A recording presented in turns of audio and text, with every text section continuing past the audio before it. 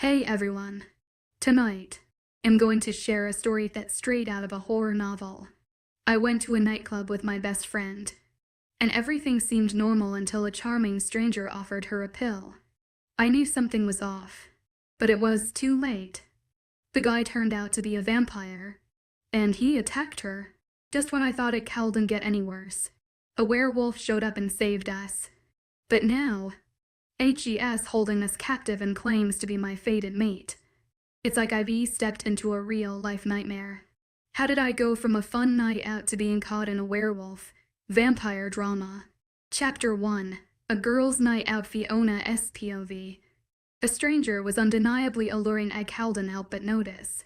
His chiseled features, dark hair, and intense brown eyes, combined with an intoxicating cologne, were enough to make any woman weak at the knees. But I had learned my lesson about men who seemed perfect.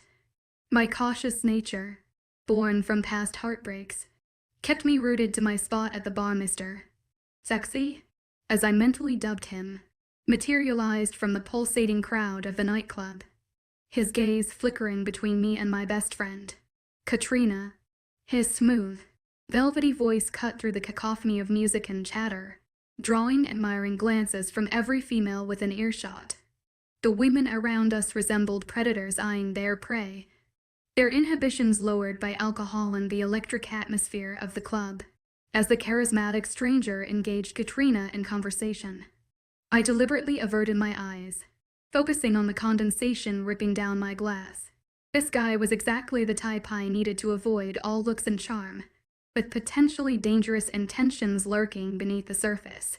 I had promised myself that my next relationship would be with someone who had substance, someone capable of intellectual discourse and worthy of trust. My history with attractive men was abysmal, and the last thing I needed while nursing my broken heart was another potential disaster. Let Kat have him, I mused with a wry smile. She wouldn't appreciate my assessment, but he was precisely her type. Katrina cycled through men, particularly the handsome ones, with alarming frequency. I immediately chastised myself for the uncharitable thought, even though it held a grain of truth. I often teased Kat about her love and leave approach to relationships, likening her behavior to that of a stereotypical male player. Pushing these thoughts aside, I caught the bartender's eye and gestured for another shot of tequila. I knocked back the fiery liquid, grimacing at the burn and quickly biting into a lime wedge. As I recovered from the assault on my taste buds, my gaze drifted back to Katrina and Mr. Sexy. To my horror, I saw him something a small pill that set off alarm bells in my head. The combination of tequila, lime, and sudden panic resulted in a strangled cry. Kat, no. But my warning came too late. Oh, don't be such a fut, Kat said, looking at the stranger with a come-hither gleam in her eyes. Yeah, he said and winked. You should live a little.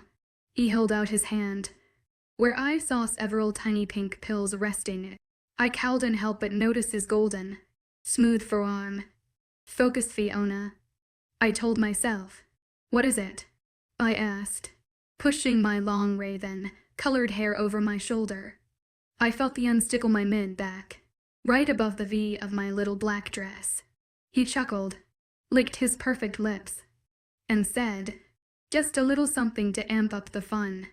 It's harmless, I promise. The arrogant man winked at me. Kat giggled and sided up closer to him. Come on, Fiona. Do it. You deserve some fun after what? Don't you dare say his name. I shouted and noticed several people looking over to see what was going on. Katrina held up her palms and said, Okay, fair enough. Katrina, or Kat to most, was my best friend even though we are different. Like night and day. But they say opposites attract, right? We were neighbors for years until a plane crash took her parents' lives when she was 15. My father mostly adopted her afterward, and we were family, like sisters, and I couldn't help but worry about her. The stranger smiled my way, lifting his chin. Come on, gorgeous, let's party. Just pop this into your mouth. You'll never want to party without one again. I felt a weird sensation in my tummy, like a knot of anxiety. It did wonders for my eyesight. As well, I was no longer peering through rose-colored glasses. I could see him for what he was now, and I didn't trust him. Suddenly, Mr. Sexy wasn't as hot as I once thought. I looked at Kat. She was smiling, but her eyes seemed glazed over. I prayed whatever she took wouldn't hurt or kill her.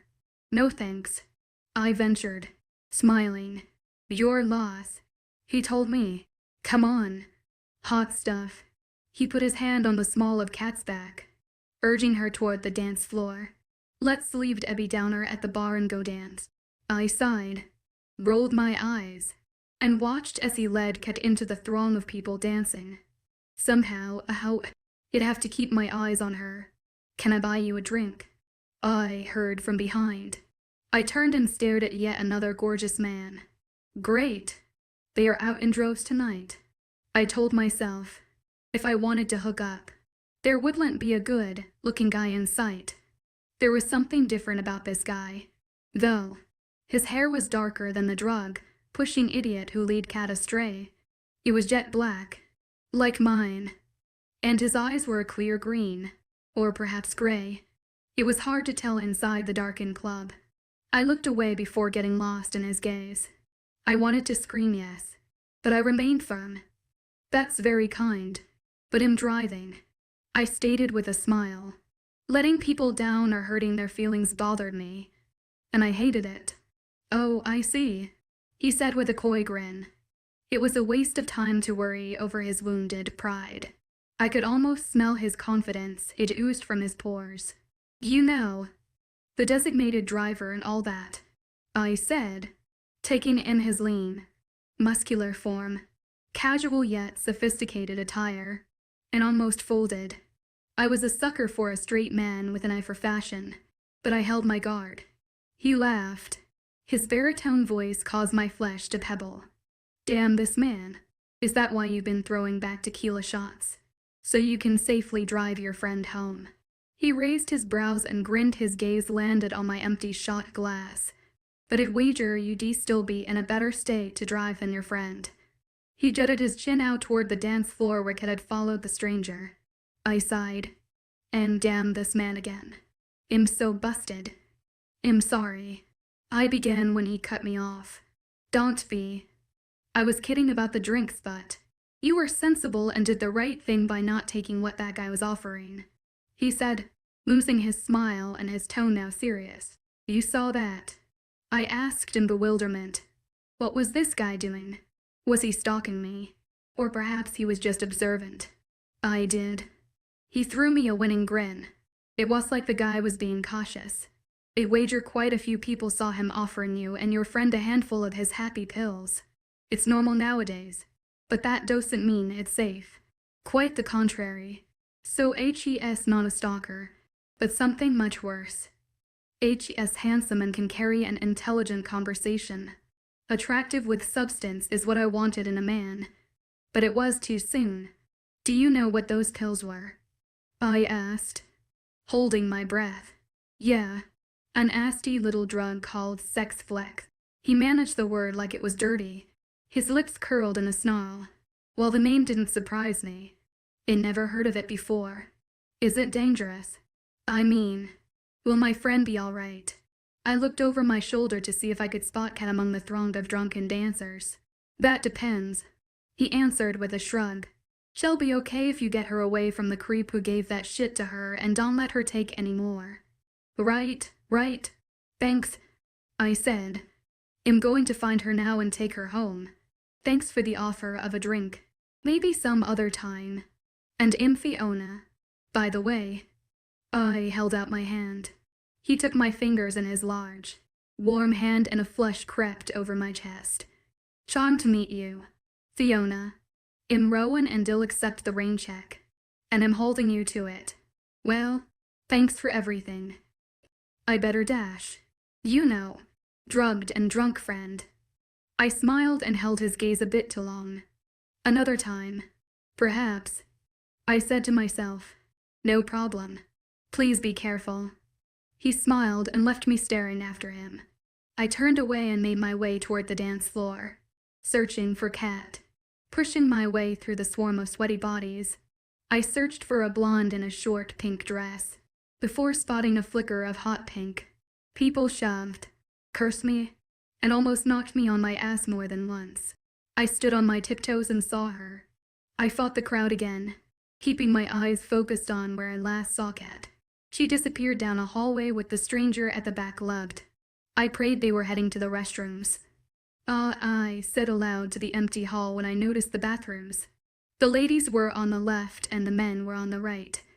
I didn't see her shady companion in the hallway and assumed he was in the men's room. I opened the other door yelling, "Kit Kat, are you in here?" Silence hit me in the heart. I used my palm to slap all 7 stalls open. Nothing. Where was she? I felt dread at this point and rushed from the bathroom, spotting the silver service door. Why would she leave with a stranger out the back door? The door was heavy, so I put some hip into it and a blast of cold winter wind hit me. With the door open, I spotted Cat and the stranger in what appeared an embrace. "Cat, what the hell?" I yelled. The guy turned toward my voice, and I recoiled in shock while the wind whipped through my bare legs. He had Cat pushed up against a brick wall and she appeared unconscious. The stranger grinned at me, a smile that was the epitome of wicked. Blood covered his face and ice where I saw fangs. I wondered if the freak somehow laced my drink without me knowing. This can't be real. I fought the temptation to flee and charged toward him. "Get away from her. What in the hell are you doing?" He let go of Cat and I watched her crumple to the cold, wet concrete. I shoved him, trying to reach my friend, but he was stronger than me. He grabbed my long tresses with one hand, pulling me to him with his other arm. I pushed on his chest to no avail and saw him eyeing my neck, which I tried covering with my hands. It didn't take long to realize it was only a matter of time before he overpowered me. I tried remembering everything I'd read about vampires and, even though it sounded crazy, there was no other explanation. He was a vampire or something, not human. Up close and personal, I could see his bloody fangs, and I stomped on his foot and tried to knee him in the balls. He was holding me too tight to do any, but I continued to fight like a wild cat. I reached up to claw his face without making a purchase. The next thing I knew, the monster hit the ground and warm arms engulfed me from behind. "Are you okay, Fiona?" I turned in relief at the sound of Ro and Ness' voice. My reassurance was brief as I heard a growl from the ground where the creature stirred. "Oh shit," I thought with terror. "Go check on your friend. He'll deal with this guy." Without thinking, I rushed to Cat. I was almost afraid to look at her neck. How could this be happening? This was like something out of a horror movie. Blood was streaming from two puncture wounds on the side of her neck and she was groaning. "It's okay, kitty cat," I told her. "I've you now." I prayed it was a lie. "Help me," she whispered, and I cradled her head in the crook of my arm. I now had a ring side seat to the gruesome fight between Rowan and the sharp, fanged monster, who landed a punch to Ro and Ness' pretty jaw. I wondered if I should run for help, but I couldn't leave Cat like this. At that moment, the door opened, and I heard music drift from inside the club. It seemed ironic that while everyone was having a grand tide, we were fighting for our lives. I did a double take of the man who emerged. He was the spitting image of Rowan. I shook my head and peered closer. He had the same black as night hair, the same eyes, and the same build. I would almost swear they were the same person if it weren't for the difference in clothing. It's obvious they were twins or brothers, but at that moment, I didn't care. The only thing that mattered was he was helping Rowan fight off this modern-day Dracula. Even with both men fighting, Dracula 2.0 had changed before my eyes. His eyes appeared black. Sharp fangs covered his bloody bottom lip, and his hands now sported long, razor-like claws. I'd and watch it anymore. I held Cat, closed my eyes and took deep breaths, and prayed, "Lord, please don't let us die." Chapter 2 to Tango with a Vampire Ro and Ness POV. My brother showed up in the nick of time, allowing me a quick look at Fiona, as she cradled her wounded friend. I marveled at the glossy black hair cascading over her shoulder. Although shocked, I knew who she was the moment I saw her. I could smell her essence across the bar. The heady scent of jasmine, lilac, earth, and musk affirmed the fact. However, it was odd that she appeared human, a mundane as we called them. Regardless, she was my fated mate and would leave with me tonight after we defeated the vampire. Now that I'd finally found my Luna, I refused to let her die. A blood-curdling scream interrupted my thoughts, and I turned in time to see the blood-sucker had slammed my brother, Rian, to the concrete. I could use a hand, he yelled. I grabbed the beast by the back of his jacket with all my human force, tempering my body's urge to shift into werewolf form. I ran him toward the brick of the building and heard him snarl. He tried to turn, but our momentum was too fast. Fiona screamed from the sickening thud of his face hitting upon impact. I tried my best to ignore her. Once I pulled the vampire off Rian, he ran to the girls so I could focus on the enemy. The bloodthirsty demon slid down the wall face first, falling with a grunt. From experience, I knew he wouldn't stay down for long. Need a hand? Ryan asked, jogging toward me. The dark-haired beauty will be fine, but I hope you rescued her friend in time. Hearing my brother call Fiona a beauty caused my inner werewolf to growl with frustration. I had to take deep breaths to calm the beast within. The last thing I needed was to shift in front of Fiona in the middle of Dublin. I'd got this. Take the girls to the car and I'll meet up with you when I finish him. Ryan asked, perplexed. Have you gone mad? Why would I take them to our car? Before I could answer, the nocturnal predator was on his feet, charging at us. Rowan? Fiona screamed. As alpha of our pack, I narrowed my eyes and said, get the girls out of here now. Ryan understood my look and icy tone. He turned with remarkable speed and kicked the monster in the chest. HES all yours. I stood in the dark, narrow alleyway, facing off against my opponent. He was a vampire, with pale skin and dark, piercing eyes. I was a werewolf in human form. The bloody-faced creature lunged forward, his speed and agility surprising me, but I was quick to react, dodging his attack and launching my own. I swung my fist, connecting with his jaw and sending him stumbling back. He let out a low growl and pounced at me again. This time, I was ready, and I blocked his fist with my arm. We fought back and forth, exchanging blows and dodging each other's attacks. The vampire's strength was formidable, but I was faster and more agile. I could feel the adrenaline pumping through my veins, and I knew I had to finish this fight fast. The predator swung his arm, but I was too swift for him and I sidestepped, landing a punch to his gut. He doubled over and I delivered a kick to his face. He went down hard, and I saw he was dazed. My thoughts returned to Fiona before booting him once more in the ribs, leaving howling in pain. We'll meet again, bastard, and next time you won't be so lucky. He looked up from his fetal position and whispered, Who are you? I smiled down at him, my green irises turning a bright golden amber. Your worst nightmare. I knew I had to finish it now. I stepped forward and bore a powerful blow to his throat. He let out a gurgling sound and went limp. A sense of satisfaction washed over me as I stood above him. I had won the fight, but I needed to leave before anyone saw me or his friends found us. I made my way out of the alleyway, my heart racing and adrenaline still pumping. The fight had zapped me, even though I had come out victorious. I headed to the car to rest and heal from my injuries. In the silence, I couldn't help but think about the vampire I had just defeated. He was a challenging opponent, but in the end, I won. There would be more battles to come, but for now, I was content to rest and heal. The fight was done, but the war had just begun. You're both safe, Ryan expressed to Fiona as I approached. He was standing by the car, still holding Fiona's friend in his arms. We won't harm you. Please, lass, get in the car. Your friend needs help. Looking upset and confused, Fiona crossed her arms while shaking her head no. It'll get her help. We don't get in cars with strange men. And what was that thing in the alley? How are we still alive? I realized it was time for me to intervene.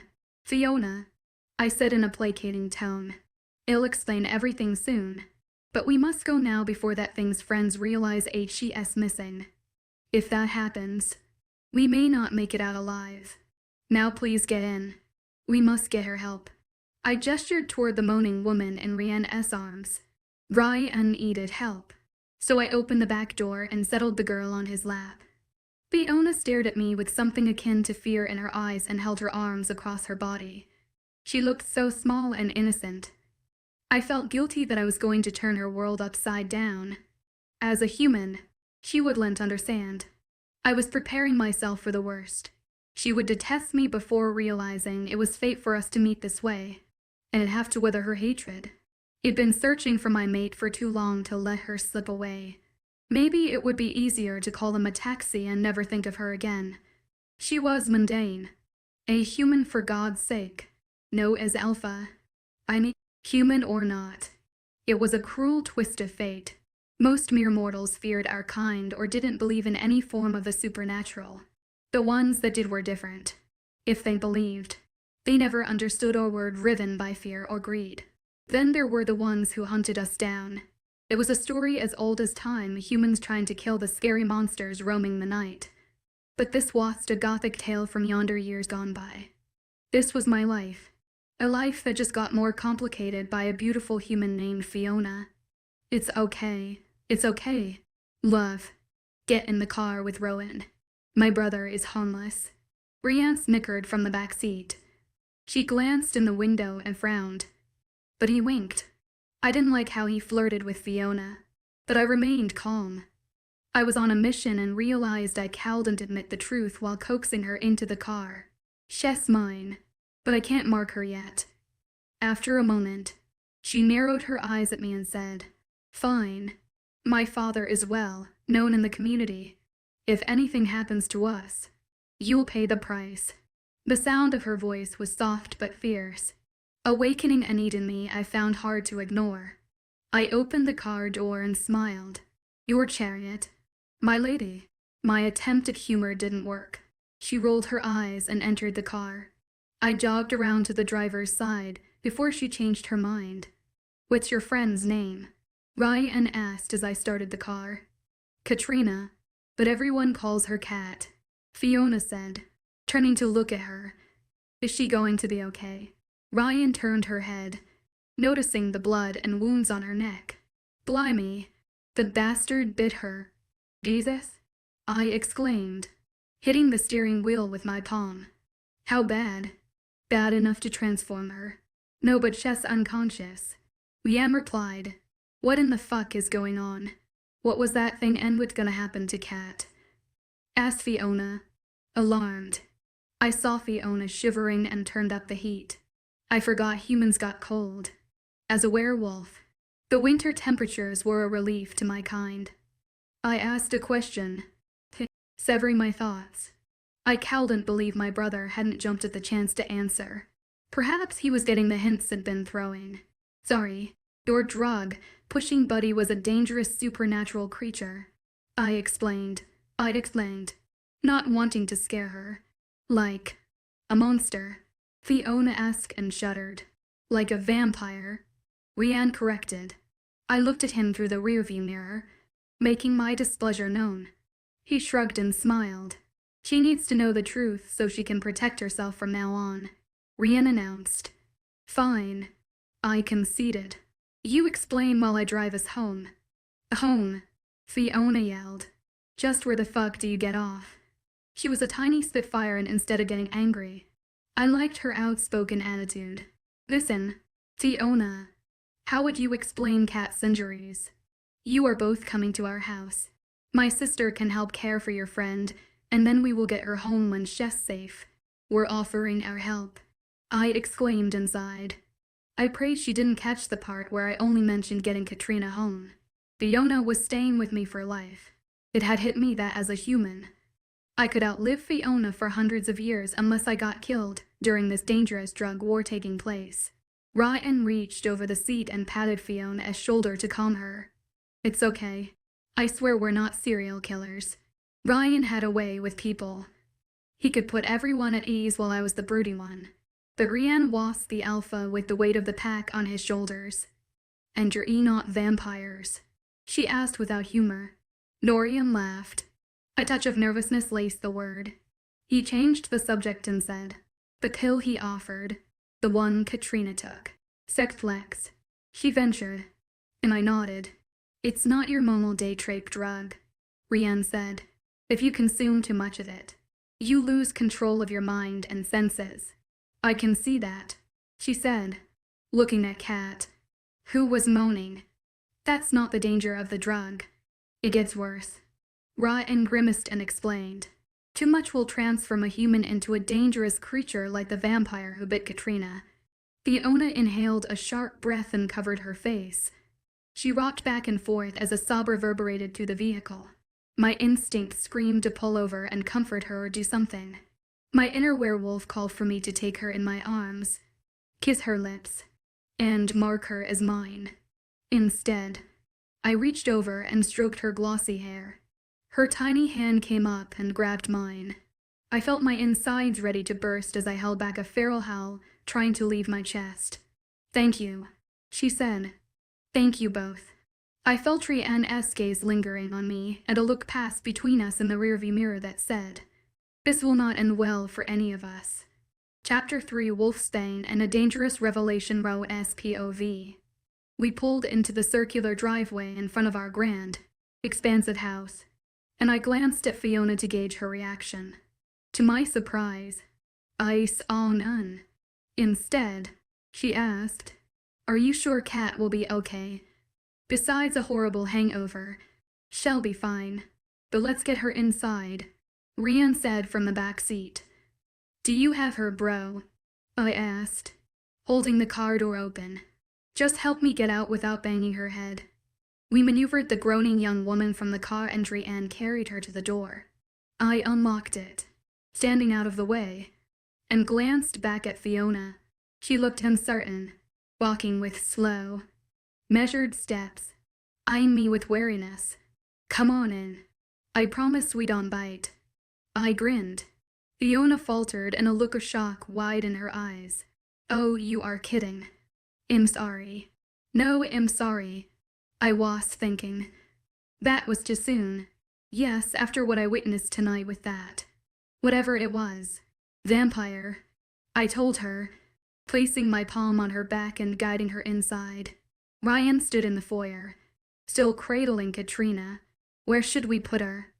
I think, under the circumstances, we should take her to Mom's room since it's on the ground floor. I looked toward Fiona and asked, would you feel more comfortable staying overnight in the same room? You know, so you can watch over her. I'm not comfortable staying here at all, but since you've given me little choice in the matter, it's fine. She stood with her arms crossed and lips in a firm, straight line. If you guys are done, Kat needs to be cleaned up, Ryan said, giving us a sharp look. Are you sure your mom won't mind? I mean, as big as this house is, I'm assuming you have guest rooms, Fiona said while she followed us down the long hallway. Mother is on an extended holiday in London and wouldn't mind if she were here, I assured her. Ryan laid the girl on the bed and I said, go grab Kyra. Just about their size or close enough. Tell her to bring something comfortable for them to sleep in. Fiona may need her help with Kat. Ryan left to do his brother's bidding. I'm going into Mother's bathroom for some supplies to clean and bandage her neck. I told Fiona and smiled. She nodded her head, keeping her eyes on Katrina, who lay motionless on the bed. She had taken a seat on the edge of the mattress and was holding Kat's hand as I stepped back into the room. I stood for a moment, taking in the scene and Fiona's beauty. I studied her profile from the side and grinned at her perfectly small, pert nose. Her hair was a sight to behold as it flowed over her shoulder in waves to her lower back.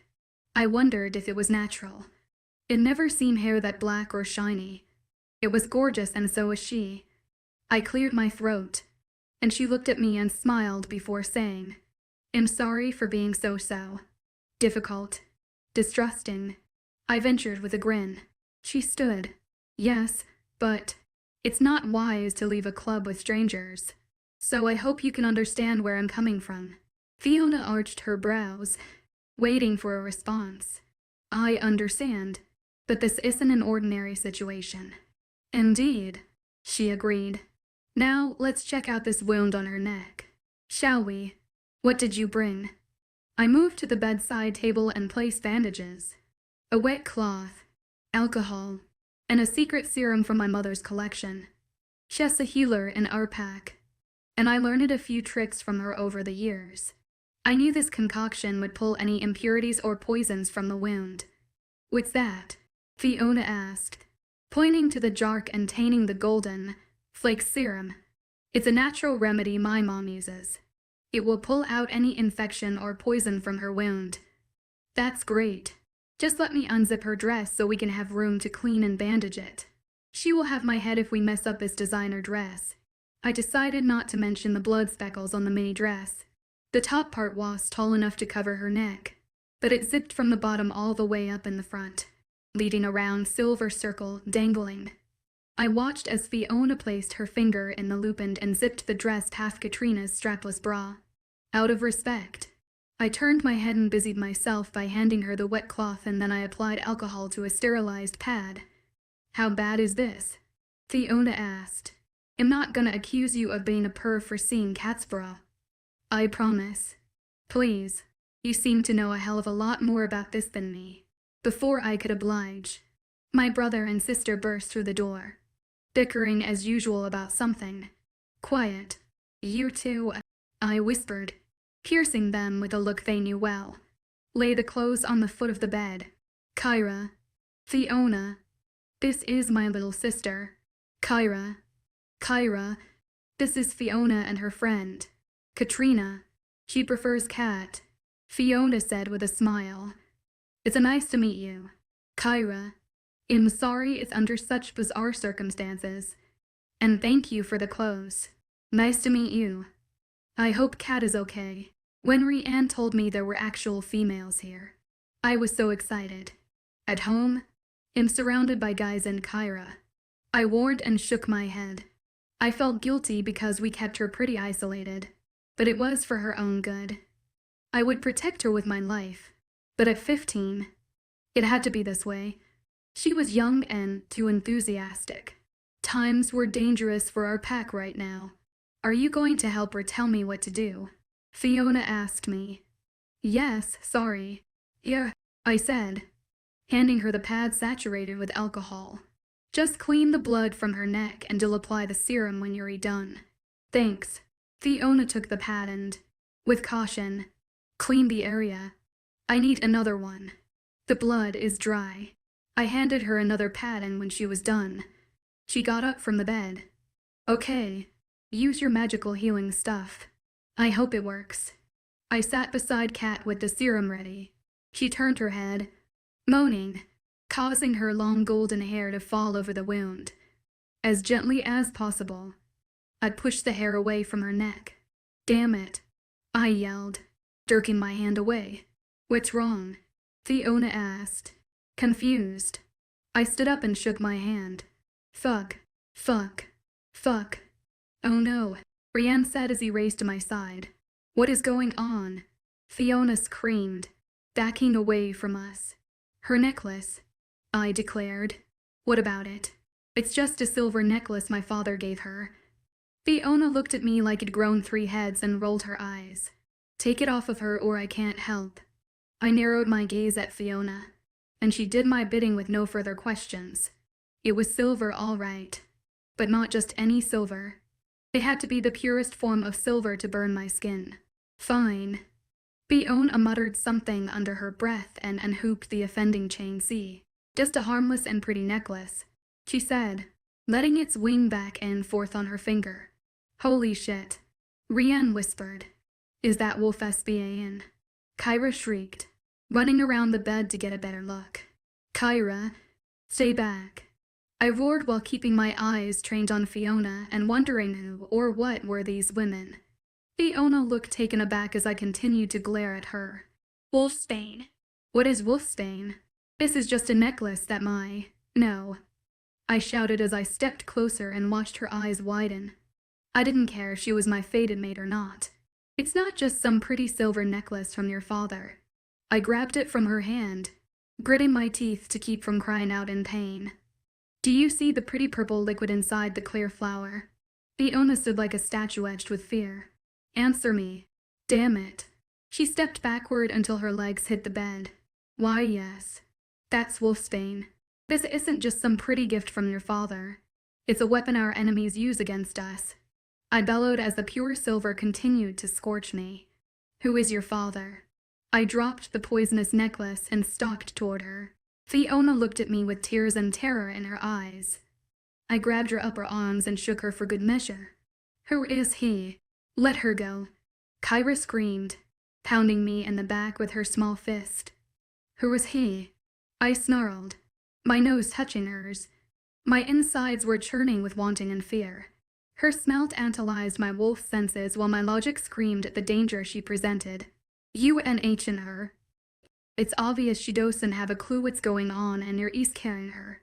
My brother grabbed my arm, but I shrugged him off. Not until she answers me.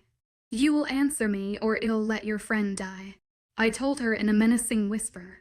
The odds of Katrina dying were slim to none.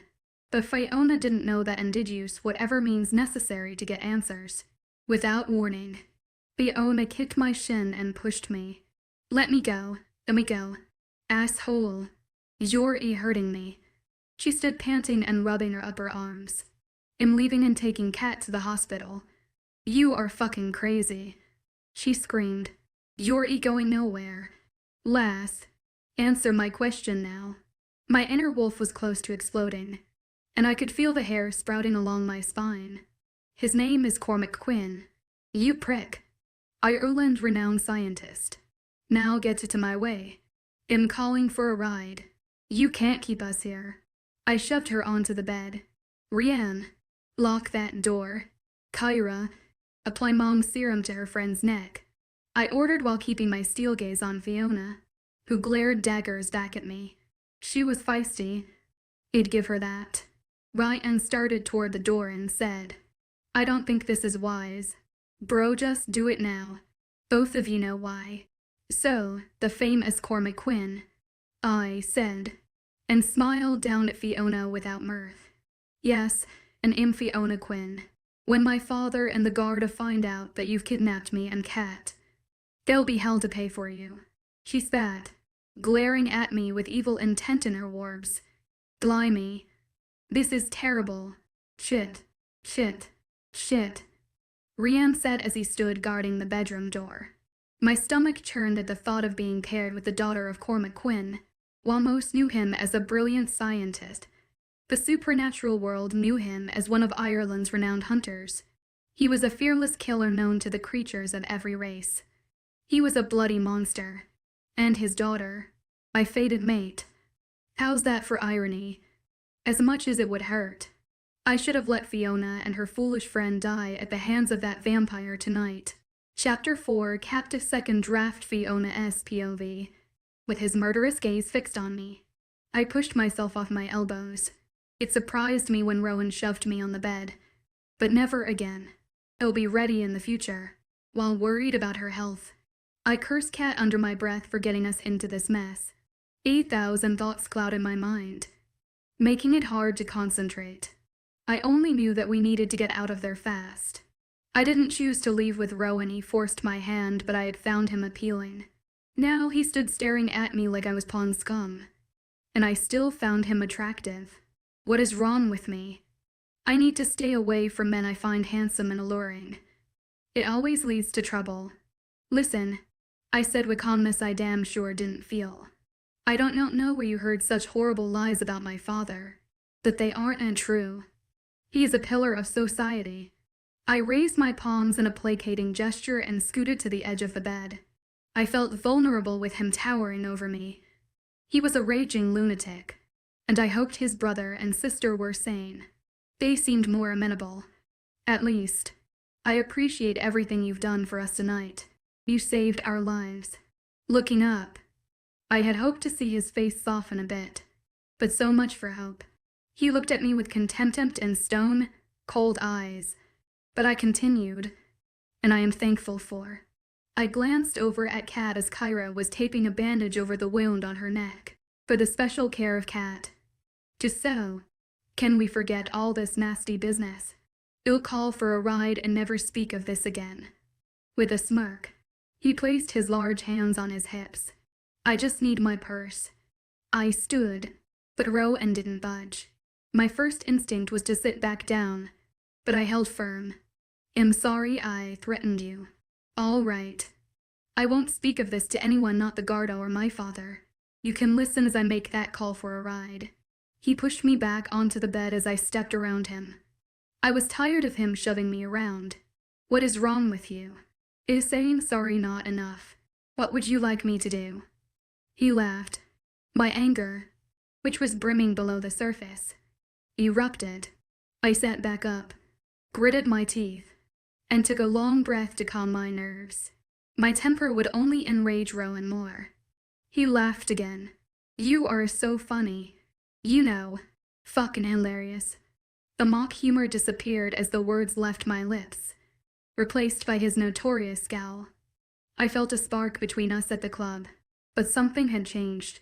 It was hard to describe, yet it was almost magical the way his bright green eyes seemed to search my soul. I felt drawn to him in an unfamiliar but thrilling way. For a moment, it let myself daydream of a relationship with him after he saved my life. Stupid female shit. I admonished myself in silence. I was foolish and ashamed that I'd practically named our children. A wee lad with chestnut brown hair and dark emerald eyes matching his dad's.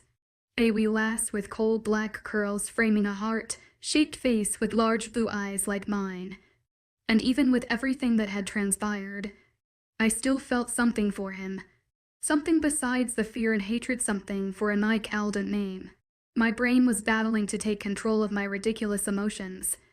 There should be nothing to battle, and I shouldn't harbor any fondness for this horrible man holding me captive. I despise him. I told myself to gain back my wits and control. Why does he have to be so bloody gorgeous? He was the epitome of tall, dark, and handsome, and I wanted to run my fingers through his thick dark hair and get lost in his eyes, the color of a lush summer field. His body was lean but muscular, just the way I like. I wasn't fond of stocky, brawny men, but Rowan appeared like robust perfection. Damn him. Listen to me, please. You're wrong about my father. As a scientist who does only good. His research has saved lives all over the world. So you see why calling him a killer is ridiculous. Don't you? Rowan lifted his lip in a sinister smirk. There is nothing good about Hunter Quincy. I ventured inside in relief. I knew you were confused. My father is Cormac Quinn, not Hunter Quinn. My Rowan said with exasperation. Do you think me stupid, lass? Because I can't see Killer Cormac's daughter being this dumb. Enough, Rowan. Ryan shouted and walked to the foot of the bed. I'm sorry, Fiona. But it's all true. My brother doesn't have to be such an arse about it. Though, he shouldn't persecute you over the sins of your father. Ryan gave Rowan a reproachful look before continuing. Your father is a known hunter who kills the things that go bump in the night. You know, like the vampire we encountered earlier. He hunts and kills supernatural creatures. And that fucking necklace your friend was wearing proves we are telling you the truth. Rowan placed his hands on his hips and sighed before moving away from the bed, looking defeated. I used that moment to stand and grab the silly chain from the floor. I held the offending object out toward Rowan. How does this necklace prove anything? Maybe you're just allergic to silver. Oh, I'm allergic to it. All right. He scoffed. Take that damn thing and flush it down the toilet. He pointed toward the bathroom with a thunderous look on his face. I will not. It's Katrina's and was a gift from my dad, who doesn't give out many heartfelt gifts. He's not a very affectionate man, but killers never are. Rowan pointed toward the bathroom. Flush it now, no. I shoved the silver chain in my bra, smirking at him, and hoped he wouldn't be audacious enough to retrieve it. Rowan. Don't. Kyra and Rianne both yelled. She doesn't have a clue about any of this. Kyra approached her brother. And you're not making this any easier by bullying her. Kyra was right. Something strange and ugly was happening around me, leaving me confused and in the dark. However, Rowan didn't look convinced of my innocence. Kyra, you have a pure heart, and I love how you always see the good in people. He placed his hands on her shoulders and smiled before his face turned serious, almost angry. But it's dangerous, it will get you hurt or killed one day. Kyra, that's why I'm so protective of you. Miss Fiona acts all innocent and clueless, and you buy into it without blinking an eye. I rolled my eyes and slapped my forehead. My father gifted us both one of these when we started university. It's a flower. I can't remember the name. He said it was called the Queen of Poisons and would ward off evil spirits. Rowan was narrowing his eyes at me, and I felt like crying. This had been the night from hell, and I was suffering the effects, so I allowed the tears to slip from my eyes. I don't remember my mother because she died giving birth to me. Listen, my father told me she was very superstitious, and that's why he gave us the necklaces. As my tears turned to sobs, I sat back on the bed with heavy limbs and an aching back. I was sick of all this. See, I was right not to trust her. She knows what the necklace stands for. Queen of Poisons. She called it. And you both heard her admit that. Rowan glanced between his brother and sister. She doesn't know. Rowan? Ryan sat beside me and patted my back. I'm sorry about him, but he is right about your father. Bro, don't be an EEJIT. Just doing a great job of fooling you two. Be careful, or you might end up covered in her wolfsbane or worse. You better watch yourself. I'm not trying to fool anyone. I was beyond drained and losing my will to fight. Right now, I'm confused, angry, exhausted, and terrified. I've never seen a bloody freaking vampire before. And before tonight, I didn't know they were real. And I have never heard of wolfsbane either. I crossed my arms and prayed that Rowan would leave the room so I could rest and think. I believe you, Rian affirmed. It was a minor victory, but I felt pleased anyway. I do too. And you're a big fat jerk. Rowan, I think he should leave so Fiona can rest. And once her friend recovers, let them go home. Kyra glared at Rowan and huffed while placing her hands on her hips. Great. 3 against 1. Is it? Well, that's fine. But remember, I'm not just your brother. I'm also your alpha, and we all know you're our alpha, bro. And we know you're right about her father. Rian interrupted, and I observed a peculiar look pass between the brothers. But she knows nothing about supernatural creatures, other worlds, or how her father fits in all this. Ryan shrugged. Whatever. Rian, she's still his daughter. And I'm keeping her here.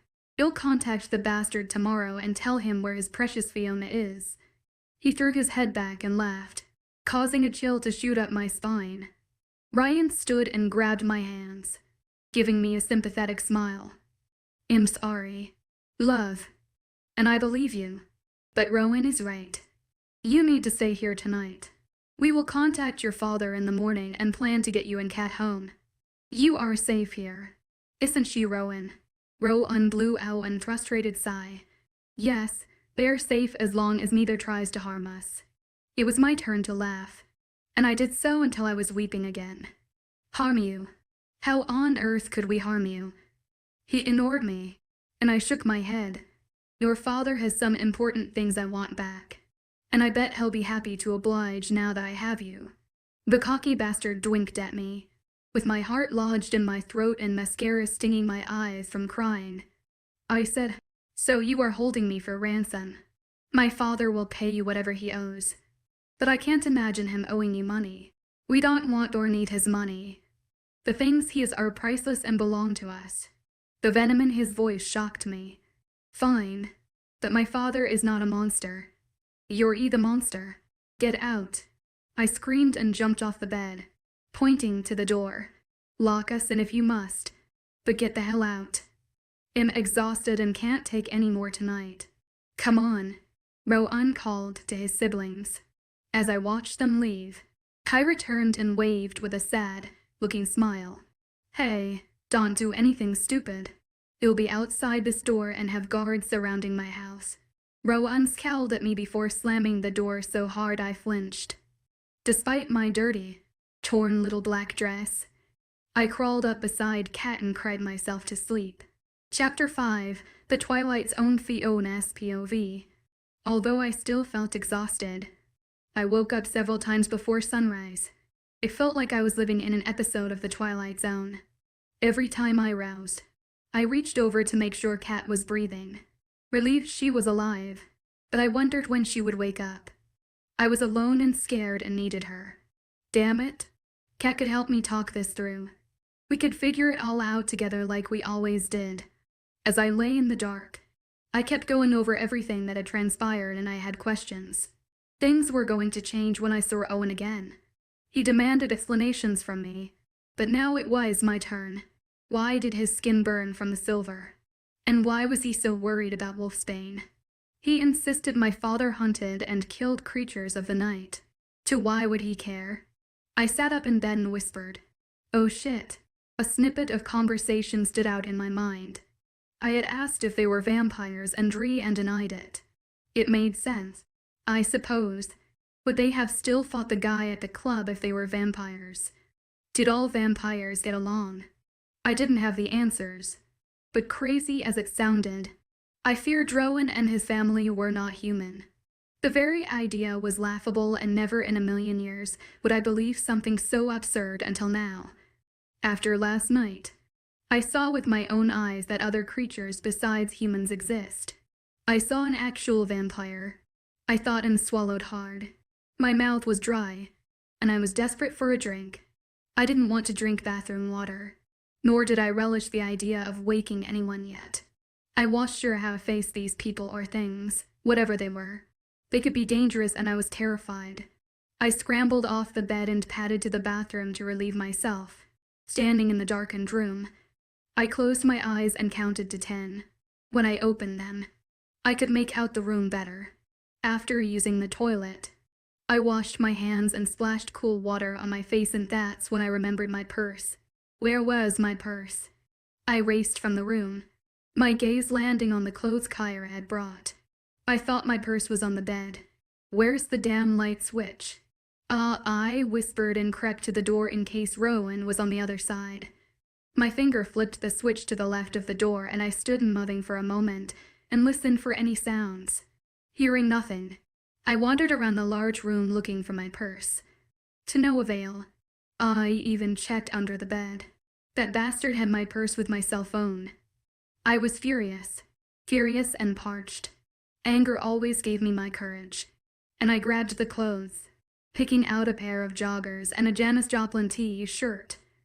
At least the kid has good taste in music, I thought with a smile. Janis Joplin was one of my all-time favorite female singers, and I felt this was a good sign. Call me silly, but I believed in things like fate and signs.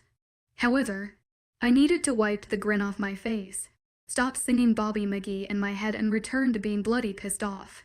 If not, I'd lose my courage. Once dressed and concentrating on being held captive by a stranger who may or may not be a vampire warlock, I rapped my knuckles on the door. I stood with my hand on my hip and waited. Nothing. This time I pounded on the wood using my fist. Bingo. I pressed my ear to the door and listened as the footsteps sounded closer and closer on the tile and leapt back just in time. The sound of the doorknob turning had my heart racing, and I was prepared to fight for some answers. Good morning, sunshine, Rowan said straight, faced through clenched teeth, and followed it up with a sarcastic-looking grin. He reminded me of the big bad wolf from Little Red Riding Hood. I shivered. My father is not a murderer. I yelled and cursed myself. Damn it, Fiona. That was not what I planned on saying. Rowan stood with his hands on his hips and a bored look on his face. So you've told me several times now. He looked over at the bed and back at me. How's your friend? The same. When will she wake up? It's still early. She's sleeping it off. Now we have some business to take care of. Les, come with me. He ordered and stormed off, leaving me with my mouth open. The bloody cheek of this man. I said loud enough for him to hear. I didn't get a response, which made my blood boil. Are you taking the piss? I ran to catch up with him. He had to be joking. I was famished and beyond thirsty. He turned, and we collided. You'd have thought I had burned him by the way he flinched away from me. No, I'm not taking the piss. You want to go home. Right. Yes, but where are your manners? I stood with my hands on my hips and narrowed my eyes at him. Not only am I starving, but I have had nothing to drink since the tequila last night. I said with my voice raised. This isn't a bed and breakfast. Princess, he said in a whisper. Why are you whispering? Afraid you'll wake up one of your siblings and they find you denying me basic human needs. My brows rose to my hairline as I waited for his response. I could not care less what my siblings think. The boss here is me. The quicker you realize I am the one in charge, the better we will get on. Follow me to the kitchen. He strode off in a huff and I followed. A minor victory, but I took it. The war with Rowan was far from over, but I needed sustenance and caffeine to spar with him. Rowan led me to a grand kitchen that smelled of roasted coffee, eggs, and sausage. My mouth watered as I took in my surroundings. The room was large but felt homey to me. Light filled the room as the sun shone in through the 4, 2 ceiling windows, taking up an entire wall. It was a lovely kitchen. I had a thing for a nice kitchen.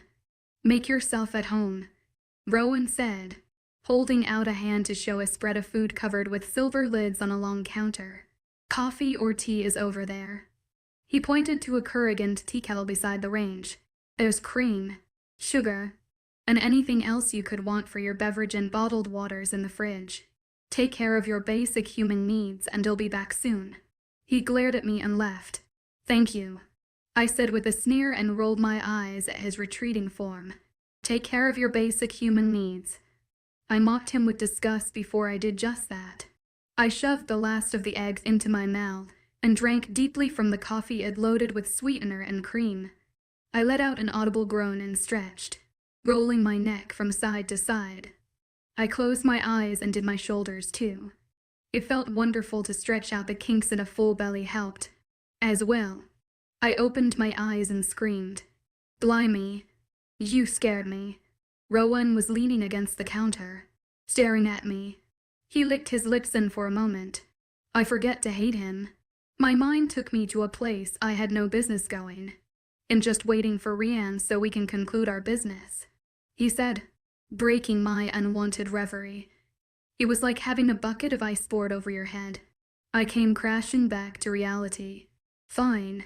While we wait, I have a few questions for you. I stood and walked to the other end of the counter and leaned against it for support. What are you? I asked, narrowing my eyes.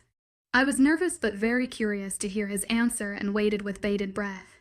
What I am is of no consequence.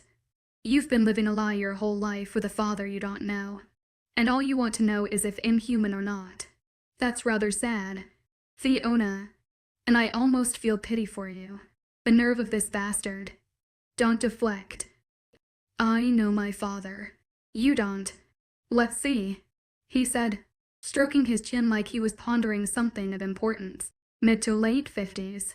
Light reddish hair, receding hairline, red and gray beard, green eyes, rather short, and a septagram known as a fairy star tattoo on his forearm. My mouth dropped open as I listened to his perfect description. Okay, so what? Anyone could Google him and know all that. I crossed my arms and cursed while my heart beat in my ears. Could it all be true? No way. But how does he know about the star tattoo? We didn't have to Google him, Ket Rianne said, stepping into the kitchen. I'm so sorry. I am. But we know because HES tried to kill us a few times. 4 times, Rowan added, glaring at me. But it can't be true. I cried, gripping the edge of the counter. Wait, if he tried to kill you?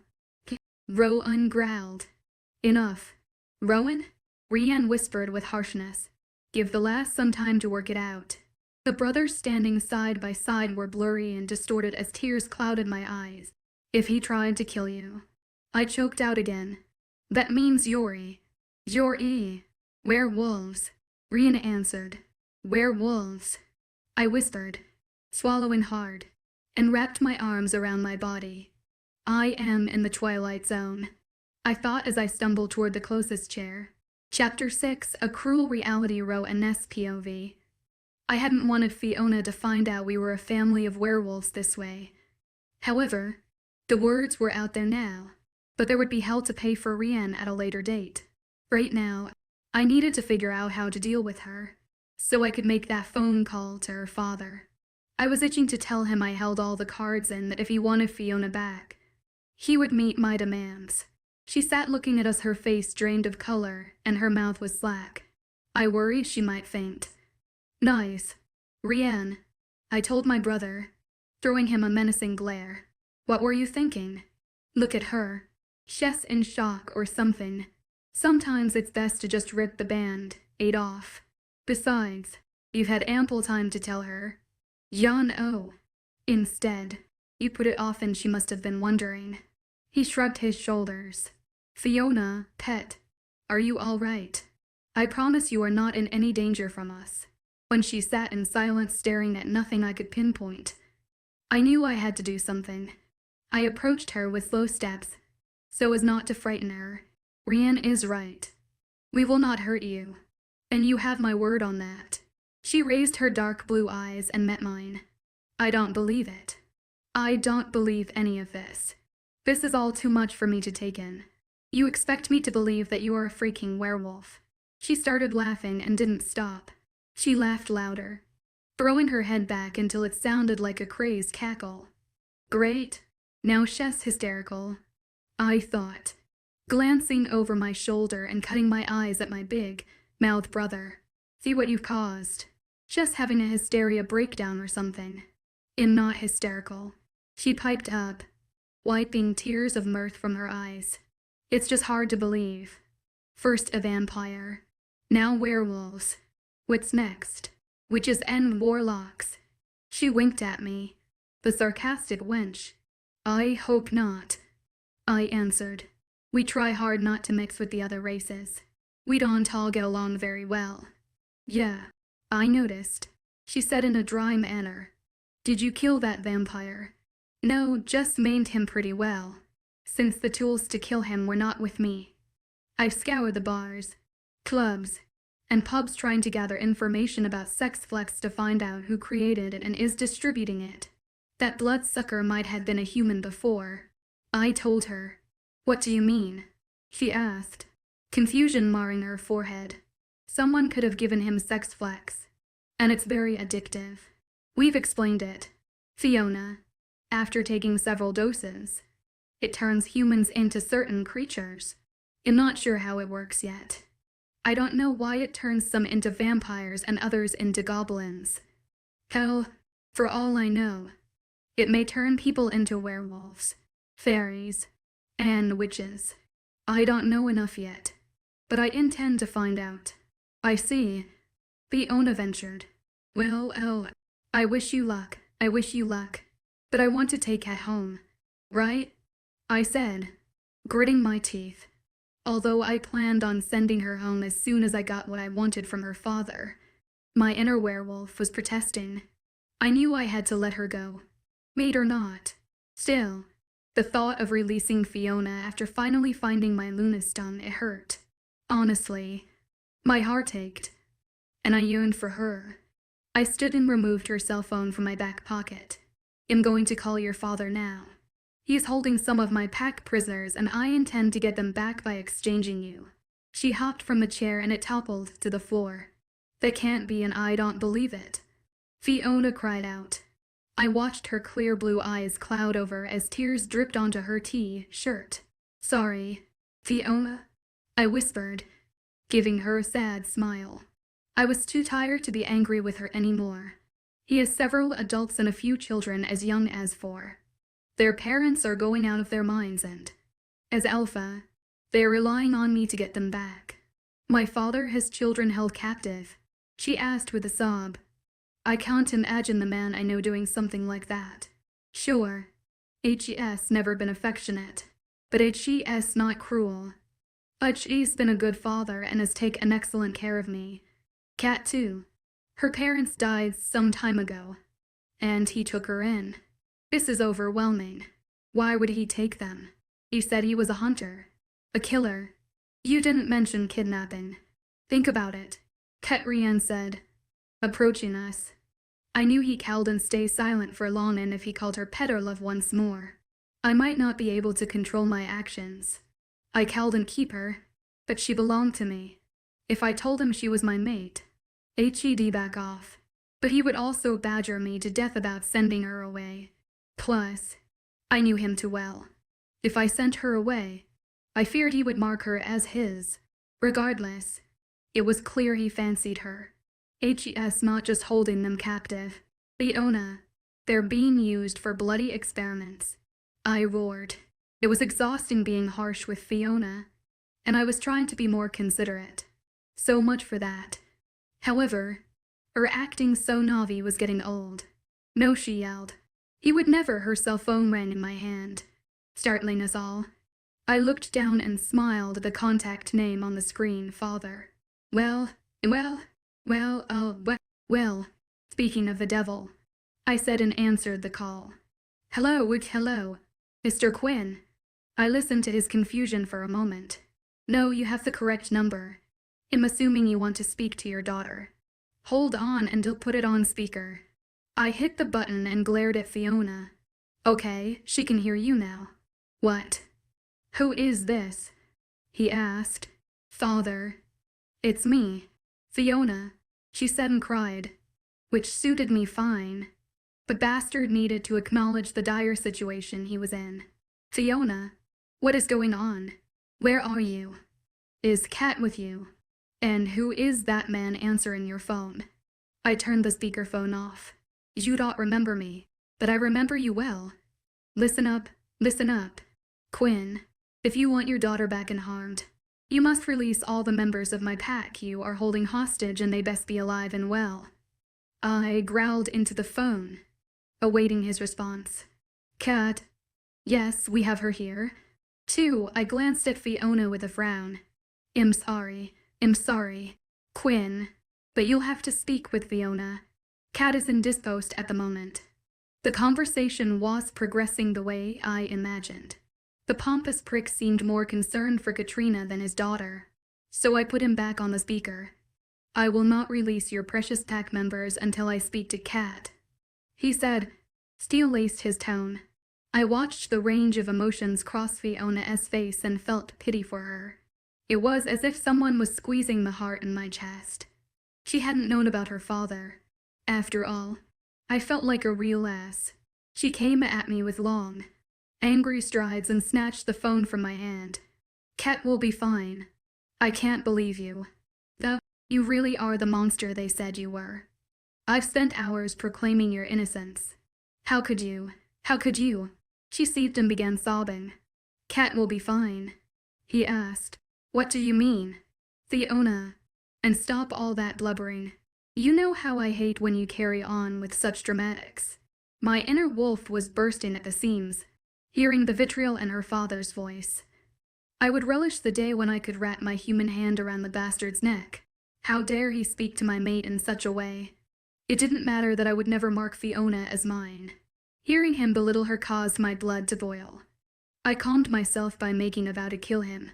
You're a monster, Fiona screamed at her father, bringing me back to reality. Fiona. He barked, his nasal voice filling the room. I've no time for this. What happened to Kat? Tell your new friends that there's no deal unless I get Katrina back unharmed. Katrina, she ventured, her face scrunched in pain. What about me? Kat is fine. They can keep you for all I care, he told her, sounding bored. And if Kat is fine, I will speak to her first before we agree on anything. You can stay there with those mange beasts, but I will get my Katrina back. I watched as she stood, her cell phone clutched in her shaking hand, her mouth open, eyes wide, and wet. She looked to be in shock. I could tell how her father's disregard was hurting her, and I grabbed the phone back. Listen here. You arrogant, disgusting bastard. Your precious Katrina could speak to you if he was as responsible and smart as your daughter. And they are both alive thanks to me and my brother. Katrina thought it would be a lark to take unknown drugs from a bloody stranger last night. But Fiona knew better. That stranger gave her Sex Flex a magenta club. Sex Flex. He yelled into the phone. How many did she? She only took one. But that's not the point. Old man. She took it from a vampire. I told him and heard his audible intake of breath. And before you ask, yes, he bit her and would have killed Fiona and Katrina had I not shown up when I did. I suppose you think I owe you something for this act of gallantry. He snarled. I want nothing from you except what belongs to me. I used a special serum to pull out any impurities or poison from the wound in Katrina's neck. So the foolish girl will be fine. But you know what you must do to get the girls back. I only care about getting Kat back. You can have Fiona. You will take both of them or none. I said through gritted teeth. My heart wanted to take him up on the offer and keep my mate. But I cowled and get past it. How could I live knowing my fated Luna's father hunted down my kind? I cowled. Fine. He barked. I will gather your property and we can meet at the narcissistic prick was calling the shots. I call you back with instructions. I said and ended the call.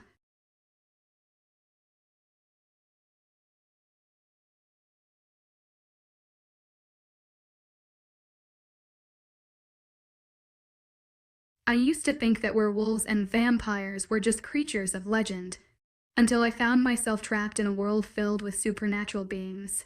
Chapter 7. Creatures of Primordial Fiona SPOV. I collapsed into the kitchen chair, my body racked with sobs as I buried my face in my arms on the table. The weight of the truth about my father, Quinn, crushed me. A gentle hand began rubbing soothing circles on my back, and I turned to find Kyra, Rowan's younger sister, looking at me with compassion beyond her years. I take it you know the truth about your father, she whispered, sliding into the seat beside me and taking my hand in hers. Her curly, light-colored hair framed a face that bore a striking resemblance to her brother's. Yes, I choked out between hiccups, sitting up and white hair-stained cheeks. The emotional turmoil of learning about Quinn's true nature, a murdering thug, left me feeling raw and vulnerable. Kyra's eyes softened. Don't be too hard on yourself, Fiona. I wouldn't have believed a bad word about my father from strangers, either. Kyra. Rowan's stern voice cut through the air like a knife. She threw him a grimace over her shoulder. What? There's more to it, he said, his protective instincts clearly on high alert. Yeah, I heard from the hallway, Kyra retorted, her outspoken nature shining through. Why don't you and Rian go do whatever it is you must regarding this situation and leave me with Fiona? She doesn't need your scorn right now.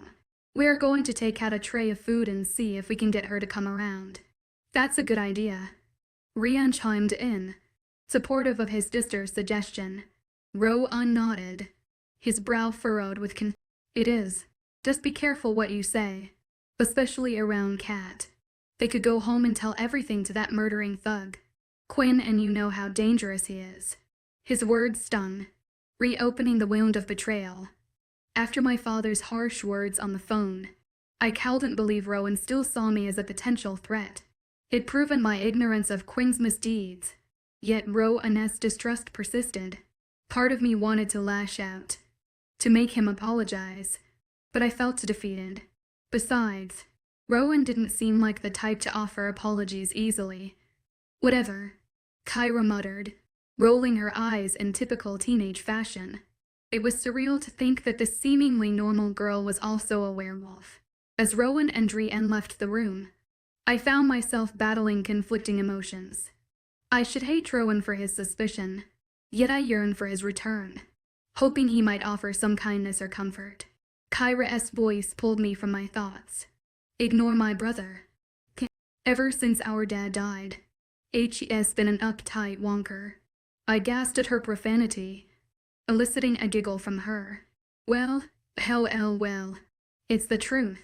But he has a lot of stress and responsibility now that he's the alpha. Let's go see if we can rouse your friend. We gathered a tray of food and made our way to check on Kat. As we walked, I couldn't shake the nagging question of why my father seemed more concerned about Kat than me. The possibility that Kat might know about Quinn's secrets flitted through my mind, but I dismissed it as absurd. Kat and I were too close, we told each other everything. There was no way she'd keep such a significant secret from me. I followed Kyra through the house, into the bedroom where Kat still slept. Thank you, I told her as she set the tray on the table by the bed. I appreciated your kindness more than you know. I'm distraught by everything I've learned and can't believe all that's happened in less than 20. Yesterday, my life was normal. I was nursing a bruised heart from a break-up, but otherwise, I was happy. Kat talked me into going out for girls' night. To cheer me up. I sighed. Now look at me. It's a lot for you. I understand even though I'm young. I lost my father and your father is holding my best friend somewhere. So I know about heartache and loss. Kyra glared at her hands, avoiding my gaze. The bloody bastard. Oh, sweetie. I'm so sorry and promise to do everything in my power to help bring your friend in. People home. I'm not sure what to call them. This is all so foreign to me. I approached with tentative steps and held my arms open. Without hesitation, Kyra allowed me to hug her, and we sat on the bed, wiping her tears away. She asked, "Have you heard of the creatures of Primordial?" I shook my head. No, should I have? Well, no, but I thought because of your father and all. Honestly, I never knew that side of him. I told her. Kyra nodded and said, I know, and most humans believe they are the only species on Earth. I know some people believe in aliens or ghosts, but the majority think Mother Earth comprises just humans. And it's obvious to me now that that's not the case, I said with a raised brow and a cheeky grin. Kyra giggled and continued. Primordial means from the beginning. We have been here since Earth creation, walking among you. I swallowed the lump in my throat and asked, when you say we, what do you mean? I know about vampires and werewolves now. Clearing my throat, I gave her a pointed look. She shrugged. There's too many to list. But witches, warlocks, fairies, goblins, and gremlins, to name a few. Since you know about us and vampires, it depends on what region of the world you live in with some races. There are a lot of werewolves, vampires, witches, and fairies here.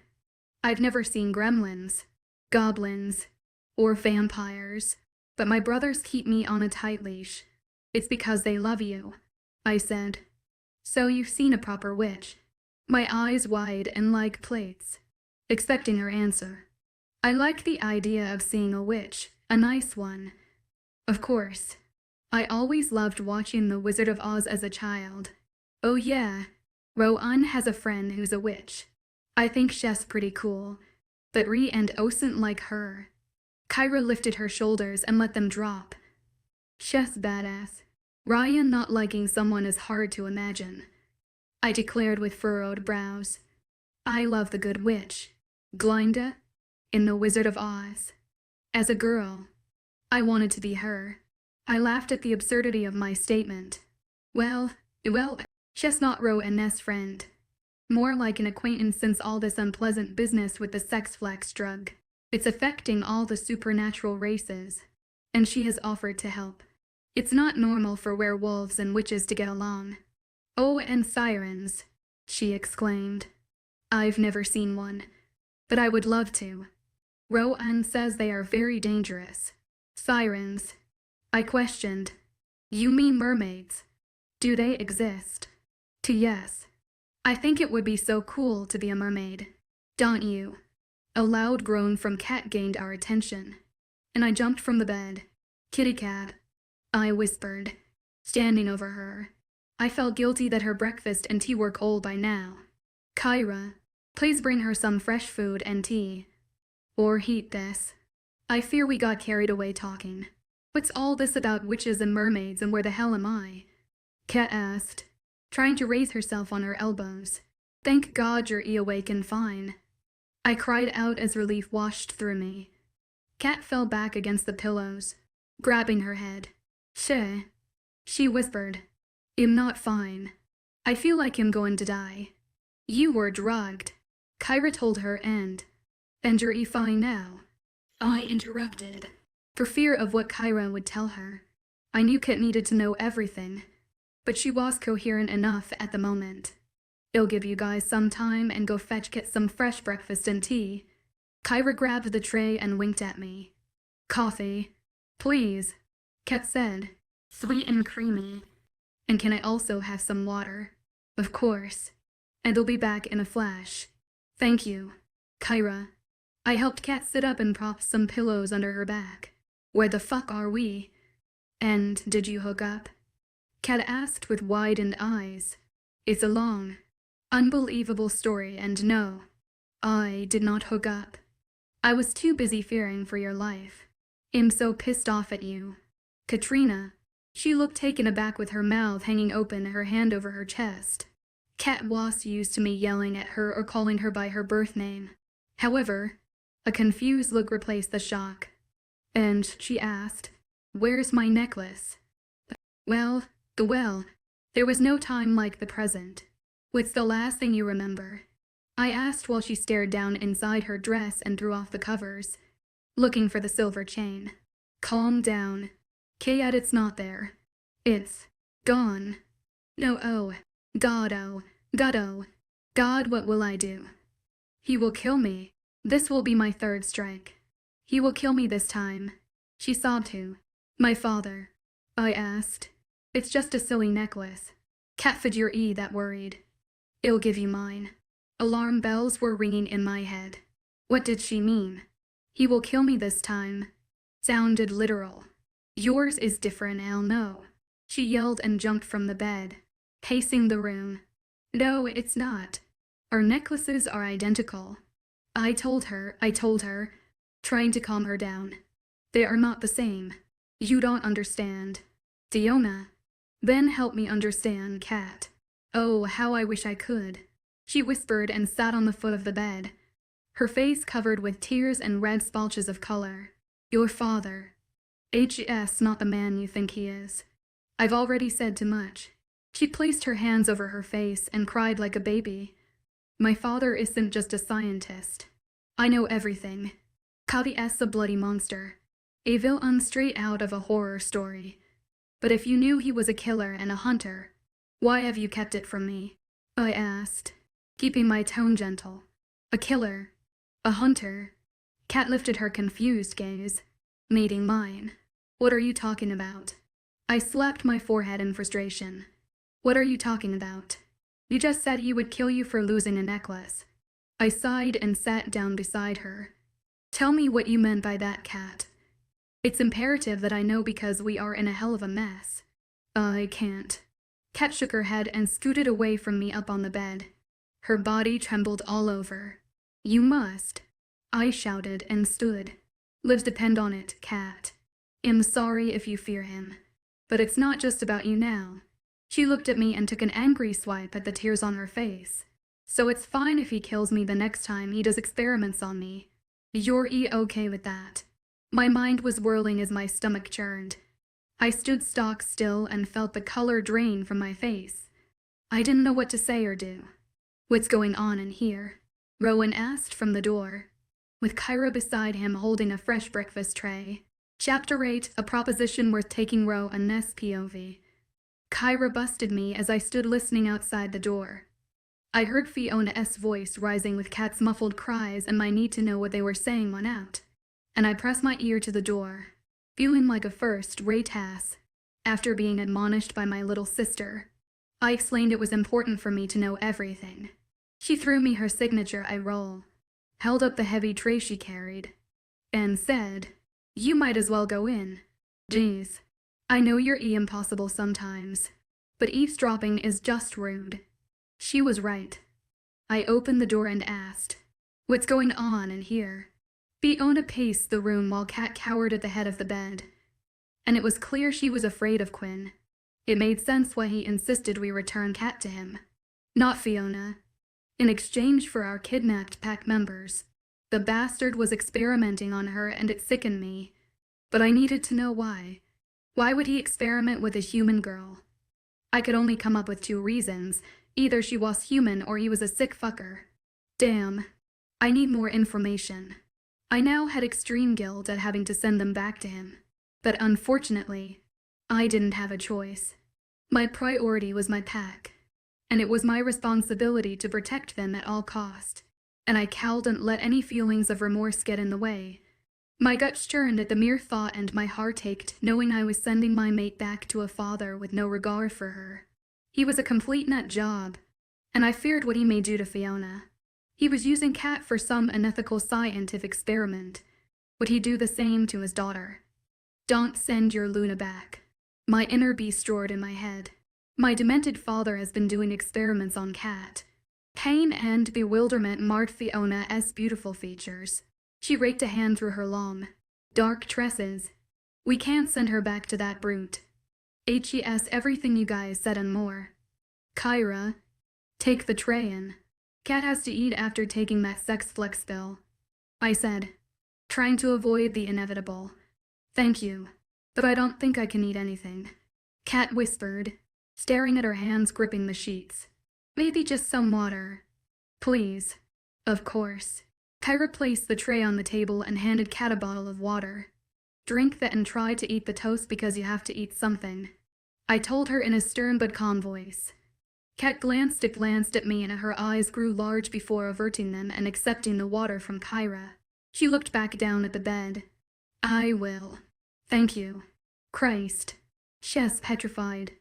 "Kyra, see that she eats, and after hydrating with water. Coffee will help. Right now, I need to speak to Fiona in private." I glared at them, ready to insist when Kyra nodded and Fiona approached me at the door. "Ooh." I was relieved but had expected Fiona to resist. "We won't be gone long, and if you need us, we'll be in my office." I stood back, allowing Fiona to walk out ahead of me. I am a gentleman most of the time. However, sometimes I can't be anything but Alpha O'Connell, and this was one of those times. Fiona followed me in silence, giving me time to think. If she didn't already detest me, Fiona would loathe me after this chat, and I dreaded it. Making tough decisions, especially ones involving the fate or well-being of someone else, was my favorite thing to do. I was a cold, unfeeling person who enjoyed other people's suffering or pain, and it bothered me more than I cared to admit. Yet when it came down to it, I had to base my decisions on what was best for my family and pack. So I steeled myself, ready to push all emotions to the side and do what my duty called for. I opened my office door and let the earth tones of the room soothe me. This was my sanctuary, and I loved how the light streamed in through the paladone windows and the massive stone fireplace. My mother decorated it after my father died. She wanted the room to reflect my personality with soft suede furniture, a large sheepskin rug, and white oak tables to match the massive desk dominating the middle of the room. "Nice room," Fiona said, looking up at the lofty ceiling before her gaze landed on mine. My first instinct was to sit behind my desk, but this was a delicate situation, and I didn't want her feeling any more intimidated than she already was. I motioned to the couch. "Let's take a seat." Fiona narrowed her eyes, and I knew she was worried about what I was going to say, but obliged. "What's this about?" She sat with her back ramrod straight and her palms flat on her thighs. "I truly don't want to send you and Kat back to that monster," I said with passion while staring into her vast, uncertain eyes. It startled me when she squeezed my hand and smiled. Her simple touch was electrifying, causing my nerve endings to sizzle. and I knew how easy it would be to lose myself in her eyes. Her touch, her taste. Wow, I'm so relieved to hear you say that. Rowan, I did not know what my father was doing to Kat, and I'm sorry about everything. What can I even say? I can't believe everything I've learned and want nothing to do with my father anymore. I've washed my hands of him. Then what about your people? She sighed, shaking her head in disbelief. She was making this far worse than I imagined. It hoped for some scorn over how I had treated her or some sass at very least. I could deal with scorn and sass, but this I couldn't take. She looked at me like I was her hero or a lifeline, with her tiny hands still clasped in mine. God, this is going to be harder than I thought. Oh, Fiona. I took her small hand in both of mine, holding it with care. You misunderstood. Love, I don't want to send you back to him, but I must. I grimaced as I watched my words, wanting nothing more than to hold her and tell her everything would be fine. The look of joy on her face vanished, and she snatched her hand from mine, jumping from the couch. Of course you do. What was I thinking? She rubbed her temples while pacing the room. Why would you not turn us over to the monster holding your people? She stopped moving and turned to face me. I understand. I really do. It was selfish of me to assume you would protect a perfect strangers over your own. Call my father and tell him we will come home. Fiona crossed her arms under her heaving chest and gave me a sad smile. She was breaking my heart into pieces. I've already made plans with that bastard. Quinn, can I propose something? Something that will benefit us both. I raised my brows and prayed she would at least listen and think about it. It racked my brain to come up with a solution, and it wasn't until Rhiannon mentioned something to me that it all clicked. To heads and all that. A proposition, you say? With a witch will. I thought in silence, yes. I spoke with Rhiannon, and he thinks Quinn is also behind this whole sex-flecked drug epidemic.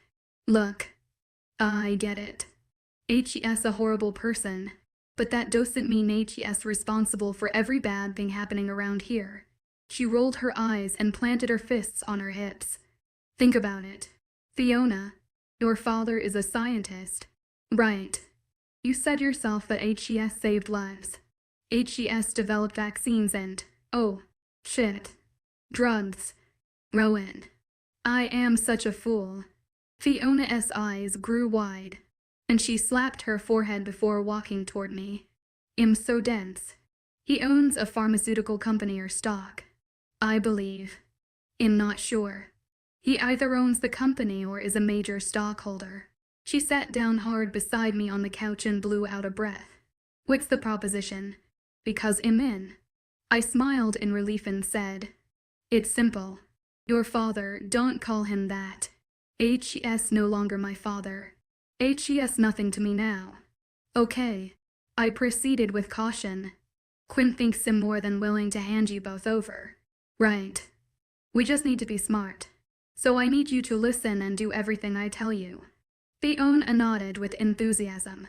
We will make the exchange and you have to reconcile with him. Reconcile with him after everything HES done. Fiona groaned and shook her head. Just pretend. Can't you just pretend for Kat? I asked, already knowing the answer. I need you to find something. Anything linking him to the drug. I wouldn't know what to look for. Rowan, she cried. But wait. HES leaving this Friday for some kind of conference. HES going to London. You and Rhiannon can come and search the house. He has a lab at home. That's brilliant. Fiona, how long will he be gone? Just the weekend, but that should give us plenty of time. What about staff? I held my breath. Most of the staff will be off except for a housekeeper, and she won't be a problem. She winked at me. But what will happen to us when he returns? Kat says he will kill her over the necklace, but I don't understand because I have an identical one. If they look interchangeable, have her wear yours as soon as you get home. And once Rhiannon and I arrive, be prepared to leave for good. Don't make it obvious. Fiona, gather only what you need to survive and anything sentimental. Okay? We will hide you and Kat from that bastard. You have my word. Fiona threw her arms around my neck, and that was it for me, the straw that broke the camel's back. As they say. I cowed and controlled my inner animalistic needs, and my hungry mouth found hers. Chapter 9. A bittersweet exchange. Fiona. I tried hard to focus on what Rowan was saying because I knew we had to get this right. We needed all the information he could give us before the exchange, but my mind drifted back to his lips on mine. He had kissed me, out of the blue. He locked his mouth on mine, and something inside me changed. Yeah, I know how silly and cliché it sounded, but there was no other way to describe it. This was normal, and I had been kissed plenty of times before. Perhaps it was love at first kiss, another cliché, but I knew what I felt. His kiss was home mixed with passion, love, and forever. Now I sounded corny too. I was a right mess. The craziest part was something I couldn't bring myself to think about or analyze yet. Last night I'd come face to face with a vampire, and Rowan was a werewolf. I still couldn't wrap my head around it. Yesterday, I would have bet my life that vampires and werewolves didn't exist. Though here we were. Granted, I'd not seen Rowan in werewolf form, but I watched his hands sizzle when he held Kat's necklace, and that had to account for something. A cell phone ringing brought me back to reality, and I listened to Rowan speaking to someone. A smile split his face, and I realized it was my evil father on the other end. That's excellent news. Dermot. Yes, I'll call him now. He hung up and clapped his hands. Listen up, guys. Excellent news. Quinn has turned over all of our people. I watched as Rhiannon reached over and hugged his brother, and Kyra cried, covering her face. Oh, I'm so happy. She ran and threw her small arms around her large brother's. I felt like an outsider and glanced at a still, pale Kat, who shrugged and gave me a tight-lipped smile. I felt uncomfortable but thought I should say something. That is terrific news. They all turned to me, and the resemblance was uncanny. I couldn't believe that Rowan and were not twins, and Kyra was a smaller, female version of the handsome brothers. I have to contact Quinn and let him know when the drop-off happens and where. Rowan stared at me, holding my gaze for what felt like an eternity. His brow furrowed as he studied me, and a sick feeling gripped me. Cold and resentful. Would it help if I proved it to you? Proved what? I told you I believe you about my Quinn, I said with confusion, wondering what was he talking about. If I prove we are werewolves. I know you are. Let's say. Curious. He stood leaning back on his desk in light. Ripped jeans and a tight V-neck pink t-shirt. I loved when a man was afraid to wear pink. But how did he know I found the whole idea hard to believe? I suppose it would make it easier to believe. But I gulped. Hesitating. Afraid. You should be afraid. Kyra giggled. They are without clothes when they shift back into human form. My eyes widened, and I laughed, thankful for the teen. She knew how to break the ice. I'm not sure we have time for all of that. Honestly, I wasn't ready to see anyone in werewolf form, let alone Rowan. I feared it might change how I felt about him, and if I were honest, I knew that would be for the best. Fancy being attracted to or in love with a werewolf. It was insanity. How long does it take? Kat asked, and we all turned to stare at her. She had been quiet or crying during the entire ordeal, so it was a shock hearing her speak. I'm human and wouldn't mind saying these too. She nodded in their direction, winking, and continued. In their birthday suit. There was the Kat I knew and loved, man crazy. As much as I'd like to oblige the ladies, Rowan said and crossed his arms over his chest. We don't have enough time. I don't want Quinn to think I've gone back on my word. It's fine. I believe you. But it's just hard to imagine. I said, attempting to sound casual. Just call Quinn and let's do this. Rowan crossed the room in 3 quick strides, standing before us, startling me and Kat. His ocean green eyes sharpened into slits. His body went rigid as I watched with fascination. With a shudder, he dropped his head and shoulders for a moment before raising his gaze, killing us with a glowing orange glare. Kat let out an audible, strangled cry while I stood paralyzed by the spectacle. The intensity of his look faded, and he grinned before clearing his throat. I smothered the shock with the back of my hand, hiding my expression as the room remained silent. Rowan turned, making his way back to the desk and his phone. Ryan cleared his throat. Well, not how I would have done it. Bro, but you got your point across. Are you all right? He asked, glancing between me and Kat. Kat nodded in silence and I managed a whispered yes. They need to get used to it, he said in a harsh, mocking tone, and I wondered what prompted this change and decided I better get used to this moody man. I still had to help him, for him to hide us from my wicked father. So you're leaving, Kyra stated, a frown pulling down the corners of her mouth. Will I ever see you again? Before I could respond, Rowan said, they have to go back, KY. It's part of the deal with Quinn. But no worries, lass. We will return for them this weekend when the bastard is away. But will I ever see them again? Kyra tugged on the sleeves of her hoodie, looking at the carpet. No, Rowan answered and grabbed the cell phone without looking in his sister's direction. Of course, Rianne said, confusing everyone. I stood looking among the siblings, feeling embarrassed and exasperated. So Rowan would rescue us from his enemy, but he wanted nothing to do with me. It was obvious he couldn't get past my parents. Regardless of my innocence, my arose like acid reflux in my throat and I could taste it. I wanted the fury to engulf me and take over. Otherwise, sadness would descend upon me like lashing rain and I much preferred being pissed off. There was power in rage, and confidence like you can do anything whereas grief would consume you, drowning you in its misery. Look, Rowan said with a scowl, but the intensity wavered when his gaze met mine. I will make sure Fiona and Kat are safe from Quinn, KY. You won't have to worry, but he would find them here, and I can't put our pack in that kind of danger. He turned to Kyra with a softened expression. They are human. Love. They don't belong in our world. He grabbed the phone and made the arrangements. It's time. Rowan looked everywhere but at me, searching his desk for keys and wallet. I rushed to Kyra and threw my arms around her. She cried into my shoulder and guilt-ate at me, even though I knew she would be fine. Kyra was a lonely teenager in desperate need of female friends, and I prayed Rowan would realize that. I'll go with you, Rianne said, placing his arm around me and Kyra. No, Rowan shook his head. I need you here. I don't trust the bastard, Quinn, and I don't let Kyra left alone. The guards are watching the perimeter, but it'd feel better knowing you were inside with her.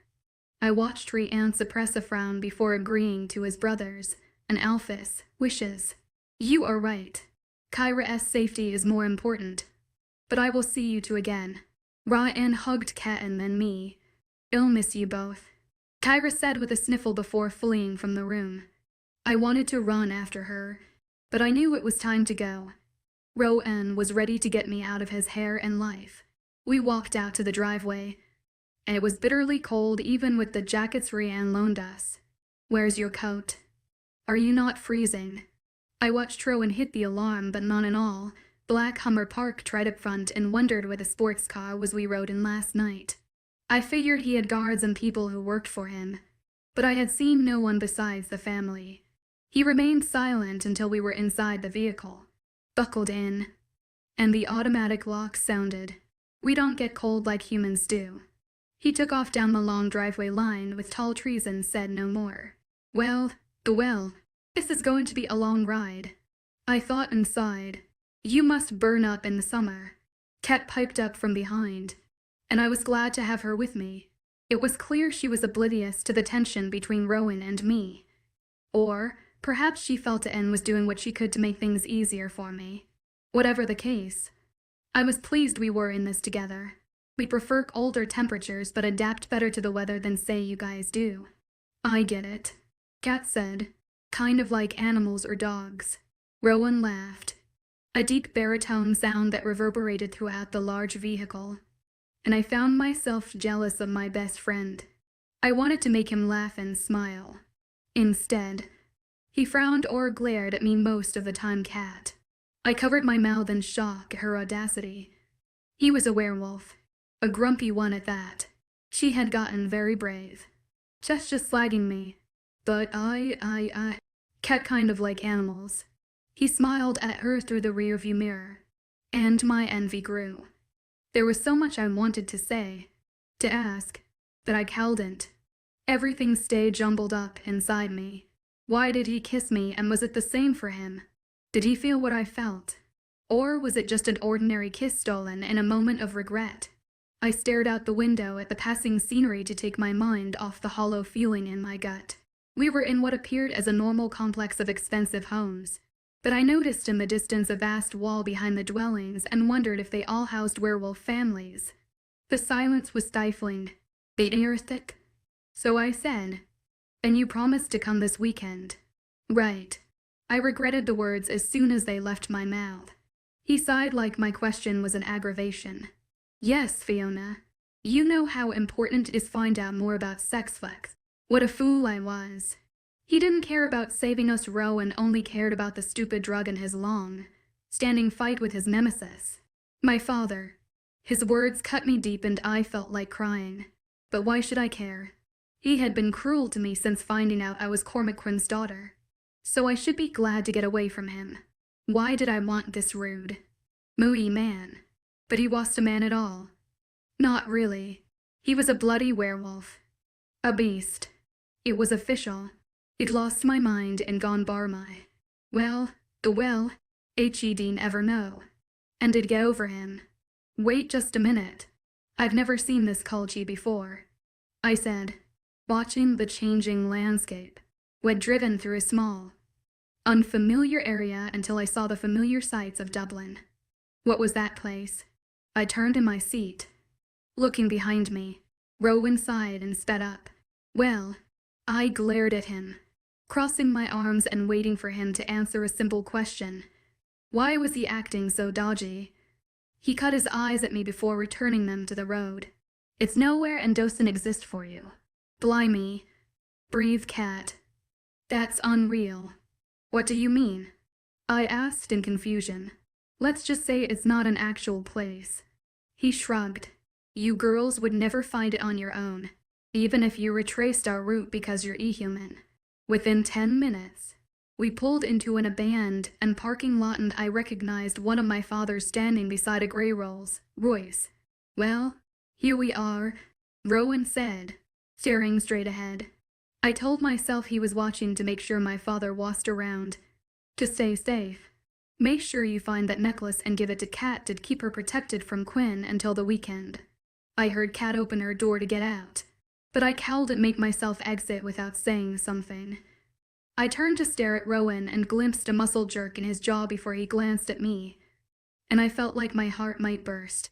Rowan opened his mouth to speak, his bright green eyes searing mine, and I held my breath in anticipation. "Fiona," Kat screamed from across the parking lot. "Come on." Rowan closed his mouth and gestured toward the door, signaling for me to get out. "Be safe," he said, throwing me a tight smile. "I'll see you soon." Without a word, I nodded and climbed down from the Hummer with my heart breaking into a million pieces. Chapter 10. An Unholy Home Fiona SPOV. Our driver, James, pulled into the circular drive in front of the massive manor house that had been my home all my life. I looked up at its imposing frame and shuddered, amazed at how quickly I loathed the place. What was my haven was now a place of disgust, and I dreaded getting out of the car. Kat was watching me, and I could tell she felt the same. "Let's get this over with," she whispered. "I'm really frightened." "I know, me too. But we will go to my room and get that blasted chain around your neck." When James got out, I said, "If he sees the bandage and asks about the necklace, they'll tell him it's in my purse." James opened the door, and we exited. "Thank you, James." "Where's father?" I had to be careful around him because he told my father everything. They were thick as thieves or thick as killers. More like. I didn't doubt for a moment that James knew it all, every dirty detail about my father and his repulsive conduct. HES in his lab. Not to be disturbed. "Miss Quinn," He says he will speak to you in the morning. I let out a breath of relief and smiled at Kat. Thank you, James. We rushed into the house, ran up the staircase, threw open my bedroom door, and locked it. Kat, you look pale. I made a beeline for my jewelry armoire, jerking the drawers open, and looking for the necklace. Of course, it was in the very bottom drawer. Should we put it on you? Kat looked at me while I glanced at the bandage on her neck, and I asked, how does it feel? Like a fucking vampire bit me, a blood-sucking bastard. I'm sorry, Kat. We should put it on you to be safe. But I'll change the dressing and try to find a smaller bandage first. And I know we've been through a lot, but once we get out of here, I want to know everything about what that bastard's been doing to you, and why you've kept it from me. Kat nodded as tears formed in her eyes, and I hugged her. I'm so sorry for upsetting you. Kitty cat, let me go find a better bandage. As I glanced back, I noticed how small she looked on the king-size bed, and I felt rage at my father's sins. I was sure I could be civil to him, but I would try because I had to, but not until I'd asked him some questions burning in my mind. I bandaged Kat's wound, placed my silver chain around her neck, grabbed us some food from the kitchen, and gathered some clean clothes. We both needed food and a shower in a big way. After pulling off Kyra's clothes as the shower heated, I realized Kat's necklace was still in my bra and I giggled at the memory. Ugh, I said to the empty bathroom. Kat was worried my father would somehow know the difference. I placed the chain around my neck to keep it safe and climbed inside the shower, letting the hot water wash away the grime and shock of the last 24 hours. When I finished, Kat was already asleep, and I crawled in beside her, vowing to tell her about the necklace first thing in the morning. Right now, we both needed a good night's sleep. My bastard of a father looked the same to me. He didn't look like a dangerous killer. Just a short, unassuming man with a receding hairline, a slight gut hanging over his belt, gray, streak-faded red hair, and a receding hairline. The only thing remarkable about him was the old septagram tattoo on his arm that he kept hidden unless he was at home. I now knew it was called a fairy star and wondered why he would have such a thing imprinted on his body forever. Especially after finding out he hunted down supernatural creatures. But then again, I was sure if fairies were real. I only had Kyra and Rowan Ness word they were. But I saw the proof that vampires and werewolves walked among us. Where's Kat? My father sat behind his desk, reading something without looking at me. He had summoned us both, but I told Kat to stay behind. I wanted a private word with Cormac Quinn. I looked around his office with fresh eyes, but nothing jumped out at me, although uncomfortable now that I knew the truth. His room looked like a typical office. He had books and medical journals piled on every surface, newspaper clippings, science and medical degrees hanging up, and bookshelves along an entire wall. We need to talk first, so I told her to stay behind. I cleared my throat to gain his attention, standing with my arms crossed, glaring at him. Sit down, he barked. Cormac had always been an arse, but I figured it was his personality. He's a man of science, not emotion, but a good father was the excuse I always told myself. Now I realize he was just a horrible person, but I sat down just the same. I wanted answers but had to play it cool for the long game. Before I could start, he said, "So I hear you and Kat ran into some trouble at a club." Cormac lifted his head and stared at me, and I saw a muscle in his jaw twitch, a sure sign he was angry, but I didn't give a feck. Trouble. I threw my head back and laughed. That's an understatement. How's Kat? He asked, disregarding me. A witch, a blood-thirsty monster attacked her after giving her a pill called Sex Flex. For God's sake. I watched him and noticed his eyes widen a bit. He was trying to act calm. But she is fine. Just tired. And that's why I told her to stay in bed. And I wanted to ask you some questions. How do you feel after the unfortunate experience of finding yourself surrounded by a pack of mangy werewolves? He shuddered in disgust, and my hatred for him grew. Those mangy wolves had more compassion and honor than he had in his pinky toe. But I had to keep my feelings to myself on the subject. They told me all about you, father. It turns out I have lived my whole life with a bloody stranger, I said as my voice rose with every word. I'm not the bad guy here. Fiona. I'm the guy protecting innocent people from the monsters. He was leaning across his desk, his tone passionate, and I noticed the vein in his forehead throbbing. Something I'd think my daughter would be proud of. Oh, I'm your daughter again. You didn't want me back yesterday and told them to keep me. I yelled and leaned forward too. He sat back in his chair and sighed. I am sorry about that, but I was shocked and worried about Kat. I have, researched this nasty sex-flexed drug and was concerned for Katrina. Surely you can understand that. She doesn't have parents to protect her. And you weren't harmed. He shrugged and threw me a tight smile. I was ready to let it go, but I needed to rein in my anger. They told me you are renowned for hunting these supernatural creatures and that they are called creatures of primordial, and my family has hunted them for years. It's my birthright and yours. Fiona, I realize you are a woman, but there are many female hunters now. My mouth fell open. I'm not interested in hunting down supernatural creatures. I held back what I really want to say. They also told me you do experiments on the innocent children. I kept my face impassive as my blood boiled in rage thinking about the people and children, including Kat, subjected to his sick mind and torture. I almost lost my composure when he nodded, his disinterest clear, verifying everything I'd been told. Why? I was on the verge of crying. Why do you do it? I yelled. He stood, towering over me, punching his finger at me. Because I'm a bloody scientist and somebody has to keep us humans safe. There's much you don't know. No, and they have not given you the whole truth. He walked to a bookshelf, pulled down a thick volume, wiped the dust from the front, and approached me. He held the book out to me, and I took it. The creatures of Primordial had been around forever, mingling among humans. However, they are not friendly beasts, but dangerous ones. They hunted and enslaved humans for hundreds of generations. After years of abuse, the humans had had enough and revolted against them. It took centuries, but the roles reversed, and we are now the hunters. I looked down at the book in my lap. But it was wrong to treat us like that. Why is it okay for you to do the same? It was kill or be killed. Fiona. Only the strongest survive. Yeah, whatever. I rolled my eyes and knew I was doing a poor job of acting like I was cool with everything and looked down at the leather bound Meiji had given me.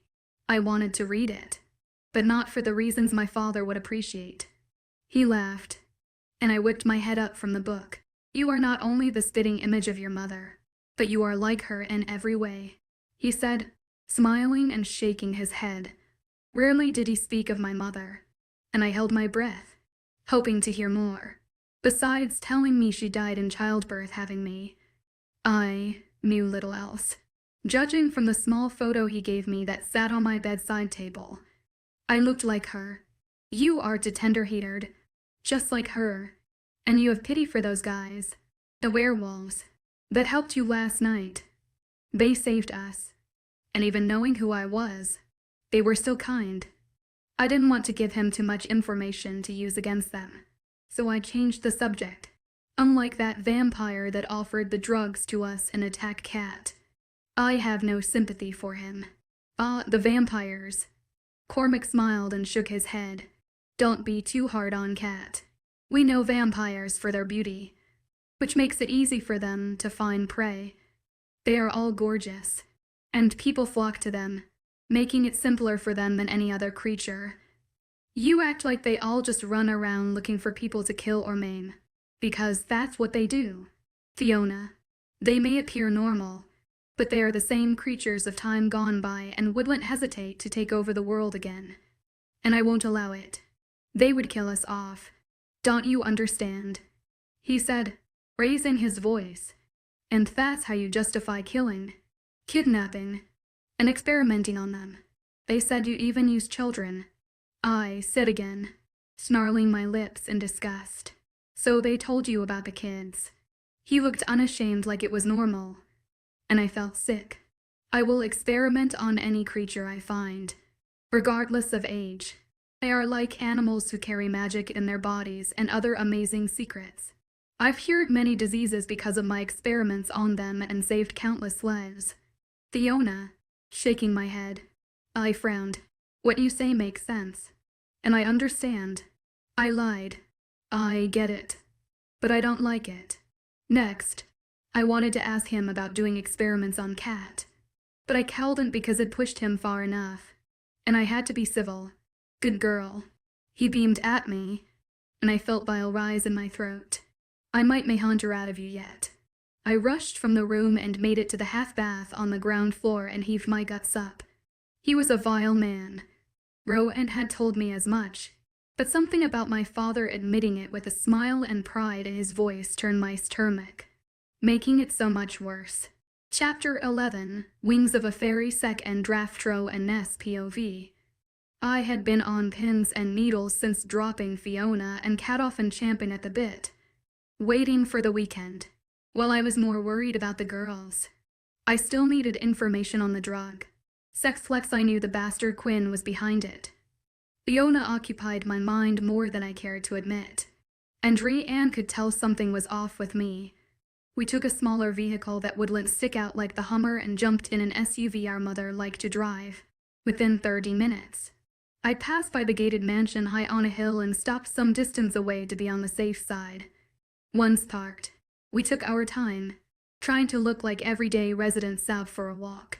And as we neared the gate, I was relieved to see Fiona standing behind the imposing black bars, grinning at me. Her face lit up with that magical smile, hitting me square in the heart, and her scent reached my nostrils, causing my inner wolf to yearn for her. I took deep breaths to calm the beast, and we jogged to the gate. Is it safe? My eyes darted left and right. Yes, Fiona unlocked the entrance, allowing us in. H is gone, along with all the staff except for the housekeeper, but Shess in her office doing weekly inventory. We followed her up the steep driveway to the massive house that Quinn had gained with his unethical, dirty deeds. It was Fiona's fault, and I vowed to remind myself of that and try treating her with understanding. Before we reached the massive door, I said, "Listen, if something goes wrong, we all leave together. If someone captures me or Rhiannon, the other will get you and Cat out of here. Okay?" Fiona nodded and opened the door, ushering us inside. I don't like that plan. Ryan shook his head, glaring at Rowan. And don't feel comfortable leaving anyone behind. Just get the girls back to the house and gather the pact to rescue me. And I'll do the same for you. He narrowed his eyes at me but then nodded. I doubt anything will happen, Fiona assured us. Let's start in Cormac's office and then search his lab. I'm not sure we can get in, but I have an idea that might work. Fiona walked from the large foyer and down a long hallway toward a locked door on the right. She retrieved a key from her bra and unlocked the door, granting us access. Do you put everything in that bra of yours? I asked with a coy smile. She chuckled as we entered Cormac Quinn's private office and spent 20 minutes searching every nook and cranny before moving to the hallway. Kat stood outside the office door and asked how we fared. We found nothing. Fiona sighed, frowning at Kat. But we are going to the lab now. She squinted at Kat and took her hands. Can you come and try to help us? I understand if it's too upsetting. No, I want to come too. Her voice sounded resolute. So we followed close behind them until we reached some steps through the laundry room. Fiona flicked on the light, and we all descended into a small room with nothing but a door. I noticed the keypad and groaned. How will we get in? Do you have the code? No, I've never been in the lab, but it's voice activated too. I'm pretty good at imitating Cormac, and it might work. I'm praying it will. If not, we can't rye birthdays. I think I know the code unless he changed it. Kat whispered, reminding us this wouldn't be easy for her. I didn't want to imagine what Cormac had done to her and so many others behind that door. Fiona turned to Kat and retook her hands, squeezing them. Are you sure you want to go in? You don't have to. And we won't think bad of you. No, I'm coming with you. She approached the metal door, hesitated, and punched in some numbers. Red lights lit up.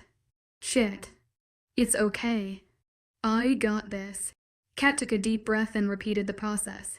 A keypad beeped and lit up green. We're in. She turned the handle, and we entered the dark lab. Within seconds, fluorescent lighting engulfed the massive, sterile room. Oh my God. Fiona muttered. What is this place? We all stood in stunned silence as we took in the large cages. Metal slabs that looked like mortuary tables. Hospital-type beds. Vials of every shape and size. Microscopes. And a large medicine cabinet. As we walked further into the room, there was a made-up cot in the corner across from a small bathroom. A large desk covered with papers, books, journals, and a coffee mug that read, Experiment, Fail, Learn, Repeat on it. Knowing what I did, those four innocent words made my stomach turn. What in the actual fuck? Rian said, shaking his head. I hate to think what people have been through down here. I stated and cursed myself, remembering Kat was one of those people subjected to Quinn's scientific whims. I turned toward her with a sympathetic frown. Forgive me. Caught him just appalled by this place. Don't worry. I'm just glad it's no longer a secret. And hopefully, I never have to endure his torture again. We need to look for anything pertaining to sex flex. Let's be quick about it because it'd hate for us to get caught down here. And I'll search the desk. I made my way over and started with everything on top when I noticed Fiona standing. Her gaze focused on the cot in the corner and her brow furrowed. Fiona, I ventured, disregarding my task. She hesitated before glancing at me with a strange expression on her face.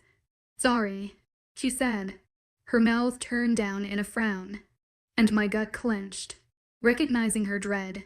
The more I was around her, the more powerful our bond grew, and I sensed her emotions. It was just another reason for me to stay away from her. It's like I've been here before. Or déjà vu. She laughed, but the nervous tension was clear in her voice and demeanor. You've never been down here? I asked, with raised brows, and she shook her head no. Not that I can remember, but something seems familiar to me. Kind of like in a dream. It's hard to explain and silly. Sorry? Let's do what we came to do and get out of here. Her body shook like a visible tremor. Her face paled, and she wandered over to the cot in the corner. I started sweating, and my heart pumped hard inside my chest, mirroring her emotions. What part seems familiar to you? Kat asked, abandoning the file cabinet and turning toward Fiona. This cot I remember, and the cages, but they were far smaller than these. She pointed to the large, human-sized crates. I have dreamed of being held in one before. Ryan met my gaze with a frown, and his worried glance mirrored mine. Maybe you were down here when you were young, he said. Perhaps you were playing while your father worked. Rian shrugged. Ryan, you're probably right. Fiona smiled and appeared to relax. I still felt uneasy, not liking where my thoughts were leading, but I continued my task. After opening the center drawer and finding nothing, I moved on to the others.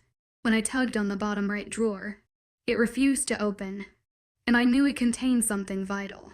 Cormac has this bottom drawer locked, and I need a key to get into it. He always keeps the keys with him at all times.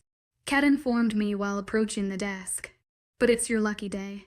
She reached up, pulled a hairpin from her blonde curls arranged on her crown, and crouched down beside my leg. You know how to pick a lock? Rian asked, with all lighting up his face. Oh, Shessa Master, Fiona said and laughed. I can't tell you how many locks she picked at university. True to her word, Kat had the drawer open within seconds. There you go. We will have to leave it unlocked because I'm not that good. And maybe he will think he forgot to lock it. She stood back and shrugged. I rifled through the drawer, grabbing the files named Dame Erlene, Celestria, Katrina, and Fiona. Holy feck and shit. I found something important. I leafed through the first file and stared at the 3 pairs of eyes glaring at me. This first one is about a fairy named Moonlit. It seems Quinn held her captive for some years. Did you say Moonlit? Fiona hissed with rounded eyes. Yes, why? I peered back at her, my gut feeling like I swallowed a rock. What else does it say? Well, which? Well, Ivy only skinned, but she was pregnant. I told her with trepidation. What did you say happened to your mother? Fiona, Rian asked. She died in childbirth. She cried. He told me she died trying to deliver me. And Cormac cowled and saved her. If this is your mother. She was a fairy. It was all making sense now. No, that can't be. Fiona took some ragged breath, and her face looked pinched in pain. She's buried not 5 miles from here. I visit her grave often and have a picture of her on my nightstand. She was a fairy. I searched through the file while Fiona paced the room with her fist clenched at her sides and a crazed look in her eyes. Kat stood still, but tears ran unchecked down her cheeks as she stared over my head in a daze. There was an envelope with photographs near the back of the file. I pulled the first one out and gawked at the woman with an uncanny resemblance to Fiona. She stood with her arms draped over none other than Cormac Quinn. I laid the file and envelope down, stood from the chair, and looked at Trianne with a warning glance before approaching Fiona, with her tumultuous thoughts rushing through my mind from our bond. I felt her suffering, and I rubbed my chest while clutching the photo. Fiona, I called out to her. She stopped pacing and turned toward me, a searching look in her eyes, causing me more anguish. I held the photo out to her. Is this your mother? She took it with a shaking hand, glaring at it for what felt like forever, before holding it to her chest and sobbing. Yes, Fiona nodded her head. That's my mother. Kit rushed to her side, hugging her, and whispered, It's going to be okay, my pet. Fiona pulled away and looked at me. Does that mean I am a fairy too? No, Kat answered and wiped Fiona's tears. It means you're a hybrid like me, and he has our wings locked away somewhere. Cormac removed them when we were infants. Kat grabbed Fiona as she stumbled and embraced her while they both sobbed. Fuck, Brienne said and ran a hand over his face. I yelled, looking at Kat and Fiona, wondering what in the hell was going on. Chapter 12 Hybrids. Sex ends in Act Fiona's POV. I want to see the photos. Rowan? He looked at me, and I hated the pity I saw in his eyes, as he held the envelope against his chest. I felt dizzy, like I would faint. Rowan stood, still clutching the yellowish envelope that showed its age, but made no move to hand it over. I untangled myself from Kat, struggling on weakened legs, and advanced to the desk, placing my palms on the cool lid. Hand them over. Tears welled again in my eyes. Don't make me physically take them from you. Instead, he moved around the desk and faced me. Are you sure now is a good time to look at these? Les. He raised his brows and grimaced. I want to see them right now. I turned, facing Kat, who was standing beside Rianne. And you, with narrowed, wet eyes. I shouted. You knew all this. Katrina, I thought you were my best friend. The sister I never had, the sister of my heart. How could you keep this from me? Kat cried anew, and Rianne placed his arm around her waist. I wanted to tell you. I really did. I needed to unburden myself from carrying this torment all alone. How do you think I felt going through this by myself? She screamed while Rianne tried to console her. Don't you get it? Think about it. Fiona, why do you think I never told you, huh? Kat wiped at her eyes, her chest heaving, and her nose running from the outburst. That bastard, Quinn, would be my guess, Rianne announced, glancing at Kat and me. Yes. Kat's face crumbled. He threatened to kill Fiona if I ever told her. Jesus. Rowan shook his head. I knew he was an evil bastard. But this is beyond evil, Kat ventured.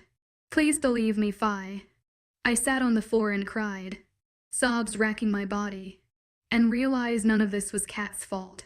But I was too stunned to think straight. Warm arms engulfed me, pulling me to my feet and into an embrace. Don't cry, Les. Everything will be fine. Let's get away from here and forget about Sex Flex. We need some time to figure out what happened and what he has done to all of you. Rowan's voice held tenderness as he pushed my hair out of my eyes and wiped away tears with his thumb. As much as I loved the feel of his arms around me and his gentle touch, I shifted away from him. Know how important this is to you and the safety of your pack. They'll be fine. We can continue searching for information and try looking at his computer. I nodded to the laptop on the desk. He'll have a password on it. Love, Rian said. Rowan is right. We need to get you both back to the house. You and Kat should have a proper talk about everything. Wiping my nose with the sleeve of my shirt, I nodded. I'm sorry, Kat, but I felt overwhelmed. I know. And it's okay. That was an enormous blow. And I would have reacted the same. So here's what we are going to do, Rowan said, taking charge like an alpha. Leave your father a note and tell him after your wild experience that you and Kat are taking a brief holiday somewhere. Will he believe that? Rian asked. He won't like it. Kat replied. No, but he will believe it. I've been telling him I want to go to New York, I said, as the plan took root in my head. He knows I'm sore with him, and he'll think I'm trying to punish him. How often does Quinn go out of town? When can we sneak back in? Rowan asked. Check his planner on the desk. Kat pointed to a brown leather, bound book. Rowan leafed through the pages. Bingo. He's leaving again on Wednesday, and I'm not sure where he's going. But he has 3 days marked off. Rowan studied the planner, his forehead marred in concentration. I don't know if it means anything, but he's leaving during the full moon. He looked up at us. It means he's going hunting, Rian stated. Rowan smacked his forehead. Of course he is. What was I thinking? The bastard can't resist a full moon. As I listened, my father's wickedness sickened me. But was he my father? I wasn't sure about anything anymore. I just wanted out of his house, especially this room. I crossed my arms and glared at him. I still want to see those photos. You have my word that when we get back to the house, I will give you the envelope. Now let's get out of here. Do you girls have some essentials gathered? Yes. I told you we would be prepared. Come on. Let's get out of here. As I looked around the file room, I shivered. When we left the house, I let out a sigh of relief. I was so afraid my father, or whoever the monster was, would show up. As I sat in silence, thinking over everything I'd learned, I was more confused. Was I a part fairy? Did I belong to Cormac Quinn? And did he kill my mother? Was she my mother or just another lie on his growing list? Did she help my father with his devious deeds? And if she was my mother, why did she leave me with that beast? Somebody say something. Kat said. This silence is deafening. I think we are all in shock. Rian announced. That was a colossal understatement. I am beyond shock and have so many questions. How will I ever get the answers? I held my face in my hands, fighting back tears when a thought occurred to me. Wait, are you taking us back to your house? Rowan announced with his eyes focused on the road. But you said we shouldn't stay at your house. Remember, you said we would put your family and pack in danger. I know what I said, Les, but plans change. He glanced at me with a smile and back at the road. Your letter should suffice, and I doubt you will think you came back to hang out with some mangy werewolves. Ryan and Kat giggled, but I was too upset to find any humor in his words. Well, if you're sure, I told him. My father or whoever he is has caused your pack enough grief, and I don't want to add any more. Relax. Les, we are almost home. The word home felt nice, and I daydreamed of him and his house being my home. But it could never be. Cormac Quinn, regardless if he was my paternal father or not, ruined my chances, and being human and part fairy didn't help. My musings made me feel like I was on the verge of a meltdown. How much more could one person take? Deep breath. Fiona. In through your nose and out through your mouth. I chanted to myself and tried to focus on the scenery. I felt the familiar knot in my tummy, and a flash of heat consumed me, and I knew nausea would come next if I didn't calm down. While I was prone to anxiety attacks, I hadn't had one in a while, and I didn't want it to happen in front of Rowan. When breathing through it didn't work, the urge to pull off my sweatshirt was all consuming as beads of sweat popped along my forehead. "I'm sorry," I said through ragged breath and tore off the offending garment, pulling it over my head and leaving me in a black tank top. "I'm hot, and I might get sick." Rowan glanced at me with concern, and Kat yelled, "Roll down the windows. Just having a panic attack." "Christ. Are you okay, lass? Should I pull over? What should I do?" "Pull over," Bro Rianne said. "Does she need a doctor, Kat?" "No," I whispered as Rowan pulled onto a side street. "Just need air." Kat got out and helped me out of the SUV. She pulled my hair back just in time before I spewed my stomach contents onto the grass, gravel, and weeds. "That's it. Love, she whispered near my ear. "I need a cloth or a napkin or something real quick." She held her hand out, waiting. Rowan grabbed the fast food napkins from the center console and leaned over, handing them to Kat. "What else can I do?" "Fi, do you have your medication with you? Did you remember to bring it?" Kat asked me. I wiped my mouth and gulped hair as tears from vomiting ran down my cheeks. "Yes. They are in my Fendi bag." Embarrassed and spent, I backed up to the seat and perched on the edge. I couldn't bear to face Rowan yet. Kat dug through my bag and found the small green prescription bottle and placed a little blue pill in my hand. "Take it now," she said and narrowed her eyes at me. She knew I hated taking them, but needs must. They made me groggy and downright loopy, but they were a sure fix for an anxiety attack. "I don't have any water," I moaned like a petulant child. "Just let it melt under your tongue." "You big baby." Kat scolded me and watched as I placed the nerve pill in my mouth. "Are you going to be okay now?" "I hope so." I pushed up on my palms and situated myself in the seat, holding onto the napkins and staring straight ahead. Kat closed the door, and I let my head fall back on the headrest. When Kat was back in the vehicle, Rowan asked, "Are you sure you're okay? Lass, should I get you a drink or water?" "I'm fine. Just take me home, please." Sometime later, I awoke confused and thirsty, but it didn't take long to remember where I was and why. I reached over to feel for Kat, but her side of the bed was cold. It was pitch black, and I wondered where she could be. I couldn't remember much after taking that blasted pill. Just a hazy memory of Rowan carrying me inside the house back to his mother's bedroom and Kat getting me settled. Kat should be here with me again, but perhaps she slept elsewhere. I reached for the bedside table in search of my phone. To no avail. "Shit," I whispered, climbing out of bed with care. I still felt light-headed and weak, but combining a panic attack and a little blue pill would do that. My feet hit the floor, and I stepped into my bag. Good, I thought, while digging around inside, and found my cell phone. It was 2 a.m. Sunday morning. I wondered where was Kat. It was unsettling not knowing where she was, and I didn't enjoy being alone in a strange place after everything I'd been through today. Now that I had my bearings, I needed something to drink, and I was going to find Kat. After relieving my bladder, I stepped out into the darkened hallway.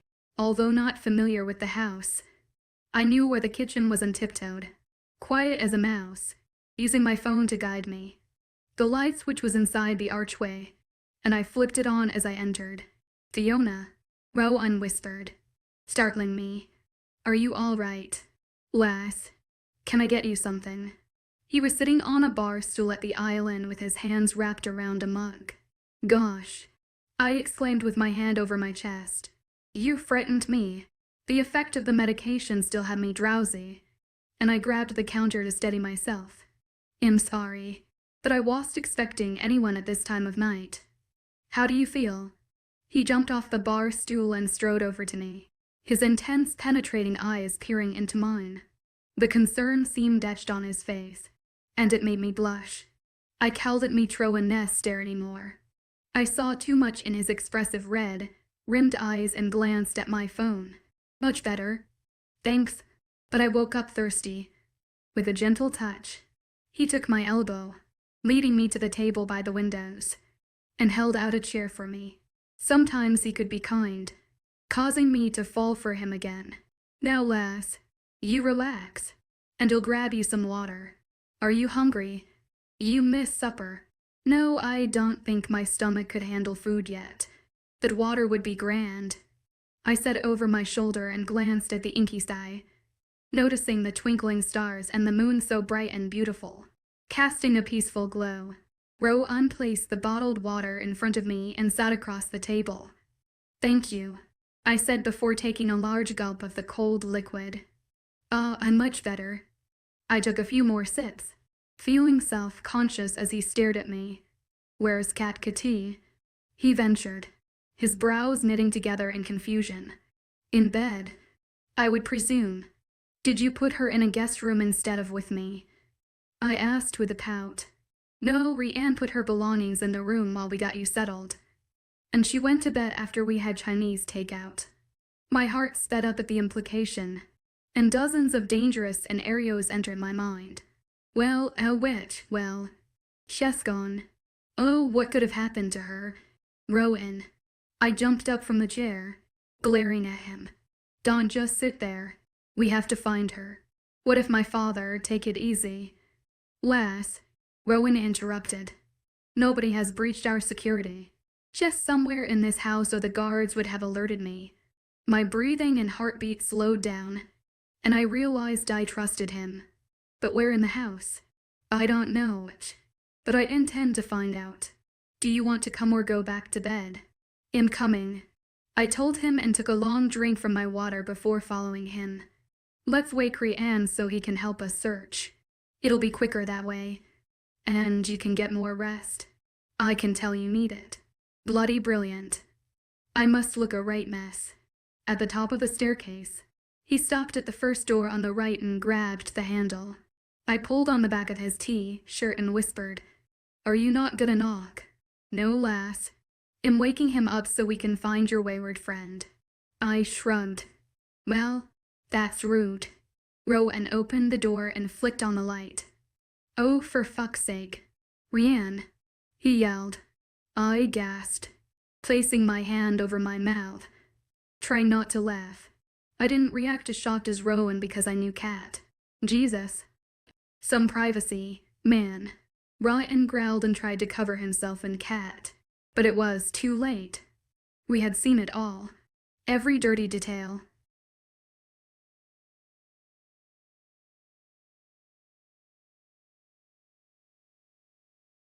Imagine this, you're the alpha of a werewolf pack, with all the power and authority that comes with it. But then, you fall head over heels for the one person you absolutely shoulder in the half human, half fairy girl who happens to be the daughter of your mortal enemy. Chapter 13, An Alpha's Bond and Confession Row in SPOV. We retreated from the room, giving Rianne and Kat their privacy to either continue or get dressed. I tried not to dwell on it, feeling a mix of relief and concern. On one hand, I hoped this might divert Rianne's attention from Fiona, as I cowed and bare the thought of my brother pursuing her, even if I cowed and claimed her myself. However, this development would undoubtedly complicate matters, given that neither of us should be involved with Fiona or Kat for various reasons. Well, witch. Now that I know where she is, Fiona said, shaking her head, her emotional nature evident in her expression. I'm sorry I got so worked up and should have foreseen something like this. Kat has She looked at me, her cheeks flushing, as she searched for the right words. Let's just call it an enormous appetite for the opposite sex. There's nothing to apologize for. Fiona, I reassured her, my protective instincts kicking in. After everything you've been through recently, especially yesterday, I don't blame you for not wanting to be alone. I offered a kind smile, hoping to ease her worries, while struggling to maintain my composure. She leaned against the wall in the dimly lit hallway, her beauty almost otherworldly. Her tousled, long waves matched her black tank top straps, and her tiny sleep shorts accentuated her toned legs perfectly. She returned my smile but narrowed her eyes suspiciously. Why are you being so kind when I was just getting used to your abuse? Fiona folded her arms under her chest, inadvertently drawing my gaze. She cleared her throat, dropped her arms, and frowned, catching me red-handed. Listen, I now know you had nothing to do with things concerning your father, nor do you condone his actions. Plus, you are making it harder and harder to be nasty to you. I watched her eyes widen, feeling our connection intensify, our bond allowing me to sense her thoughts. The attraction between us was palpable and mutual. I thought you enjoyed being nasty to me. Fiona studied me, her round, suspicious eyes piercing my soul, causing my pulse to quicken. No, I hated it, I confessed, shaking my head, the internal conflict evident in my voice. But it was for the best. Trust me on that. But you make it so bloody difficult. Her confusion was my undoing as she cocked her head to the side, and I found myself fixated on the curve of her neck, my inner desires begging me to claim her. I swallowed hard, trying to maintain my composure. This woman had me completely enthralled. Why was it for the best? She asked, her curiosity piqued. You seemed to like me the night we met in the club. If you only knew. I raked a hand through my hair, frustration evident in my gesture. Tell me then. She pushed off the wall, standing dangerously close, her scent enveloping me, as she placed her hands on her hips, challenging me with her gaze. You're a human or part fairy, lass, and you are driving me mad. The sadness in her gaze gutted me. I'm sorry for being such a pain in the ass. She dropped her arms to her sides and made a move to flee. I grabbed her elbow. Fiona, you are the sweetest and sexiest pain in the ass ever. And that's the problem. I groaned in annoyance at my no-win situation. She jerked free from my grasp. You aren't making any sense. And I'm tired of your games. I'm going back to bed. Good night. Wait, I pleaded, holding my palms up. There's so much you don't know or understand. Fiona, then tell me so I'm not so damn confused. She stood with defiance, her eyes slit in displeasure, looking exasperated.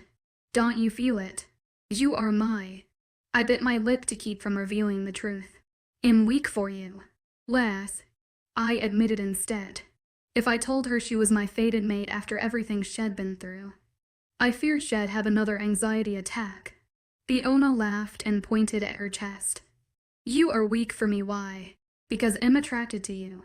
But it can never be. As a human, or part fairy, and a hunter's daughter, you would put my pack and family at risk. At least that much was true. I already know all this. She scoffed. Good night, Alpha Wolf.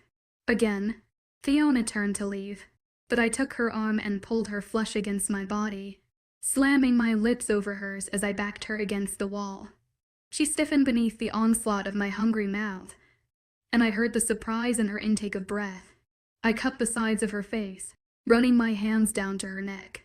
She moaned, giving into the kiss, as I graced slow, alluring circles on her delicate skin with my thumb.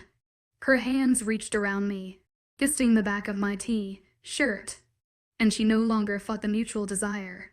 Fiona's full lips opened, allowing me to explore the delights of her tongue as her passion unleashed, matching mine, with her hands now in my hair, pulling my face closer. The kiss turned into something primitive. Our moans of pleasure merged, and the sound alone had me on the verge of something I never imagined in my wildest dreams, teetering right at the edge, ready to fall off. She pulled her swollen mouth from mine, peppering small kisses along my neck, jaw and ear. I feel it now. Rowan? She whispered in a growl before nipping my ear and drifting back to my neck. raking her teeth across the sensitive skin just below my ear and pursuing her way back to my mouth with her tongue before biting my bottom lip. With my head thrown back and eyes closed, I surrendered myself to her, my breaths coming quick, my mind, body, and soul aroused like I had never experienced before. Fiona. Mark her, you fool. It is your destiny. She is your Luna and belongs to you. There's not a word bitch alive that will complete you as she does. Do it, coward. My inner wolf roared at me, breaking the spell I was under. With great reluctance, I tore from the intensity of our embrace and stumbled backward, away from the tempting minx, my breathing harsh and labored. Her eyes enlarged as she reached up, touching her red, swollen lips, and her chest rose and fell as a strange expression came over her face that I couldn't decipher.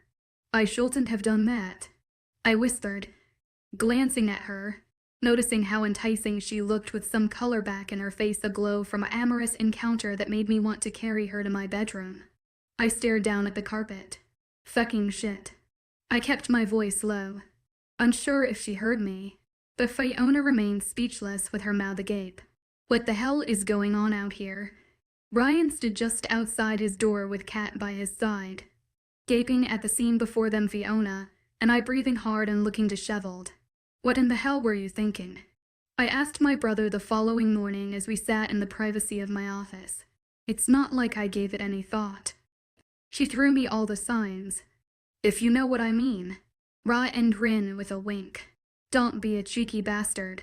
You know exactly what I mean, bro. These are not the type of women to toy with. And you know why. Ryan coughed and leaned forward, placing his palms on his knees. You're the right one to talk, eh? I caught you toying with Fiona right outside my bedroom door after you bombarded me with your meddlesome interruption last night. So it's the difference. He pointed at Rowan. And don't you dare give me that in the alpha line. I threw my head back and groaned.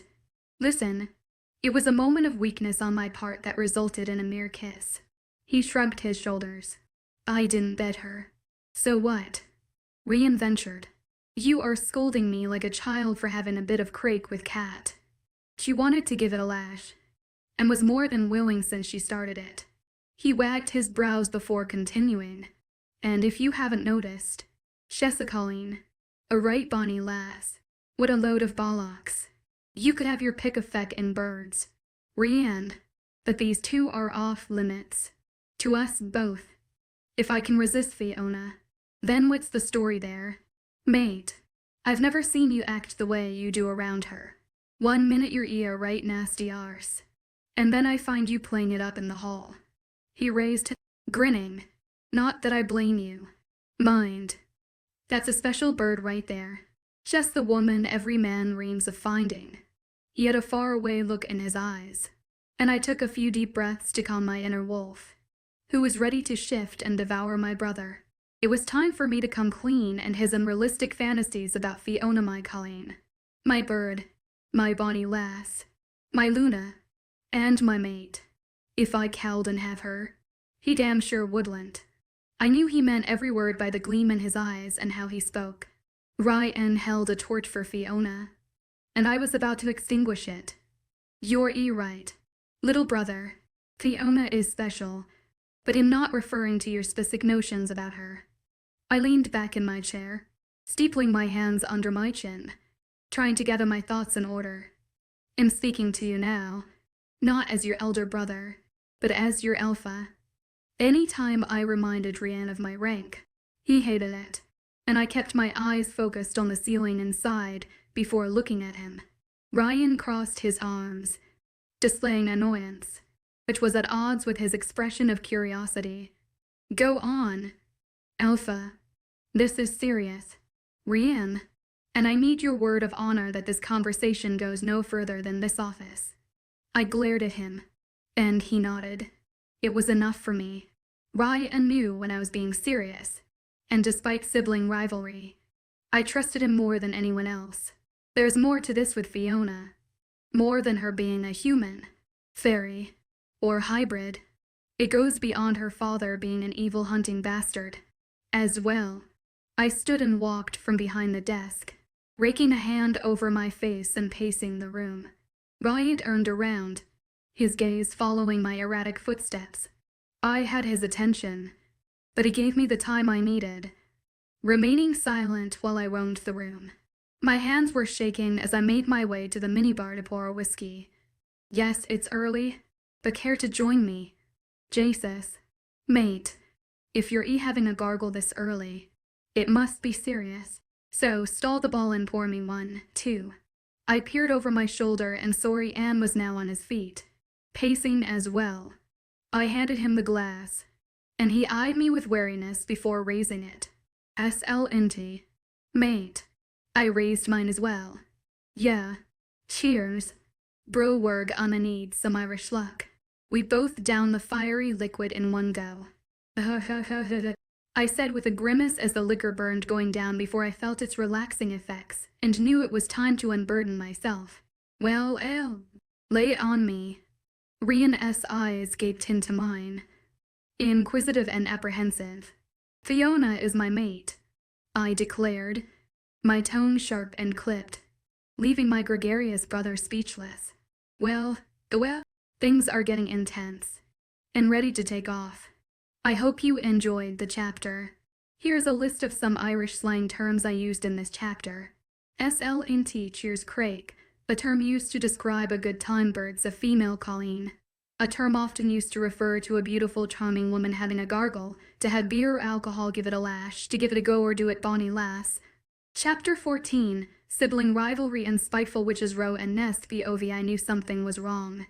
You have been acting so strange around Fiona. And now it all makes sense.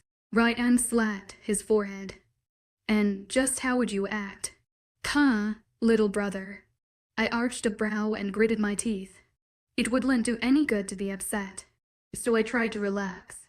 Yet how Ryan stared at me, studying my face, was unnerving. It was uncanny how skilled he was at deciding how others felt. Ryan's empathic nature and height and werewolf instincts gave him an almost telepathic ability to feel and interpret others' emotions. I was a believer in fate, while others were not. And I've always thought fate was why I was born first.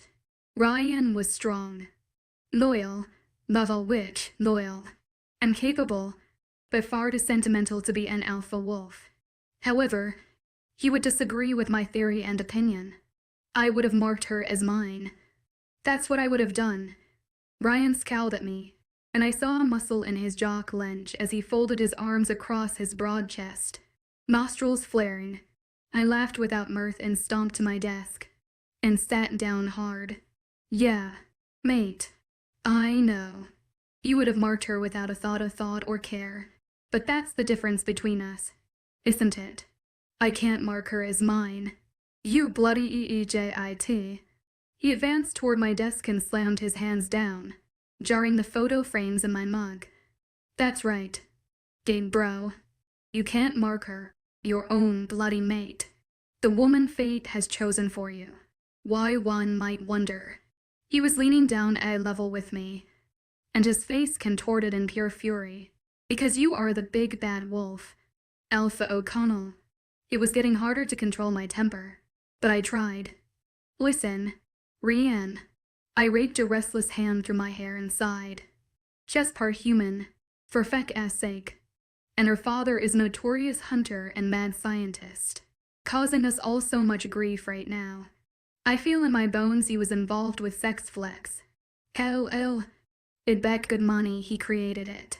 Also, let's not forget all of our missing pack members, either.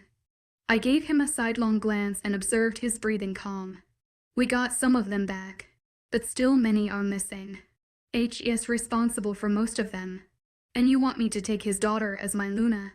I shook my head and glowered back at him, feeling spent. Did he think this was easy for me? I had longed for my mate, hoping to find her for many years. An alpha was nothing without their Luna. It was like living without a limb.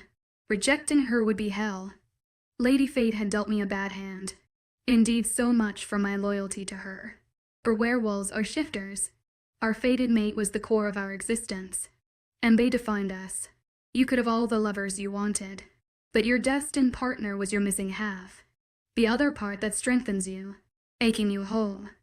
Even without marking her as mine, Fiona was bound to me since I found her created for me and I for her.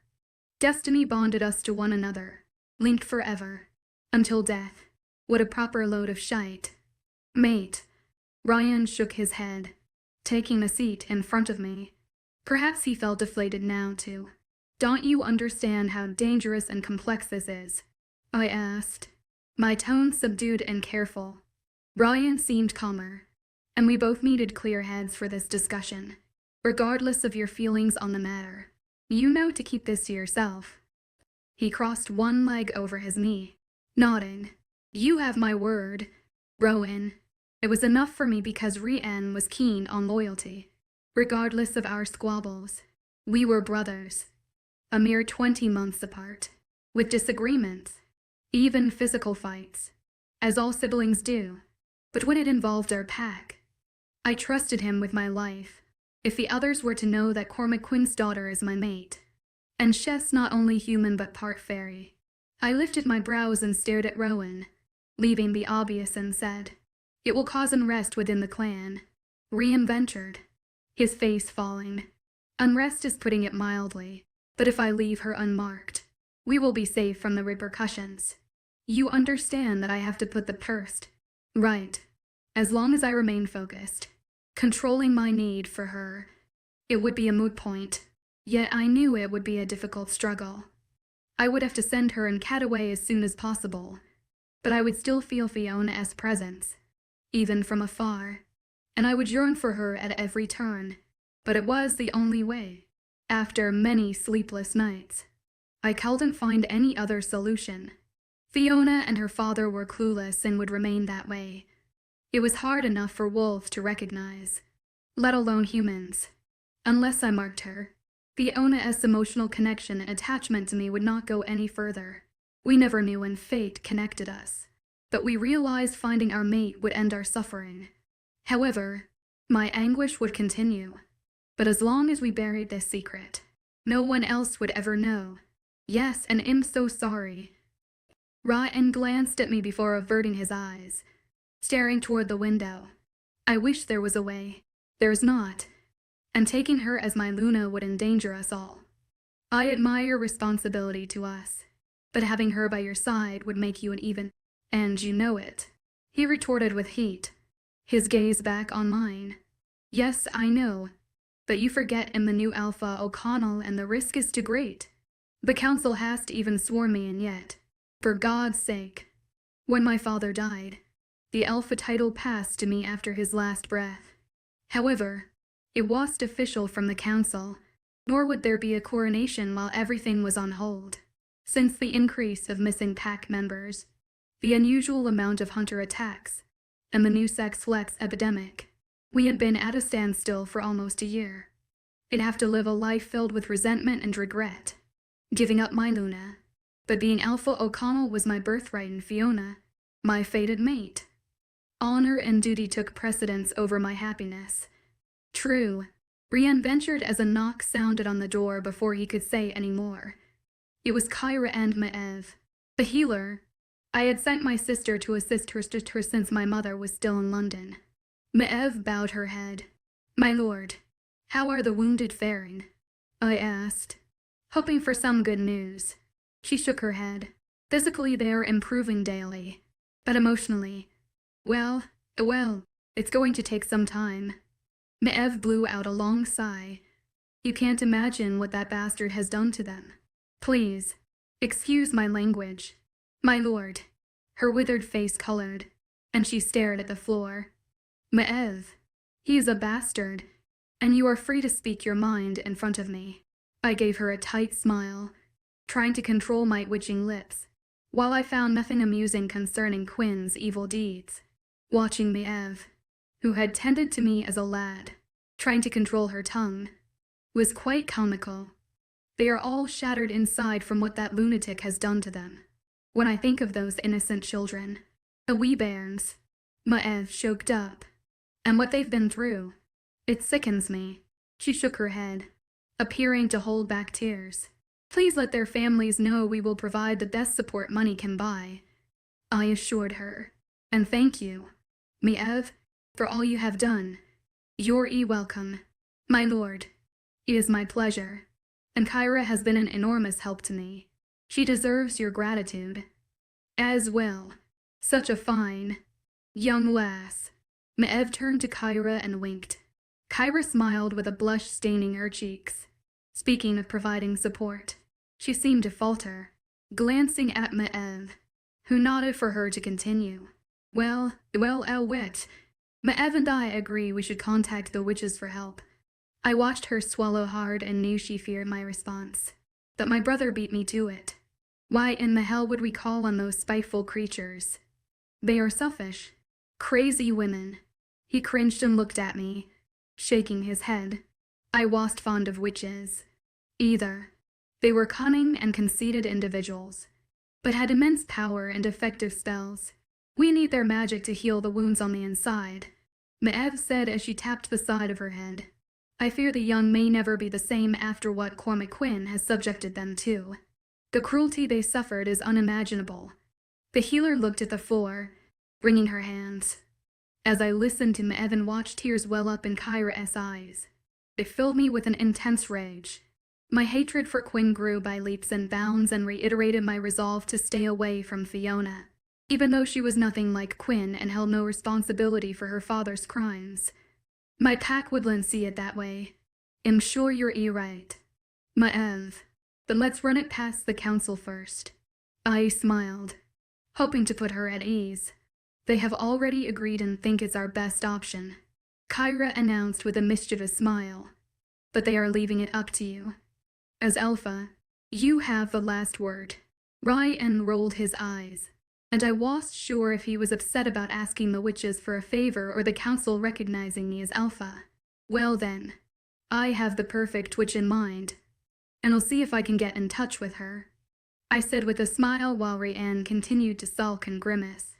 Thank you, Alpha. I'm happy to hear this news. I will leave and return to the sick and share this information with them, Amelie's. She turned with a smile for Kara and hugged her. Now you get some rest, lass. You can come back tomorrow. The older healer bowed and left with a skip in her step. Before we could discuss anything else, I heard a soft knock, and I yelled, Enter. Fiona opened the door, peeking her head inside and looking nervous. May I come in? Kyra squealed. Yes, come in. I just returned and hoped you and Kat would watch a movie with me. My sister held her hands out as Fiona approached with a shy grin, avoiding my gaze. When I was this close to her, my inner animal became restless. I felt Rian's gaze and frowned at him, shaking my head. This was hard enough without him pressuring me. We would be glad to, Fiona responded, squeezing my sister's outstretched hands. I just came in to see what everyone was doing and to remind your brother that he owes me a file of information and photos. She peered at me over Kyra's head with a pointed expression. Oh, and Cormac called. He found my note and was checking in on me and Kat. He called. When? Why didn't you tell me? What did he say? I asked in a rush, feeling my heart speed up. Well, slow down. Tiger. Fiona held up her palm. That's Alpha Wolf. To you. Love. My brother informed her with a wink and cheeky grin I wanted to wipe from his face with my boot. The absolute nerve of Rian was astonishing. I had only just told him that Fiona was my mate. That I cowed and claimed her made it that much worse. Fiona chuckled, and my annoyance rose. Well, Bethel Witch, well, you'll tell the Alpha Wolf everything my father said as soon as he hands over the folders. She turned from smiling at Rian and glowered at me, hands on hips. About that, I said, squirming in my chair. I want to go through them with you first, if that's okay.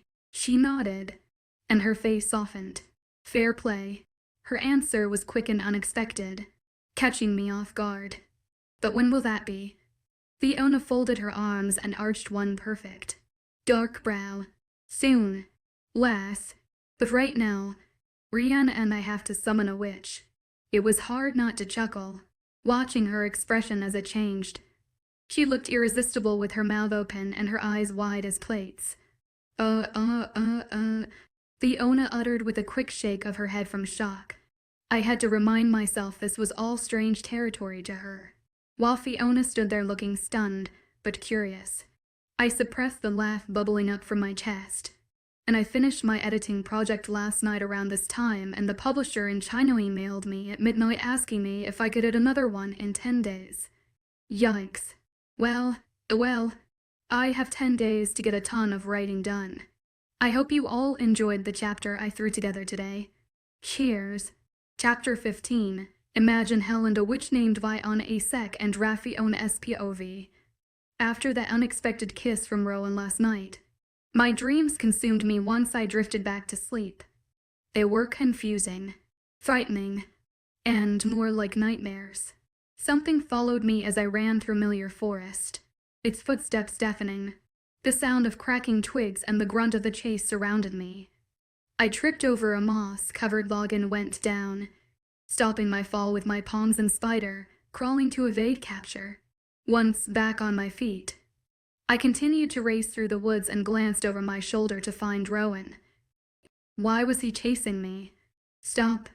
Lass, you're egoing to injure yourself. Come to me, and I'll keep you safe, he yelled to my retreating form. I peered over my shoulder, saw his beaming face, and came to an abrupt stop. Out of breath, I leaned over, hands on my knees to calm my erratic heart rate and breathing, listening to his slowed steps approaching me. I was dizzy from exhaustion but relieved to no longer be in danger. As I turned to greet him with a smile, a scream stuck, lodged in my throat, realizing I was face to face with the drug-pushing vampire from the club. The creature threw his head back and cackled, the sound crazed enough to wake the dead, and he looked at me as I stood frozen from fear, unable to speak or move. The vampire's eyes were solid black orbs, and blood covered his long, sharp teeth and dripped onto his chin. He cocked his head, still regarding me, and grinned before lunging forward, a long black cape floating behind him. A piercing scream rent the air as I scrambled away from the demon, like monster, stumbling over sticks and rocks, but somehow kept myself from slipping. I resisted the urge to glance behind me and kept running. Fiona, my father called. Wait, why are you running from me? I peeked over my shoulder to see my father in his lab coat and a dark-haired fairy smiling beside him. Don't you want to meet your mother? He asked. The word mother stopped me short. I felt dizzy and was now in a white, sterile room filled with metal beds, strange devices, and vials. Fiona, the fairy called out in a sing-song voice. I miss you so much, my darling child. I shifted toward the enchanting sound, finding myself alone with a pair of tiny, bloody fairy wings flapping across the floor. As I watched the ghastly spectacle, the wings chased me around the room.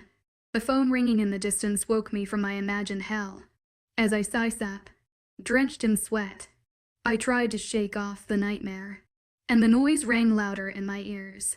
I reached over and grabbed my cell phone. Hello. My voice sounded strange and far away. I'm not happy with you, Fiona. My father's voice on the other end caused my heart to beat hard against my rib cage. Well, good morning to you, too, father. I refused to let him know how he affected me. Don't change the subject. Running off with Kat on holiday without telling me is disrespectful. Fiona, and Ivy taught you better. I rolled my eyes and tried to calm my breathing. I left a note. Every part of me wanted to lambaste him, but Rowan's words echoed in my ears. I had to pretend and muster as much grace and respect as possible. Listen, father, I'm sorry I was so hard on you when we last spoke, but I needed time to take it all in. You should have done that alone without dragging Kat with you. His sarcastic, narcissistic tone was unnerving. I gritted my teeth and had to stop myself from hanging up on the cocky bastard. Father, Kat is my best friend, and I didn't want to go alone. We will be back soon. I lied. He sighed, and I sensed he was buying my bullshit story. You better be back soon. I expect you both home by Saturday. as I'm off to a convention on the Wednesday before. Although still half asleep, I mulled over his words, remembering that he was leaving for 3 days during the full moon, and smiled. I tried to act put out with him and frowned for full effect, hoping it would help convey my fake disappointment. That doesn't give us much time to enjoy New York. It's a big city. Fiona, he warned. Saturday. And I mean it. Fine. I sighed like a petulant child. Any certain time Saturday now. I won't be back home until Sunday morning, but I want you and Kat there when I arrive. So, Wednesday through Sunday, I thought. That should give us ample time to search through everything. Is that? I asked, holding my breath. Yes, the bastard hung up on me.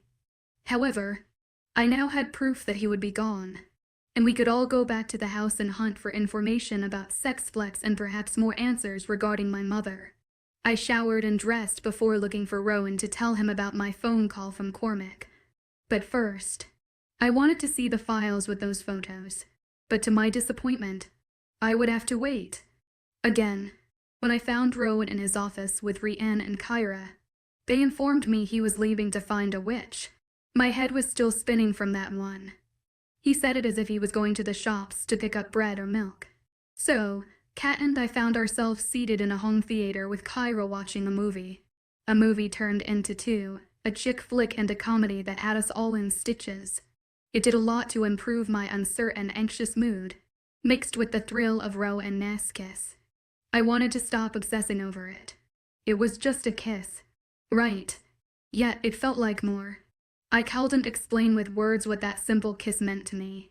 Simple wasn't the word to describe what it felt like. It was akin to an explosion in my mind and body. The female part of my brain, or perhaps my hormones, convinced me he was the one. Something shifted inside me when his lips took mine, and I knew I would experience nothing like it again. I felt a tug within me, a force pulling me towards Rowan regardless of our extraordinary circumstances. You found your soulmate. He is the only one for you, as you are for him. My mind shouted with glee. I wish my brothers would get home, Kyra said, breaking into my wandering mood. I don't share their dislike of witches. Not that I've met many, but I worry any time they interact outside our race with other creatures of primordial. She picked up the popcorn boxes, and Kat followed behind with a trash bag as they cleared our mess. They are fine. I gave her a tight-lipped smile, hoping it was true, although not one for empty words or platitudes. I wasn't sure what else to say. What can I do to help? Sorry? I was daydreaming. You're fine. And I know they are okay. It's silly of me to worry, especially after having such a grand time with you guys. Thank you. Rowan seldom lets me out of his sight, so I don't get to spend much time with females or girls my age. Kyra frowned for a moment before smiling at us. I joined in, and once we had picked up all the rubbish, we left the theater and headed to the kitchen, where Kyra pulled something out of the freezer. It's a casserole my mammy made before she left. All we have to do is heat it. She always leaves us prepared. She winked. Mammy is an excellent cook. Good. I'm suddenly starving. I rubbed my growling stomach. Should we set the table? Kat asked. My thoughts and hunger consumed me too much to be courteous, and I vowed to stop thinking of Rowan. Sure. Everything is in the cabinets behind you, and silver is in the drawer below. Thanks. Kyra set the oven and pulled out some napkins. Salt. And pepper. What about the lads? I asked, biting my lip. Set plates for them too. They never miss a meal. Kyra said and laughed. And sure enough, by the time the food was ready, Rowan and Rhiannon strode into the kitchen, grinning while a short and beautiful female trailed behind. However, her demeanor differed from theirs. She inclined her head to acknowledge us, but her obstinate expression and stiff posture spoke volumes. Set another plate out. Kat, Rowan announced. Fiona. This is Fiona and Kat. He held his hand out toward us. And this is Fiona. She has been generous and agreed to check out our wounded pack members. Fiona made a sound like a grunt and rolled her eyes. and I should head that way. You don't have to feed me, she said while staring between me and Kat, her eyes narrowing. I'm not too keen on breaking bread with werewolves, hybrids, and fairies. She crossed her arms and glared at Rowan before I saw Vion A throwy and an icy glare so frigid I felt it in my bones. He seemed to share the sentiment, and I heard a low growl deep in his chest. You know we are peaceful, Vion A, Rowan assured her, and it's not hybrids and fairies. As far as we know. Fiona and Kat are both part human and fairy. If that helps. I stood with my mouth agape, wondering how she knew. She's a witch, I reminded myself, staring at her in awe. She was so tiny, but something told me she was fierce, a force to be reckoned with. No, sorry. Alpha wolf. They are not both hybrids. She pointed at Kat. The blonde is pure Phi. Kat dropped the plate, and it crashed on the kitchen tile. How do you know? I asked before realizing I had spoken while Kat scrambled to clean up the mess of broken porcelain scattered around her. Kyra was quick to join in to help. Duh, she said and rolled her eyes, placing her hands on her hips. I'm a witch. I know these things. That must be why Cormac has been doing experiments on her, Rowan said, his deep voice sounding severe. Pure fairy blood must have been like a dream come true for that wicked bastard. Vion A laughed with sarcasm. You didn't know you were a fairy, she asked Kat before the color drained from her face. Wait, just a feckin' minute. Did you say Cormac? As in Cormac Quinn? And he's been experimenting with you? Her face contorted into something like disgust and fear. It's a long story, Rowan answered for a shaken Kat.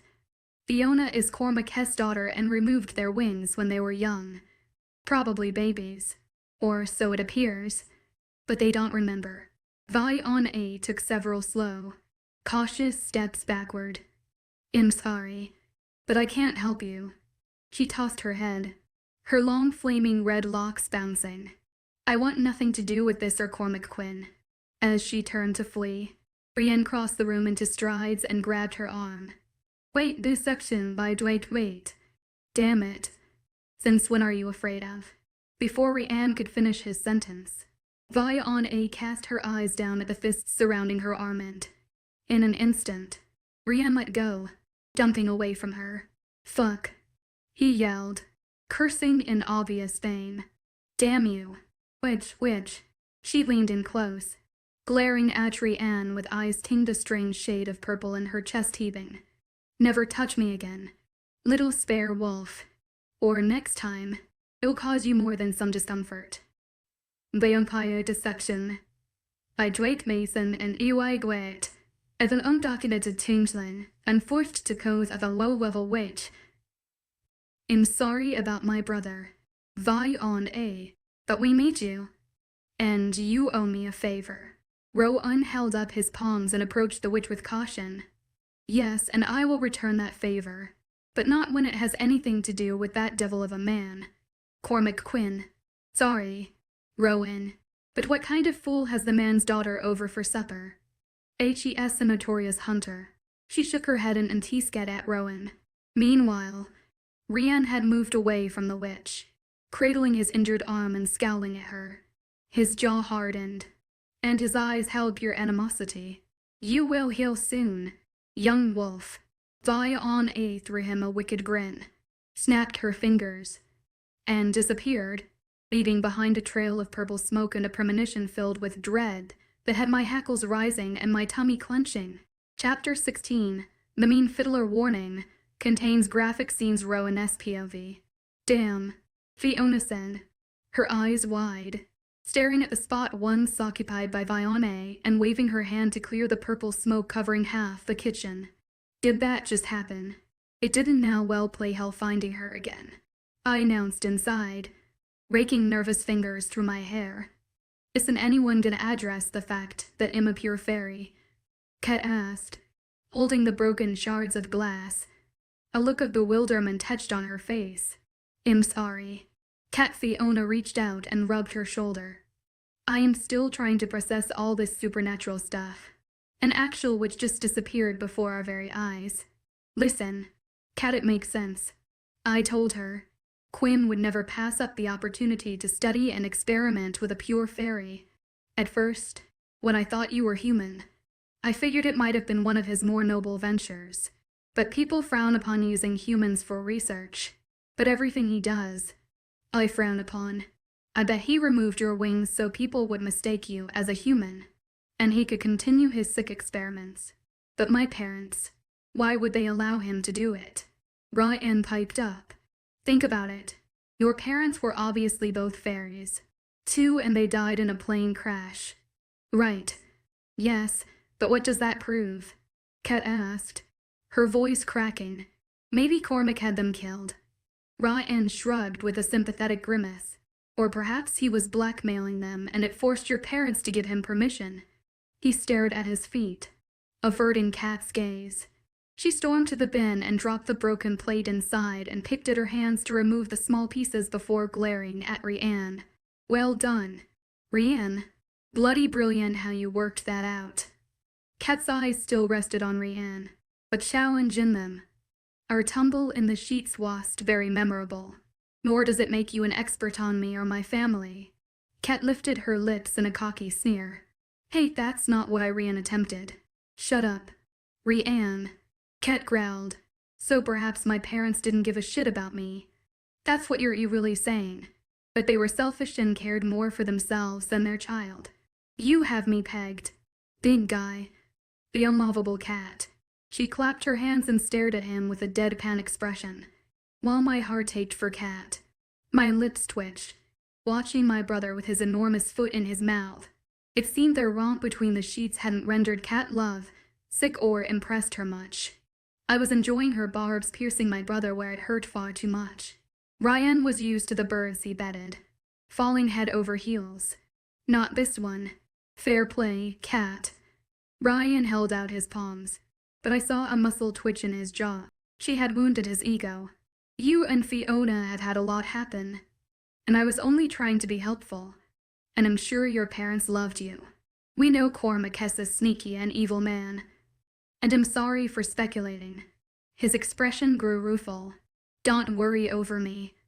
I will find out why they let him remove my wings. Maybe he extracted theirs too, since my parents never walked around sporting wings. With her forehead wrinkled in concentration, she rubbed at a spot between her eyes. A fairy living among humans would have to be real powerful to suppress their wings, I stated. But if that was the case, they could hide their offspring's wings as well. I beetled my brows and looked over at my chastised brother, seeing the moment my words sank in. You're right, Rowan. Rian's brows rose to his hairline. But what does it mean? If they were powerful enough to hide their wings, why not hide mine and Fiona's instead of letting that beast of a man cut us up? Kat's ire had turned to an unfamiliar emotion as fat tears dripped from her eyes, spilling down her cheeks. Fiona placed her arms around Kat and whispered something before wiping the moisture from her friend's face. Kat nodded and returned the hug. I may be an alpha werewolf, but it'd be a liar if I said it was a touching moment and it made me uncomfortable. I cleared my throat. Let's eat. We will all feel better after a good meal. I held my grumbling stomach. Kat, I promise to find the answers you and Fiona seek. She smiled at me and we all headed for the table. Ryan made his way to the cabinet and took down a new plate for Kat. I figured it was his way of apologizing for being an insensitive arse. He reached Kat with a nervous smile and set the plate in front of her. She grunted without acknowledging him, and I coughed to cover my bark of laughter. Ryan shot me a bloody jerk scowl before taking his seat. After a few moments of silence, while we all concentrated on the food, Fiona said, I did well speaking with Cormac this morning and he doesn't suspect a thing. He thinks Kat and I are in New York and insists that we return by Saturday. That's fantastic. Lass, I ventured, concentrating on my meal. I'm not finished. She gave me a stony stare that felt like karma biting me on the ass after laughing at Kat chewing up my brother and spitting him out. Excuse me. Please continue. I looked up from my plate. Sorry, Anne smirk. Smiled at Fiona. And listened, giving her my full attention. I want the folders with the photographs before I proceed with any more details. Fiona met my smile with a serious and grim look. Of course. I will hand them over as soon as we finish eating. Ryan and I have to go into the city. I wanted to go over them with you, but we can discuss everything in the morning. Wait, she said, shaking her head. You lads are going out this late. Into the city, yes. We have work to do concerning sex flex and a shady witch to find again. I shrugged and watched her face turn pale. Are you going to look for more of those creatures or the people passing around the drug? Both. I avoided her gaze, pretending to be interested in my casserole. But it's so dangerous, she said, her voice just above a whisper. What if you have to fight something worse than that vampire thing? Ryan asked, and I turned to him, furrowing my brow in disapproval before answering. We will shift into werewolf from if things get hairy, but we can handle ourselves. Lass, and you have nothing to worry about now. Finish telling me about Quinn. Oh yeah. She shook her head, appearing to clear her thoughts.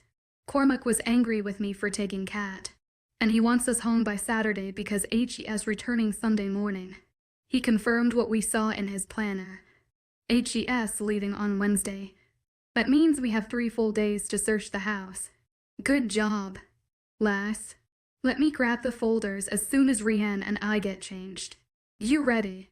Bro, After dressing in black and grabbing extra clothes in case we had to shape shift, I met Rianne in the kitchen where the girls sat sipping iced coffee.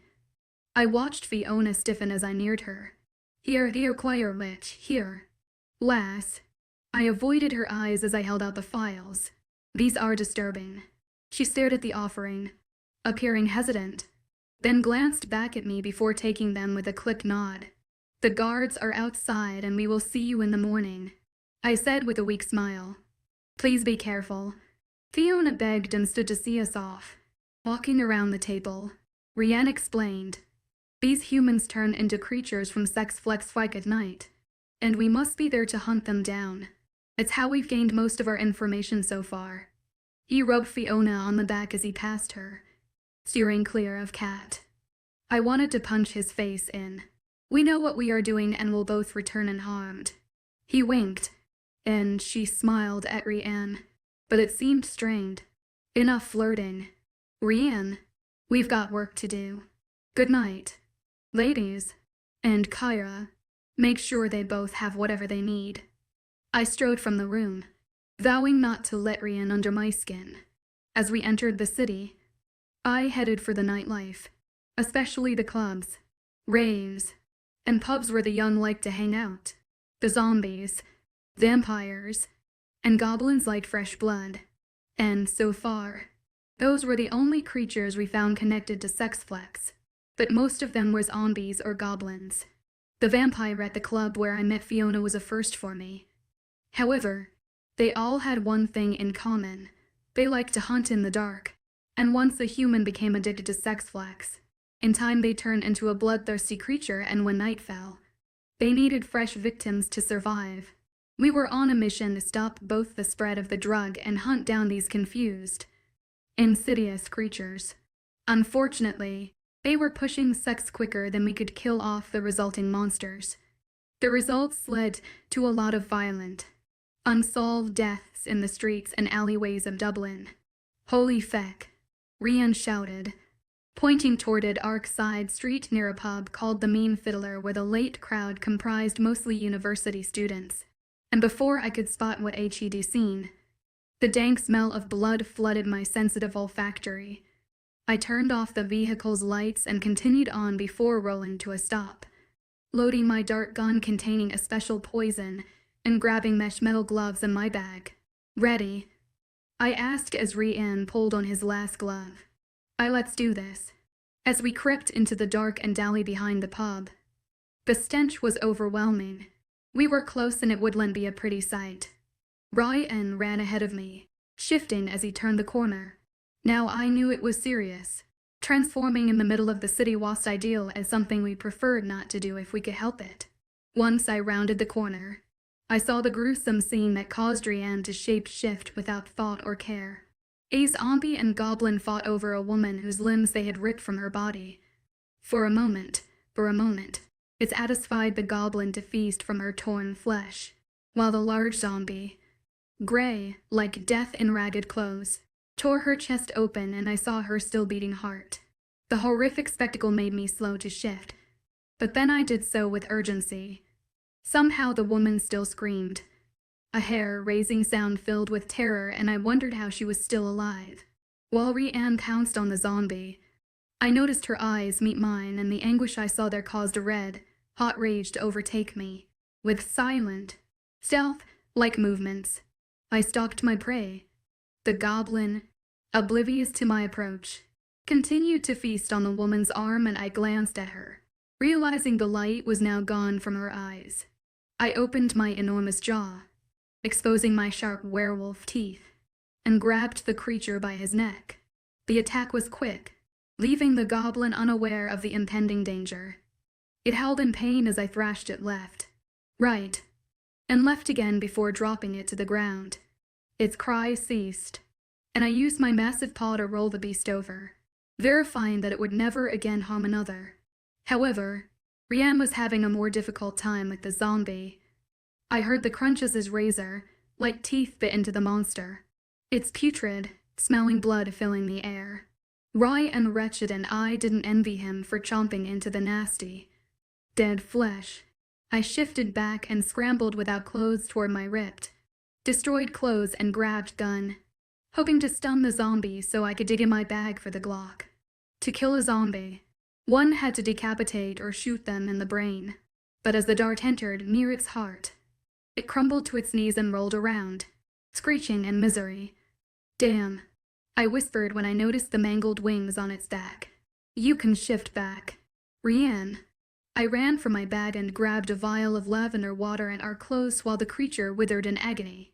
As we both stood without clothes in the alleyway behind the mean fiddler, I threw Rianne his clothes and dressed in haste. "What in the actual fuck?" Rianne asked, looking from the winged zombie back at me. "It's worse than I thought," I told him. "Sex flex turns creatures of primordial too. Not just humans. Let me throw this rose water on it and see what happens. You know how fairies hate rose water." I rushed to the thrashing, wailing creature and dumped the whole vial of liquid on it, causing a guttural cry as its flesh burned. "Shit, it was a fairy," Rianne said. "This is going to get out of hand and affect all the races." I took my gun, pointing at its head, and put the poor bastard out of its suffering. Chapter 17, Forbidden Fruit, Second Draft Row and Nest POV. Our nighttime excursions aimed at uncovering more about the destructive drug, but the gruesome experience left me winded, bewildered, and furious. However, at this rate, Sex Flex was taking too many human and supernatural lives. Our upcoming trip to Cormac Quinn's residence was my only hope for getting further information to aid in this crusade. I had no proof the bastard was involved with the drug, just a feeling deep in my gut. It made perfect sense with him being a scientist and owning stock in pharmaceutical companies. The dying fairy turned zombie flashed in my mind, causing my heart to ache, and I knew what must be done. I'd send a message to the creatures of Primordial Council requesting for all supernatural races to attend a meeting. Some woodland show. But I needed to get the word out that Sex Flex was just affecting humans. For all I knew, some of the other races might already be aware, but I had to make sure. The recent revelations had taken this drug war to a new level. Lost in our thoughts, we reached the SUV, and I was quick to hand him a bottle of water. Ryan grabbed it and rinsed his mouth out several times, struggling to wash away the taste of rotten blood. I sat in the driver's seat and retrieved another water as I waited, handing it to him once he climbed inside. The plastic made loud cracking noises as Rian rained the bottle in one gulp. "Thanks, bro." He sounded out of breath. "No problem. Let's just drive through the city and see what we find." I cranked the engine and drove off. Neither of us spoke and kept our eyes peeled for more potential danger or attacks. And through our bond, I perceived our mutual thoughts. It was never easy watching an innocent person, human or supernatural, as werewolves, We had no beef with innocent humans, only the ones who hunted us down. All those tall tales of the evil werewolves who roamed the night looking for humans to kill for the hell of it were fictional. Just made up folklore stories by people with vivid imaginations or writers spinning yarns to sell books.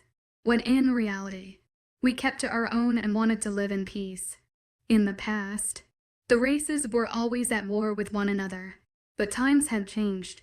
Until now, someone must take responsibility for the chaos Sex Flex was causing. After an hour of driving around Dublin without further incident, I started toward home. I felt exhausted and needed to concentrate on informing the other races about our findings and also search Cormac's home from top to bottom. I'd look for Vi on a later, but I was looking forward to my next encounter with the witch. Let's call it night, I told Rianne. I agree, he ventured, still staring out the window as I passed the darkened streets and alleyways. Well, back up or turn around. We've got action in the street we just passed that runs behind that disco. He threw his thumb over his shoulder. Feckin' great. I slapped the steering wheel and cursed some more under my breath as I drove to the next street and found a place to turn around. What is it? Did you see something? Rianne. Some kind of battle with about 3 people. But that's all I could see. Let's hope it's a regular street fight with a few drunk idiots fighting over some bird. One can hope. I agreed and drove back past the street to find what appeared as witches or warlocks fighting something dark and hunched over, and did another pass and stopped the SUV, watching the spectacle for a moment. I noticed one figure had long, curly blonde hair. I see a female, I told Rianne. She's moving her hands, so my guess is she's a witch. As soon as the words left his mouth, bright light sprung from her fingertips, landing like a ball of flames engulfing the ominous creature, and its moans so loud it filled the SUV. Looks like the witches and warlocks are aware there's trouble brewing, but do they know the cause? I glanced at Rianne. Do they know about Sex Flex? He finished. I'm going to call a meeting to order. I told him. Good idea. But they have this in hand. Let's go home. I'm too knackered to deal with any more witches. I put the car in drive, ready to pull off, when I saw something jump from the roof above the commotion. Holy shit. Did you see that? Before Rianne could answer, a tall warlock threw out both hands, and the creature exploded as it landed. Damn, Rianne whispered. Like you said, bro, they got this. Get out of here before they see us and think we are the enemy. I don't feel like being blown to smithereens or torched tonight. Either. Rianne gave a nervous giggle. I sped off. As we pulled into the circular drive of our home, it surprised me to see Fiona sitting on the top step of the landing. What was she doing outside at this hour? Was she waiting for me? She hasn't slept because she was worried about us. The more time I spent around her, the easier it was for me to know what she was thinking.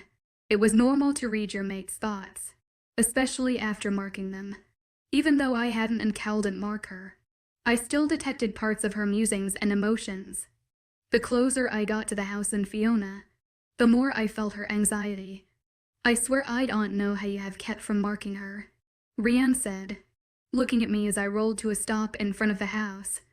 Now was not the time for this debate again, but my brother continued to stare at me, his eyes seeming to burn holes in my skin. Instead of answering, I took in the lone figure of Fiona shivering in the cold and my inner wolf grumbled. She stood, wrapping a thin sweater and arms around her petite body. A look of apprehension covered her face as she waited for us to exit the SUV. I mean, if she was my mate. Yes, so you said. You demark her in a heartbeat. But I'm not you and she's not your mate. I growled out in a menacing whisper as Fiona approached us, a tight smile gracing her lips, and I wanted to jump from the vehicle, take her in my arms and kiss away all the fear and tension I felt balled inside her. Fiona may not be my mate, but she needs someone that cares enough to guide her through all this shite that's new to her. And keep your grubby paws off of her. I can guide her without marking her. I seed through gritted teeth. I forbid you to touch her, and I say that as your alpha, not brother. Besides, you've already bedded her best friend. So now you want Fiona. That's not what I meant. Rowan. Whatever. Get out. Who knows how long she's been sitting out here in the cold waiting for us. He grunted and opened the door. Fiona smiled and ran toward Rianne, throwing her arms around his neck. I'm so glad you are both home and safe. She studied me over Rianne's shoulder, and I felt the tinge of guilt coming off her in waves. Somehow she realized her actions, innocent or not, bothered me, and as she pulled out of the embrace and glanced at me, I knew it was me she wanted, with intuition guiding her. Fiona threw me a shy smile and followed Rianne inside the house. I wanted to kick or punch something, preferably Rianne, but realized it wasn't fair. This was my choice to make, and I made it. Now I had to stick by it, and it was a fucking challenge, especially with her in my house.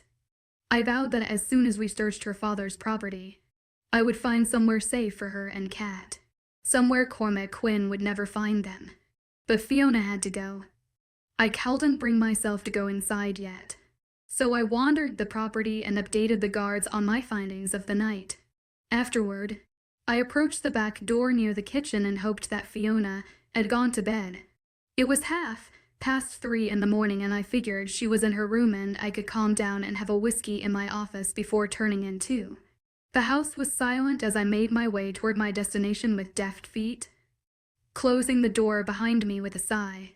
I couldn't risk being around Fiona tonight for fear that I would be careless and mark her. The stakes were even higher now that I had proof sex flex turns to supernatural races as well, and if her father was involved, it wouldn't be just my pack or the werewolf race out for blood. It would be the entire supernatural world. The thought caused me to sweat, and I ripped off my T-shirt in anger. My emotions were raging like an inferno inside me as I rushed to the window, unlocking it and shoving it open. I needed air. This cruel twist of fate had me in knots as I experienced rage, grief, and then shame at feeling sorry for myself when so many lives were at stake. But becoming alpha and finding my Luna were things I had dreamed of since I hit puberty. I had one, but not the other, and would have to learn to live an eternal existence as a lone alpha wolf without my mate. It's not fair, I thought, despising myself, pity, and poured a double shot of whiskey. Pacing the room. Rowan, may I come in? I turned in shock at the sound of her voice, unable to speak while she stood just outside the threshold, her hand on the doorknob. I downed a large gulp of whiskey, my eyes never leaving hers, and watched as she stepped inside and closed the door. You should be in bed, I told her as she rubbed her bare upper arms. We need to talk, but it's feckin' freezing in here. Fiona moved further into the room clad in a tiny pair of shorts and a white tank top before heading toward the leather couch and grabbing the throw blanket to wrap around her. Now is not the time for us to talk. Lass, trust me on that. I turned away and wandered to the window, noticing it was snowing. Why not? She asked, and I sensed her approaching. Damn it, Fiona. This is hard on me, and you are making it fucking impossible. Please leave me be tonight. I don't want to be an ass to you. I flinched as she placed her palm on my bare skin, and my pulse raced from her touch.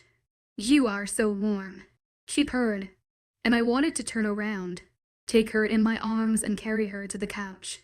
I growled, the sound coming from deep in my chest. Fiona, I warned. Don't do this to me. Not tonight. You are making this very tough for me. She ignored me and reached up, massaging my shoulders, and I knew I had to remove her from my office or flee like a coward. What's so troublesome about me touching you? Her voice sounded like silk and I dropped my head, succumbing to her ministrations. Fiona, I whispered, you're a part human. Yes, and it's just a massage. I groaned from the pleasure. You're the daughter of Cormac Quinn. And again, it's just a massage. I jerked around to face her, grabbing her hands and holding them captive in mine. It's not just a massage. You don't get it yet. Do you? Her eyes broadened, and she said, I get that there's something powerful between us and am drawn to you like no other. I dropped her hands and raked my fingers through my hair, sighing in frustration. It's so much more than that. Less. Then why not explore it? She whispered and reached up, pushing the hair from my eyes. Because I can't. It's too dangerous. I searched her eyes for understanding, finding only lust in something more. The love of my mate. That we are alone. Fiona said. Who would know? She winked and shrugged her pretty shoulders, losing all common sense. I dipped my head, taking her lips in mine, kissing her with an unleashed passion she matched. I lifted Fiona under her plump bum as her leg felt around my waist and the blanket fell to the floor.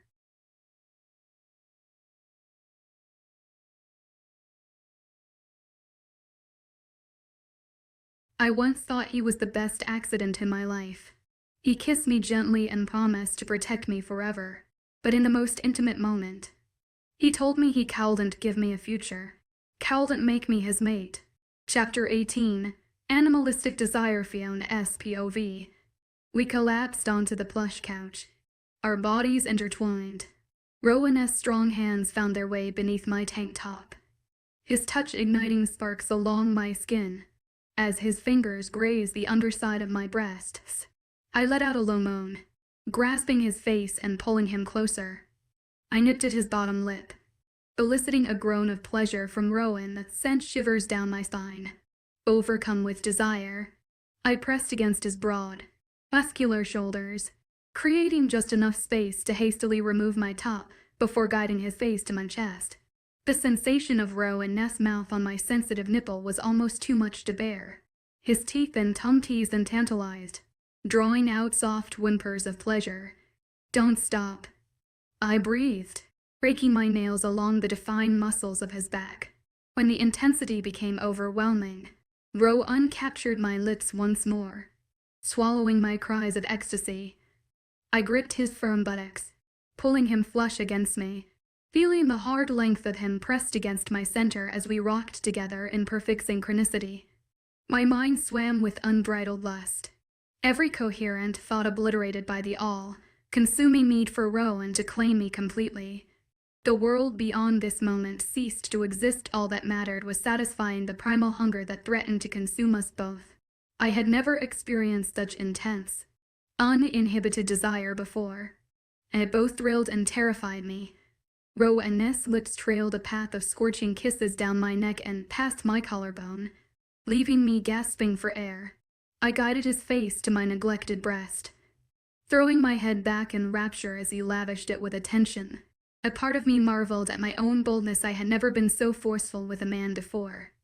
In any other circumstance, I might have felt ashamed of my wanton behavior, but with Rowan, it felt natural and right.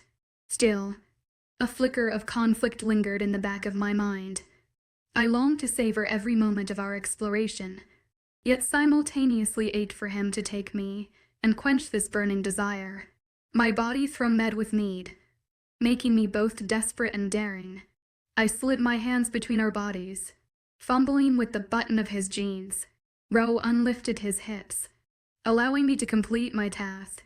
We rose to our knees on the couch, and I pushed his pants and underwear down to his hips, revealing his impressive erection. I licked my lips unconsciously, meeting his gaze with a look of pure want. Rowan's groan was guttural, his eyes heavy, lidded with desire. Emboldened, I pushed him onto his back and straddled his thighs. Bending forward, I ran my tongue along his pulsing shaft from base to tip, reveling in the way he writhed beneath me. The wetness between my thighs intensified as I continued to tease him mercilessly. Fiona, he hissed, his voice strained with need. I can't take much more. Lass.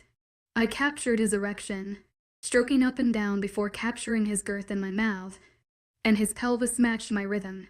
Before allowing me to finish, I found myself thrown onto my back, shorts ripped from my hips, and Rowan entered me in one slick motion. The sensation was too much, and I gripped his buttocks, tugging him closer while his frenzied thrust took me over the edge. I cried out in ecstasy, whimpering as the orgasm crashed like waves, filling me with such pleasure I couldn't catch my breath. My legs trembled as Rowan pulled out of me, only to trail kisses from my stomach down to my now sensitive sex. What are you doing? I can't handle it. Rowan, it's too intense there right now. He continued licking my center and nipping me with gentle precision until I felt the build up growing stronger and stronger. I drew his head closer, tugging on his hair while a primal euphoria rocked me once again. Oh my god. Oh my god. Yes, yes. I screamed, feeling no shame. You like that. You like that. My little fairy lass. He stood in all his without clothes glory and held out his hand. Rowan hauled me up, and I stood on weekend legs before he bent me over on the couch, grabbing me from behind. As he clutched my hips and lined up his erection against my slit, I relished in the sultry heat radiating from the head of his member. Teasing me, he rubbed it up and down my center before pulling out and slapping it on my ass cheeks. Please, Rowan, I need you inside me again now. He growled and slammed into me, holding my hips hard against his pelvis as he rocked and moaned, lifting my hips higher before yanking out and plunging back in. I'm not sure how long I will last. You're so fucking hot and sexy. Rowan pounded into me over and over. I clenched my teeth as I felt another orgasm building, ready to explode. I'm gonna come again. The third time's the charm and let's come together. Love. Rowan made a loud guttural cry while thrusting it in and out with frantic, powerful strokes, pushing us both over the edge. Our screams of release meshed together like a crescendo of sound bouncing off the walls, and we collapsed onto the floor, holding each other. When I grinned at him, he planted a kiss on my nose and forehead. It was the most beautiful experience of my life, and I couldn't imagine another man ever touching me again. I woke up smiling and snuggled closer to Rowan's warm body. Our legs tangled together, and his arm draped over my waist. My mind wandered to our love-making that started in his office, and a blush crept across my cheeks in his darkened bedroom. He carried me to his room, where we unleashed more passion than I knew was possible, and it was official. I was in love with a broody, stubborn, sexy alpha werewolf. The idea sounded crazy, but it was true. I didn't know what the future held for us, or if we had a future. He was an alpha wolf, and I was a hybrid half-human, half-fairy. While I understood little about werewolf customs or even fairies, I knew wolves had certain mates. I'd read enough supernatural romance novels to grasp that much. The thought of not spending my life with Rowan caused sorrow to settle in my gut. There was something different about him, and I hadn't thought about Dermot, the jerk I had broken up with for cheating on me, since meeting Rowan. The night my life changed, and my world fell to pieces scattered at my feet. There were still so many unanswered questions, and I prayed we would find some answers when I returned to my childhood home for the last time. I hoped to never lay eyes on the man I called father my whole life ever again. Rowan stirred and pulled me closer as he woke up. My mind raced, wondering if things would be awkward between us. He nuzzled my neck and groaned while kissing my back. Morning, my sexy lass. Rowan grabbed my waist, turning my body toward his, greeting me with a sleepy smile. He looked like a dream with his two-souled hair and boyish, crooked grin, and I grinned back, grateful the room was dark enough to cover the heat rising from my chest and settling on my cheeks. Hey you. I smiled, hoping my morning breath was too awful, but he kissed me and the thought disappeared as soon as his tongue touched mine. The depth of the kiss progressed, and his scent, faint soap, bergamot, spice, loamy earth, and man enveloped me. Rowan dragged me atop of him, running his hands up and down my arms, along my sides, and then my bum. A grin flickered in his darkened eyes. Here we go again, I thought, running my fingers through his ebony hair as I continued to kiss his lush, firm lips. Rowan sighed, a noise more like a growl, and rubbed his pelvis against mine, nudging me to the point of no return, before pushing himself up on his palms and gazing into my eyes. I want you, lass. I can't get enough. But this time, I want to take it slow, and savor every moment. I regarded Rowan in awe, his eyes half open and clouded with lust. He knew I wanted him just as much and leaned down, kissing me with such tenderness I thought I would cry. Rowan spent the next 5 minutes worshipping my body, forcing me to the edge and pulling away before I came undone. "You cheeky man. Stop teasing me." It was hard to speak through my ragged breaths. He planted his erection at my core, spreading my thighs wide, and grinned down before entering me a little at a time with slow, measured strokes until I thought I would perish. Once altogether inside, towering over me, Rowan's expression grew serious. "Ona, I meant it. This morning we are making love, not lust." I swallowed past the lump in my throat as tears threatened to fall, burning behind my eyelids. "But do you love me?" Embarrassment flooded me as I realized the boldness of my question. "Lord help me. I do." "Was." The breath I was holding came out in a rush and row into what he said he was going to do. We made slow, sweet, passionate, and unforgettable love, ruining me for any other man. As we lay spent, tangled in the sheets and breathing hard, I said, "And God help me. I love you, too, Rowan O'Connell. So very much." Chapter 19, Checkmate Row and SPOV. Wednesday's arrival brought with it apprehension, leaving me feeling ill, like a rock had landed in my stomach. I had been trying my best to avoid Fiona since our intimate encounter and confessions of love, and although I wanted more than anything to tell Fiona she was my mate and mark her, I knew it was too risky. If I confessed the truth, it would further complicate matters that were already dangerous, while Fiona consumed my mind, body, and soul every second of the day. I continued hiding behind flimsy excuses, dodging her like a plague. It wrestled with myself for days, an internal battle like no other, over my careless actions and uncontrollable need for her. I allowed weakness and emotion to control me and tossed logic out the window, but my longing for her was all-consuming, and I realized being with Fiona wasn't a preference but a natural reaction. Like breathing, humans had choices for picking a spouse or partner. I didn't. Sure, one could reject their mate, it happened a lot, but after experiencing it firsthand, I was even more baffled. I knew with Fiona anywhere in my orbit, I could never deny her. I had to send Fiona somewhere safe and far away from me as soon as possible. But my future seemed bleak, knowing I would end up a miserable sod without her. Yet fate could be cruel. If I gave in to my desires, the outcome might be catastrophic for my pack, my family, and Fiona. Why had fate chosen Fiona as my destined mate? And would it be selfish to mark her anyway and deal with the aftermath? Or was this some kind of test? I groaned aloud in the silence as a war waged inside me and raked a tired hair. In my alone time, shunning Fiona, I wondered if there were some bonds stronger than others. I didn't understand how some wolves could cast aside their mates, preferring another. For me, she was like a magnet, drawing me to her, and no other woman on earth or beyond would satisfy my need. Fiona completed me, and without her, it'd never be whole. Despite berating myself for my weakness, I would never regret what we shared. However, I had regrets. My actions seemed selfish, leaving me feeling ashamed. Knowing Fiona felt the same about me and hearing those four precious words, "I love you, too," whispered from her pretty mouth, caused me endless conflicting emotions. Our intimacy filled me with joy and relief, but despair and anger followed like a dark, rain-filled cloud. She deserved the truth before I had the right to lay a finger on her, and I felt like the world's biggest jerk for my deception.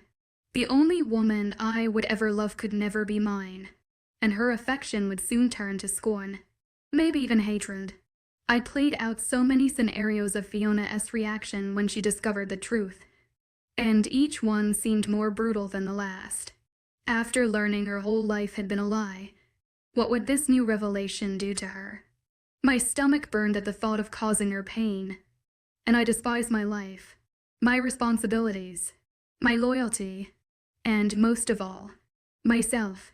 I was a greedy bastard and a proper coward. Last night, after drowning my sorrows with too much whiskey, I promised to tell her everything the following day, but it was now supper time, and I had found another excuse to put it off. We decided as a group that going to Quinn's today would be too reckless, since Fiona wasn't sure when his flight to London departed.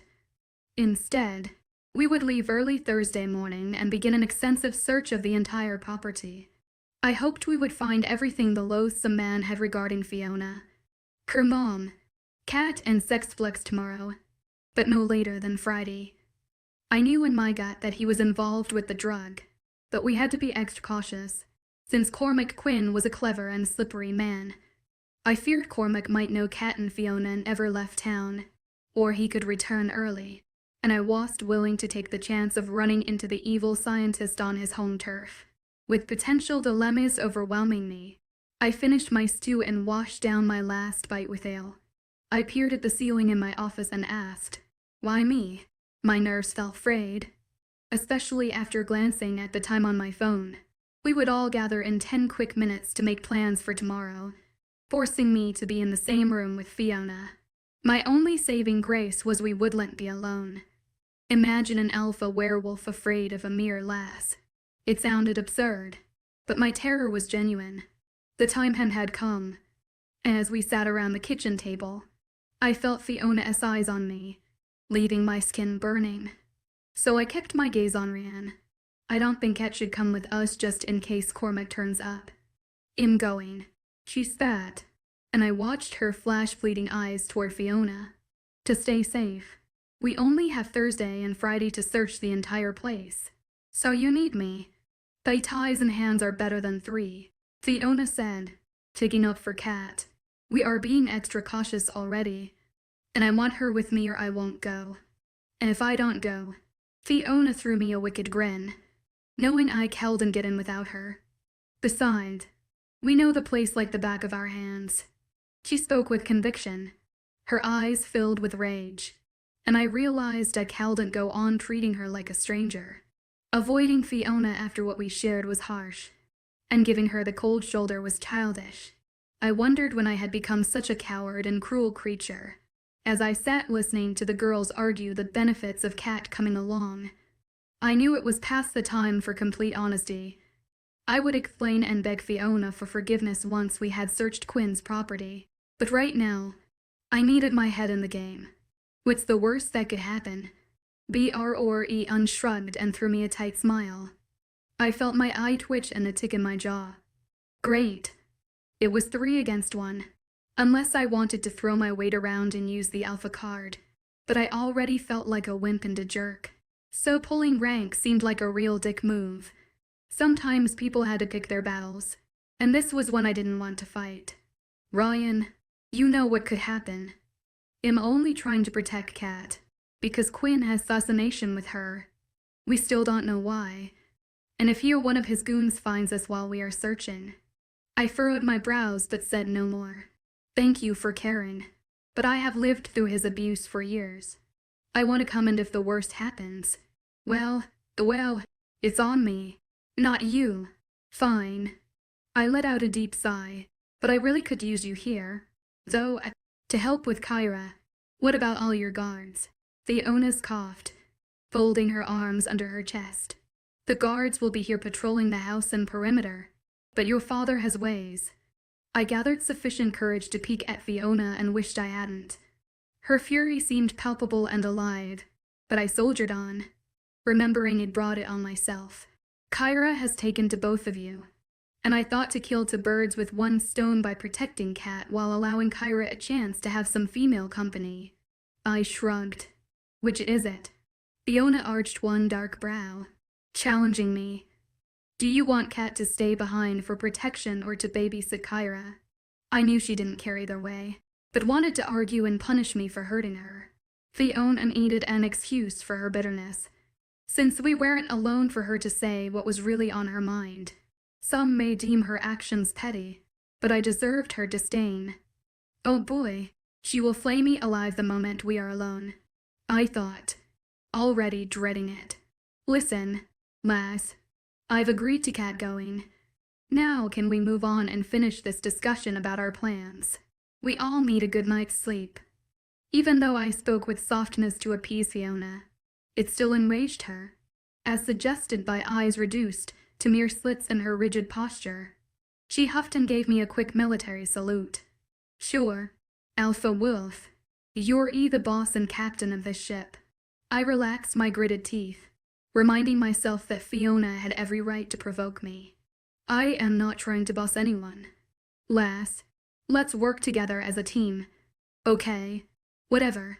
She grimaced, rolling her eyes. Ryan and Kat seemed riveted, glancing between us and our one-sided sparring session. My brother's eyebrows soared with confusion, and his mouth twitched in amusement from his big brother Alpha O'Connell allowing this slip of a girl to berate him. He knew what a dominant, moody bastard I was. I gave him a sidelong stare, and my mouth thinned with displeasure. Ryan bit his bottom lip, trying to swallow his grin.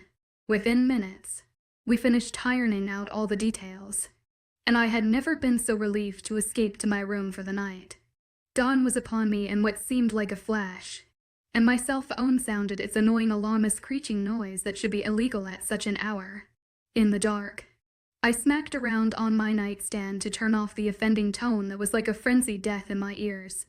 I showered, changed, and headed to the kitchen, where the smell of eggs, coffee, and sausage made my mouth water. I rushed down the hall and halted, noticing Fiona at the stove. We were alone. I was unprepared. This was not good. Don't even think about it. Rowan O'Connell. She whirled around as I backtracked out of the room. Fiona charged at me with a greasy metal spatula in her hand, and her blue eyes flashed like heat lightning.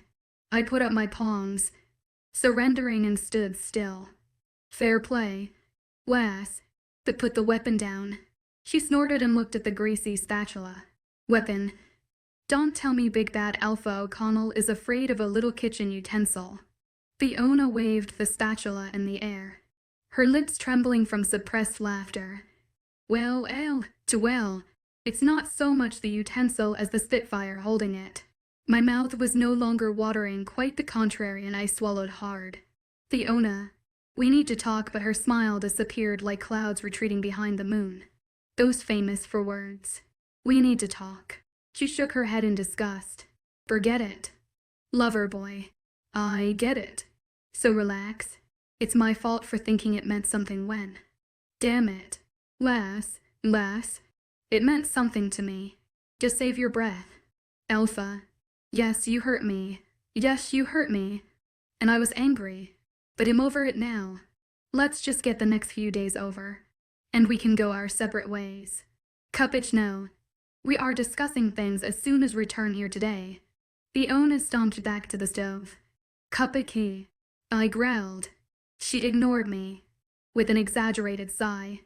I sided up behind Fiona, spinning her around to face me. She tried to growl in protest, but it came out more like a puny moan. Holding her by the upper arms, I stared into her stormy eyes. There are things I must tell you, lass. She struggled in vain against my hold. Listen to me, Fiona. She exhaled, giving in, but continued to pierce me with a stony glare. I'm listening. Say what you must, since I don't appear to have a choice. Fiona glanced at my hands around her arms. You always have a choice, I told her. My words took me aback, causing me to reflect on my earlier need. If that was true, why didn't I have one regarding Fiona? Why didn't I mark her as my mate? I knew the reasons, and they were valid, but I wanted to have a choice. What could I do to keep her? With those thoughts swirling in my head, I said, loving you isn't a choice. It's a fact.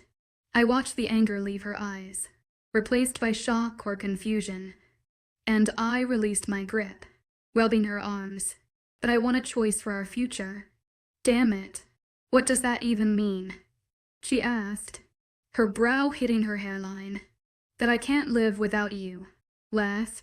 I whispered and covered her lips with mine. Fiona's body melted into me, a reminder of what fulfillment and happiness felt like. Damn, something smells good. Rian yelled from the doorway, ruining the moment. Chapter 20. Day of Reckoning. Fiona's POV. When will you be back? Asked Kyra from the top of the stairs, her arms crossed, and anxiety was evident on her face. If we haven't returned by tonight, alert the council and tell them everything, Rowan said, handing Kyra a slip of paper with Cormaca's address before kissing her cheek. It's going to be okay, I said with a broad smile, hoping to calm her. Kyra followed us outside as we all climbed into the SUV, watching with weary eyes. I felt awful for her and waved as Rian took off. After 30 long minutes of silence, we pulled into a parking spot at a park a few blocks away from Quinn's house. Rowan turned in his seat, regarding me and Kat, and I saw a muscle jerk in his jaw. He let out a sigh. Well, it's time. Let's get this over with. And hopefully, neither of you will have to deal with this sick bastard ever again. But remember, if anyone, especially Quinn, shows up, you girls make a run for the SUV. Rowan glared between us, waiting for a response. We nodded, and he tossed the keys at me. Don't get separated if you can help it. Are you sure you don't want us to wait for you in the vehicle for at least 5 minutes? Kat asked. No, Rowan shook his head. Head back to the house and have Kyra contact the package we spoke about last night. If we can, Rowan and I will help you both escape. And if Cormac shows up, go straight back to the house. Tell Kyra there's a possibility that we are in danger, Rian said, agreeing with his brother. Vampire Deception by Drake Mason and E.Y. Gwet. As an undocumented changeling, I'm forced to pose as a low-level witch. I shook my head, confused. I just thought of something. How do we get back? You once said we would never find your house on our own.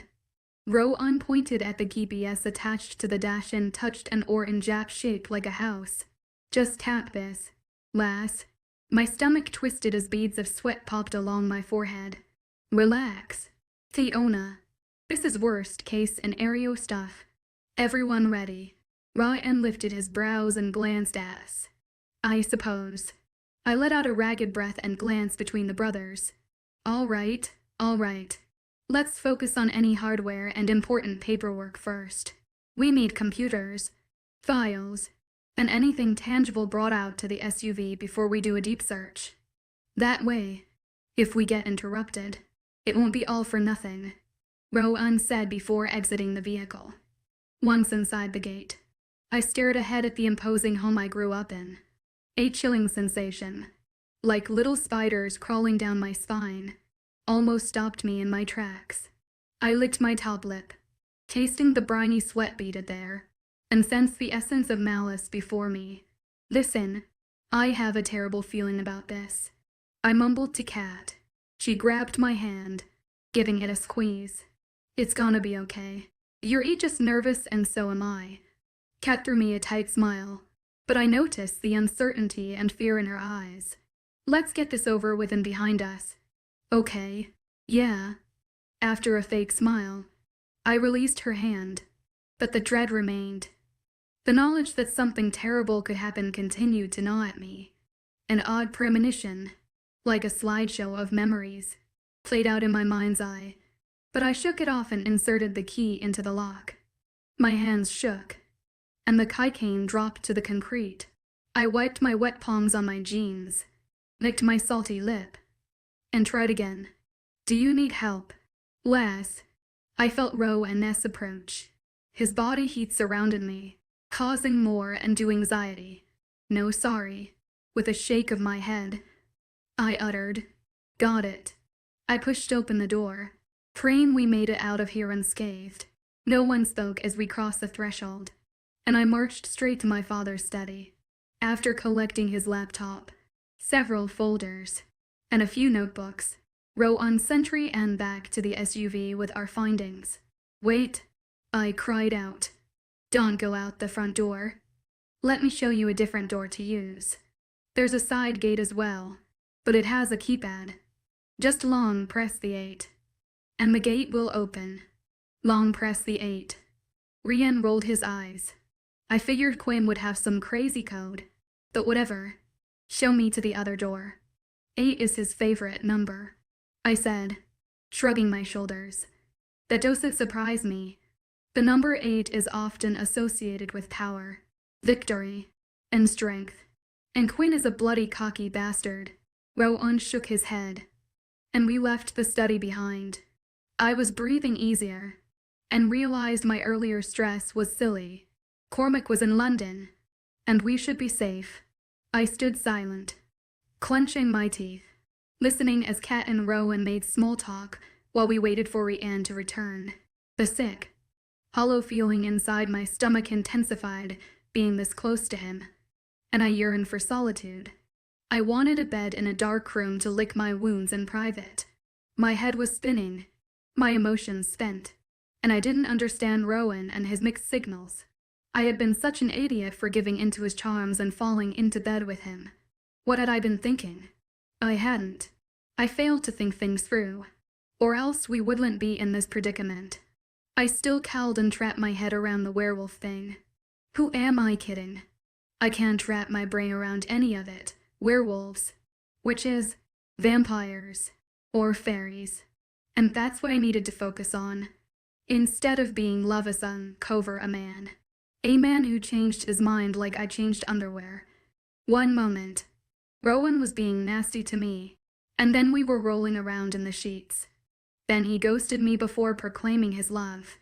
Again, it all seemed too much, and I was finished, done with Alpha O'Connell. That was fast.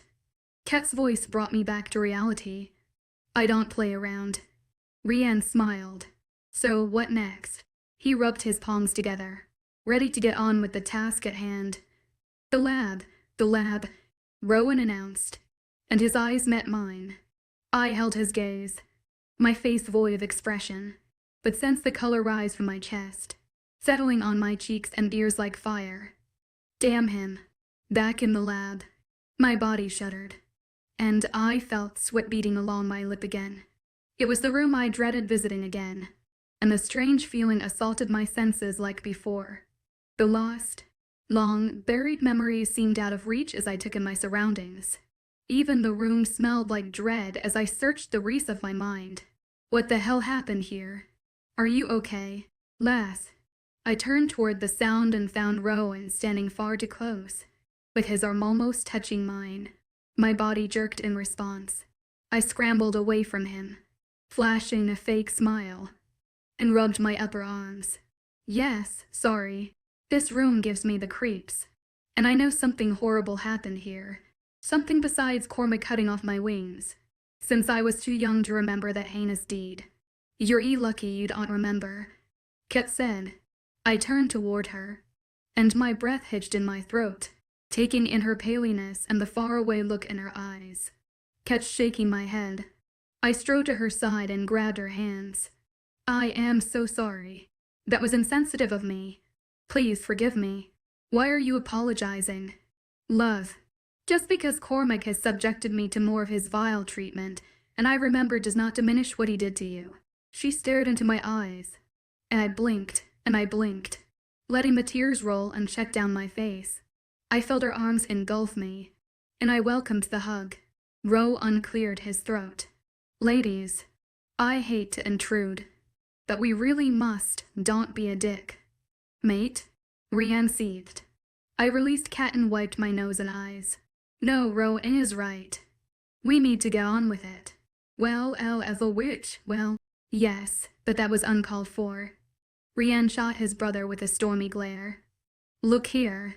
Bro, I was trying to be an ass, but we are in a precarious situation. And I'd like us to get what we need and get the hell out of here. Do you trust Cormac Quinn enough to meander around his house, with his brows hitting his hairline? Rowan continued staring at Rianne, and I saw the tension ticking in his jaw. I get it. I do. But maybe show a bit of compassion. Rianne shrugged, maintaining a scowl. The confrontation was brewing, and I needed to step in. And this minor disagreement is also costing us time. My words gained their attention, and without speaking, we resumed our search. We loaded Rianne down with more files and another laptop while Kat was busy picking a lock on a big metal cabinet. Ryan, run that stuff to the SUV and come straight back to the lab. Once we finish here, I say we hit the old man's private quarters and then the outbuildings. Rowan stood behind Cormac's desk, his arms folded across his broad chest. You got it. I shall return. Rian gave a quick salute and dashed from the room. Ro and I stood behind Kat as she attempted to unlock the large, sterile-looking cabinet. I stared at Kat's back, feeling Ro and Ness gaze on me. His scrutiny made me uneasy, so I shuffled from foot to foot, unsure what to do. Do you want me to give it a go? Rowan asked. I whirled on him, placing my palms on my hips. Why with a chuckle? He asked. Why what? Don't play coy. You know I'm asking why you want to give it a go. Alpha Wolf. Because I threw my hand out, palm facing him, teeth clenched. Because you think you are better at everything. Fiona, that's not shut up. I roared. Just shut the fuck up. I'm so bloody sick and tired of your holier than thou attitude. Striding toward him, anger seemed to radiate from my pores, and I relished watching his eyes round. Alpha O'Connell has all the answers, doesn't he? The sound of soft chuckling told me Rian had returned to witness my wrath. Calm down, lass. That's not what I meant. As my toes touched Rowaness, I stared up at his imposing form, but I was ready to stop. My rage didn't need an excuse, just an outlet, and I had been waiting for this opportunity. I watched as aggravation flickered in his orbs, giving me a bit of satisfaction. No, I will not calm down or take orders from you. Just remember, I'm not one of you pack members. My nostrils flared as I continued spewing my vitriol. You over-inflated, cocky asshole. Nobody can pick a fucking lock like Kat. Got it, Kat announced. Bravo. I'm not sure what's more impressive. We all turned in unison at the voice, and the hair stood up on my arms. I never realized your talent. Katrina. Cormac Quinn stood, leaning against the doorframe, grinning. And my little girl, putting that mangy mutt in his place. He clapped. However, this is not how I wanted you to find out everything. Fiona. I jumped, my heart in my throat, as Ro ungrabbed my arms and pulled me behind his massive frame. While craning my head around his large arm, I said, I doubt we have found everything. You slimy bastard. Cormac glared between me and Rowan. If you had been patient, I would have explained everything properly. And of course, you wouldn't be facing such a dilemma right now. Silence surrounded us as Cormac entered the room leisurely, almost like he enjoyed finding us in his lab. Warning bells screamed inside my head, and I knew we had to escape. ASAP. However, the opportunity had passed. Cormac let out a frenzied chortle before turning to the keypad inside the lab and tapping a button. I watched as the door sealed shut. An icy fear sucked the breath from my lungs. Now it's time for a little chat among friends, Cormac said, a wide grin lifting the corner of his mouth while his eyes lowered to near slits. We were fucked. Chapter 21, Death Blow Row and Ness POV. As my heart sank to my stomach, it also thundered in my ears when I heard the distinct sound of Cormac Quinn's disgusting voice. My first instinct was to protect Fiona. My Luna, my fated mate, reverberated through my mind, rising above the deafening thump of my heart. At that moment, I understood just how important she was to me. I would protect her with my life against the enemy standing before us, in a moment that would determine my future. I vowed to claim Fiona if we survived. To hell with consequences or pushback from my pack. It meted head on like a man alpha. Whatever the outcome, we would face it together as a team. While standing in front of Fiona, I felt her fear and rage through our special bond. A bond Fiona didn't yet comprehend, but I knew she sensed something. She had to. We need to get out of here. My words were no more than a whisper, and I prayed she was too distraught to notice. While she remained behind me, I felt her cheek touching my arm as she continued her tirade. My whole fucking life has been a lie. You were supposed to be my father. I am your father, and I didn't lie to you. I just omitted the truth. Now you, on the other hand, are the liar. I'm very disappointed. Fiona. Cormac teased Ked and shook his head.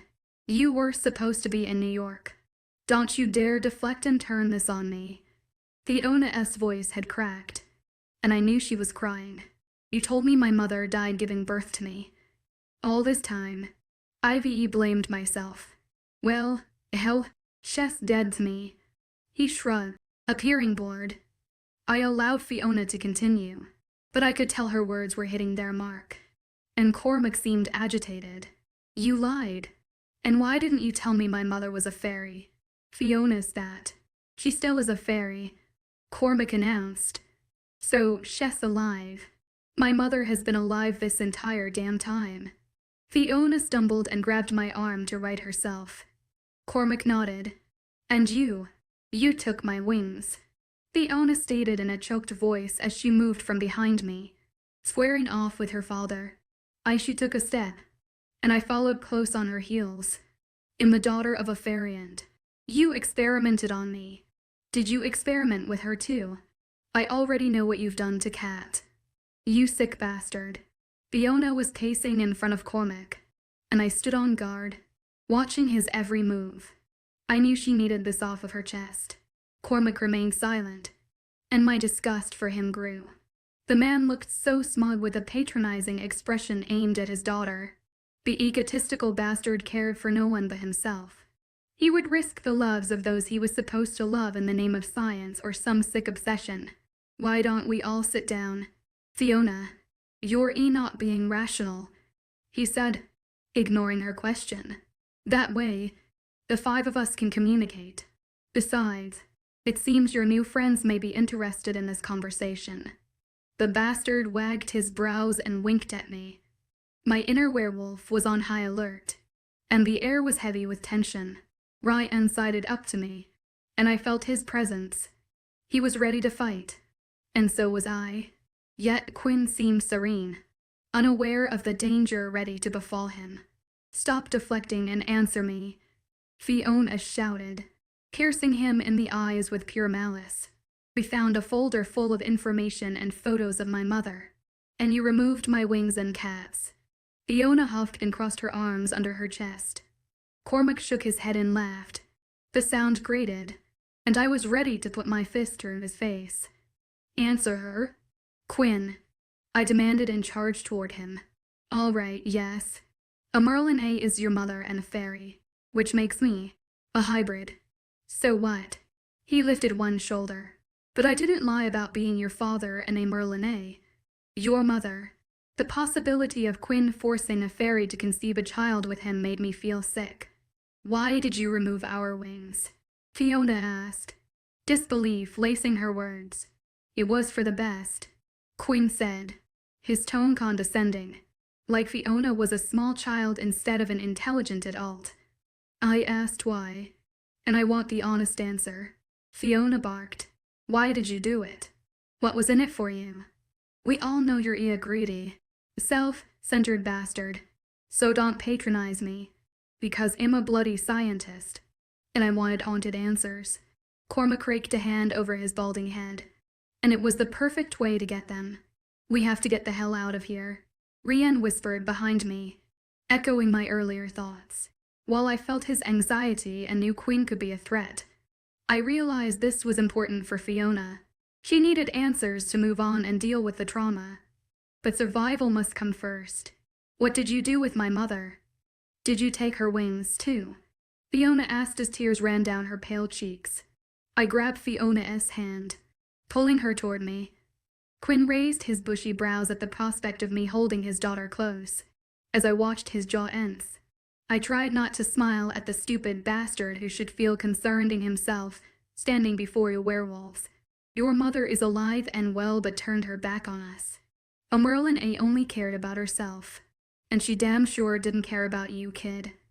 I'm the one who raised you and did right by you. To her, you were a responsibility, a burden, so she left. She didn't want you. He cocked his head to the side and, with narrowed eyes, announced, your mother didn't love you. Fiona, Cormac is brutal. Cruel words were like a knife to Fiona's heart. I felt her pain like a blow sucking the air from my lungs. My rage boiled beneath the surface, and I knew Fiona was sensing my anger through our bond.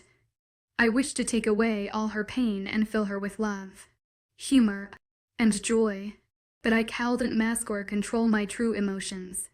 You are far worse than they led me to believe. You are a fucking monster, Fiona shouted. Yes, yes, yes, yes. You've already said as much after our last conversation, Cormac said, picking invisible lint off his suit jacket. Then he glanced up, a coy grin lifting the corner of his mouth. Now on to bigger issues, he announced with authority, his smile a distant memory. Sorry, but we are leaving now. Quinn. I pushed Fiona behind me toward Rianne for protection. For the first time since showing up and foiling our plans, I saw a flicker of fear in the man's eyes. Sorry, Alpha Wolf, but that will not happen. His delirious grin reappeared. The door remained sealed. You will open it, I said, pointing my finger at him. Or it'll force you to. Is that so? Yes, and I will give you a count of 3. Old man, Cormac chuckled. You mangy mutts think violence solves all your problems. How about we come to a compromise? He beetled his brows and glanced between me and Rianne. What kind of compromise? A wicked and perverse glint shone in his hollow eyes, causing fear to churn in my stomach. Well, it's a simple solution. 3 of you walk out of here free. He strode into the room and veered past me toward Rianne, who had an arm around each woman, Fiona and Kat. No, I shouted.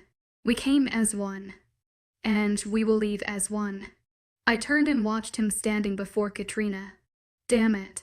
I knew we should have left her at home, but regrets and should-haves were pointless now. Oh well, that's too bad. Cormac made another TS King sound while remaining in front of Katrina. He reached to touch Kat's face, but Rianne slapped his hand away. I just thought we could make a fair exchange. He rocked back on his heels and threw me an evil grin over his shoulder before returning to the sealed door. Warning bells rang like sirens in my mind, and my inner wolf growled a sure sign of danger. I felt tiny prickles along my spine as my beast tried to emerge. Hair started sprouting down my back. My irises were changing, and I sensed the claws ready to explode from my fingertips. It took everything in me to stop shifting. I needed to know what the bastard was talking about before I ripped him apart. What do you mean? An exchange. I thought you gave back all of my pack members. That was the deal. Quinn. So it was. He nodded, smiling, and the urge to rip his head from his shoulders was strong. I released all your mutts, Alfie O'Connell. But you see, you have something precious to me. My Katrina. What is your sick fascination with her? You scumbag. I advanced and took pleasure, watching his eyes widen in fear. She's a pure fairy. Cormac shrugged, and a nervous giggle escaped his chest. I folded my arms across my chest and laughed. You could find a pure fairy anywhere. In fact, you had a child with a pure fairy.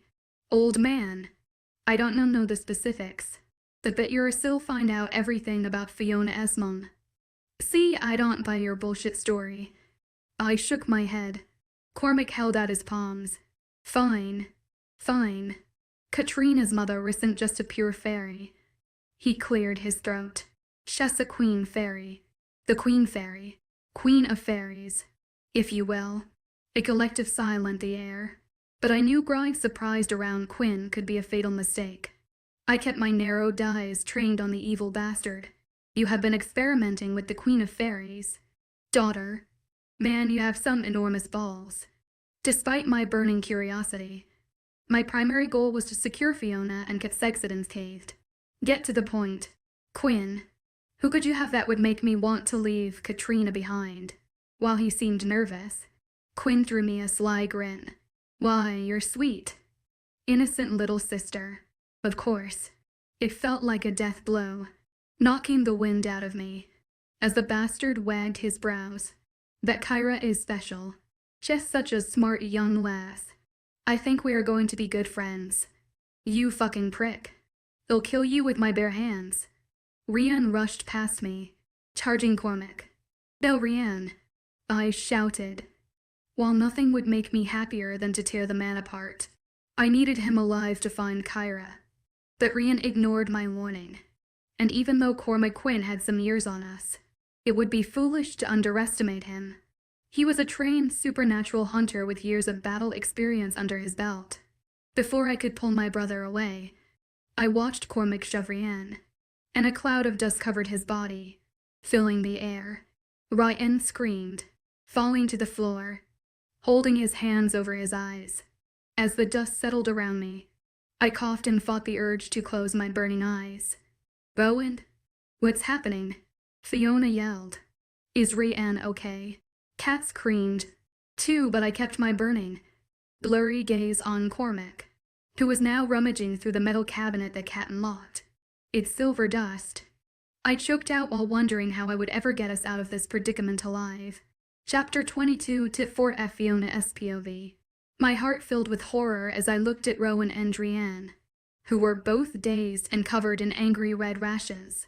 Meanwhile, Cormac stood unbothered, with the dust still floating around him, reiterating that he used a silver alloy. After my crash course in werewolves, I knew silver was their enemy. Cormac grinned down at Rian, who was still withering on the floor. Rowan had fared better than his brother and charged my evil father, punching him in the face. He stumbled backward, hitting the sealed door and sliding to the ground as blood spurted from his mouth and nose. I clung to Kat's hand as we watched the spectacle unfold. Rian pushed himself from the floor, coughing, and landed a blow with his boot to Cormac's ribs as he sat slumped over, dazed. Are you guys okay? I asked, terrified. Rowan nodded but pushed me away. The silver dust caught us off guard. He covered his mouth, coughing. Cormac has Kyra, and it's all my fault. I'm so sorry. I tried to stop my flow of tears. What are we going to do? We're stuck in this vaulted room, and what about Kyra? And we can't leave Kat. Fiona, Rowan snapped, grabbing me by my shoulders. Get a hold of yourself. You're hysterical and we must keep calm to survive. He glared into my eyes, his expression hard. Ask Kat if she knows how to get out of this fucking room. I nodded and tried to calm my erratic breathing. The bastard is coming around. Rowan? I may need some help. Rian stood over Cormac, ready to take him back down. Sorry. Go help Rian. I'll ask Kat about the door. As I started toward Kat, I noticed a large ornate frame encased in glass, showcasing a bow and arrow to the left of the open metal cabinet. Pictures of me posing with my arrow beside Cormac throughout the years dotted the walls. When I was young, Cormac took me outside on our expansive property and taught me how to shoot. It was the only time he spent any quality time with me. While I found the sport boring, I was more into fashion and music, especially strong females like Janis Joplin, Kelly Clarkson, Etta James, and Taylor Swift. I still wanted him to be proud of me. After years of practice, I was almost as good as Cormac. A stone-like weight settled in my stomach, leaving me sick as I realized my father had been grooming, not spending quality time with me. He was preparing me to become a hunter like him. A nervous laugh threat and to escape my chest at his audacity and my naivety. I raced back to Kat, a crazy plan forming in my mind. Please tell me you know how to get out of this godforsaken room. If the guys can keep Cormac contained, I can try, she said, nodding, staring into space. Kat appeared to be in shock from realizing Cormac had Kyra and her mother was the queen of fairies. While I empathized with her, Rowan's warning echoed in my mind, and I shook her by the shoulders. Earth to Kat. I know you're upset, and so am I, but pull yourself together. I've got an idea and I need you prepared to get us out of this lab. Her head jerked up in surprise and she regarded me with focused eyes. What are you planning? I don't have time to explain. Just be ready. As soon as the words left my mouth, I heard a scuffle from behind. Cormac had eluded both brothers and made a run for the cabinet. Rian grabbed his ankle, But the notorious hunter was agile for his age. He staggered to his feet and grabbed a handful of vials before dropping some onto the slick gray-and-crete floor. A strong odor wafted in the air, evoking the primeval scent of wood, loamy earth, wet moss, tangy pine, and a sweet floral aroma I couldn't recall. I knew it was now or never.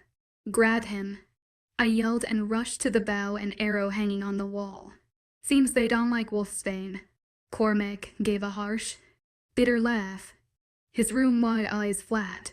It's one of my favorite poisons. He uncapped a vial and threw the liquid at Rianne, who shrieked. The sound was feral and terrifying. I turned and saw Rianne clasping his face. A strange black blood covered his hands now. I roared, filled with horror as tears sprung from my eyes. Get it together. Rowan's words brought me back to reality, and I rushed straight for the bow and arrow. I shattered the glass, framing the bow with my fist. Despite the loud crash, Cormac continued punching Rowan, who was unable to defend himself because of the wolfsbaneness effect. Now, Cat. I glanced over my shoulder, and she gave a swift nod. Keeping my attention off Rowan was difficult, but adrenaline compelled me forward. With the strung bow in hand, I grabbed the arrow and studied Cormac, my hands sweating from the stress. I watched my father kick Rowan in the ribs with satisfaction, enjoying being in control while Rianne still suffered on the floor. I adjusted my legs and pulled the bowstring taut, breathing in and out, and zeroed in on the bastard before taking my shot. The arrow hit Cormac in the neck and he fell to the ground, wailing from the pain. Rianne jumped to his feet and helped Rowan, while I sprinted toward Cat at the door. Cormac withered in misery, holding the wind, as blood gushed from his neck. What have you done? He yelled. I'm your father and they are the enemy. They are your enemy, not mine. And you are not my father. Not anymore, I shouted. Cat was occupied playing an old voicemail from Cormac. Hoping to trick the voice, activated lock. Katrina, he whispered, crawling toward her. Think about what you are doing. I loved you so much. Don't turn your back on. I kicked him in the face, knocking him unconscious, and dug through his coat pockets until I found what I was searching for. Bingo. I held up the card that controlled the entrance and exit of the lab.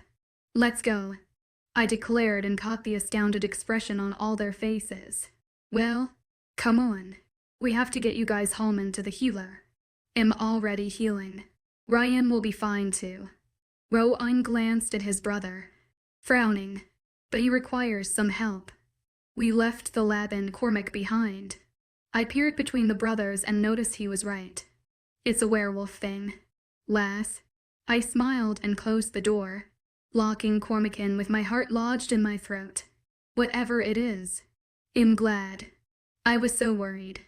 A deep sigh escaped my lips as I took one last look around my childhood home. My father, the man I grew up idolizing, was pure evil, the worst kind of monster. We all ran, and with every step, I felt my heart drumming in my ears as my bosom heaved. I kept looking over my shoulder, fearing some new threat or enemy would emerge from around some corner and take us back to Quinn's lab. But we made it to the SUV, leaving the danger behind. And I almost felt relieved until I thought about Kyra. Rowan started the vehicle and the smell of blood, sweat, and flora filled the inside of the car from their burned skin. Shit, Rowan shouted, slamming his hand on the dashboard. Shit, shit, shit. Silence engulfed the SUV. After giving him some time, I reached over and touched his arm. I'm so sorry. Don't. None of this is your fault. Rowan responded in a firm voice. But he is Kyra, and you both could have died. We all knew what we were doing. Going in, Rianne announced from the backseat and I turned, regarding him.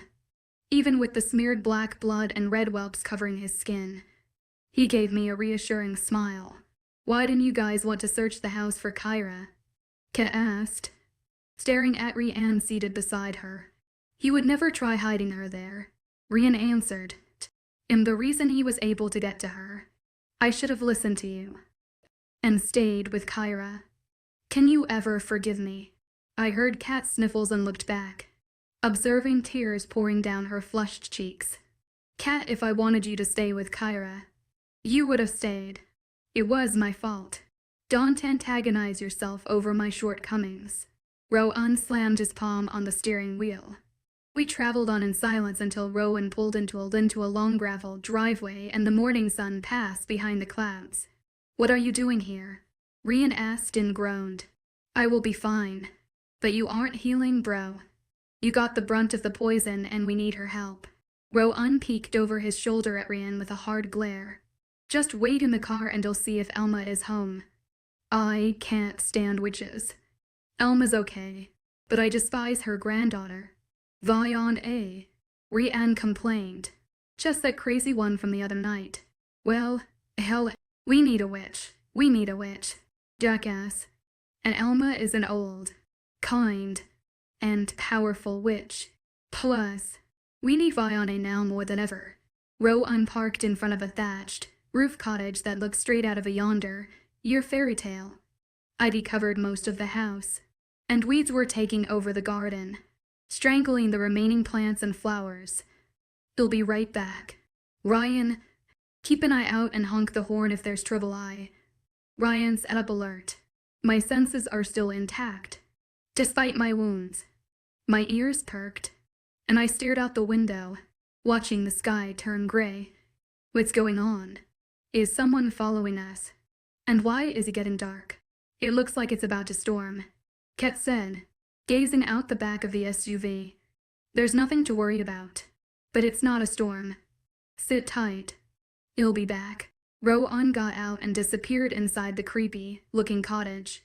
Within minutes, the early morning sky was now pitch black, and I saw Owen exit the cottage, jogging toward the vehicle with his hands full. As soon as his ass hit the seat, he locked the doors and placed some small glass jars in the center console. He took a handkerchief, dousing it with a swamp-colored liquid from one of the containers, and handed it to Rian.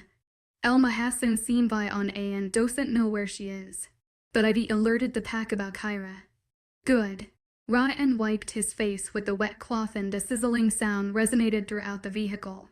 He hissed in pain before a groan of relief passed from his lips. Are you going to be okay now? I asked, grimacing. Yeah, but wolfsbane is lethal to wolves. It was eating my skin. We got to get rid of these clothes, bro. Rowan glanced back at Rian, and I saw an ominous look pass between them. Yes, let's do it now. They hopped from the vehicle and Rowan opened the back hatch, pulling out a duffel bag and supplies. They're gonna strip without clothes, and I'm so upset that I'm not even tempted to peek. Kat frowned. This is also unreal. I don't know what to feel, say or think, Kat. We are lucky to be alive, but this whole day, the words died on my tongue and I sighed. Yeah, I know. We need to discuss it, but I have to process everything first. Kat let out a deep sigh matching mine. And why is it dark? I'm so freaked out. Before I could respond, the smell of smoke caused us to turn, and we stared in awe as the brothers threw their wolf-stained clothing into a raging fire of intense blue, green, and purple flames. I think it's safe to say that this day just keeps getting more bizarre. Kat kept her gaze on the fire, and I think we should stop being stunned by all this, since it seems to be our new norm. I said right before the guys hopped back into the vehicle, leaving me to eat my words. My mouth dropped open, and my eyes wide in shock as I stared at them. This can't be real. You are both completely healed. Rowan chuckled. We heal a lot faster than humans, but with wolfsbane, depending on the severity, it requires a special antidote. Elma's brew was potent stuff, inducing Rian's skin to heal within minutes. Why was that fire green, blue, and purple? Kat asked, brows hitting her hairline. It was a fatuous fire, Rian explained. We used it to burn our clothes, and it keeps certain people or things from tracking us. Are we being followed? I stared at Rowan, waiting for a response, but he ignored me and turned the SUV around. leaving Elma's cottage. Rowan, let's just get back to the house. Lass. He gave me a tight smile. Ryan and I need to shower and set up an emergency council meeting. We have to make plans with the pack to find Kyra. As we traveled back down the dark, long gravel drive, I spotted a pair of yellow glowing eyes watching us.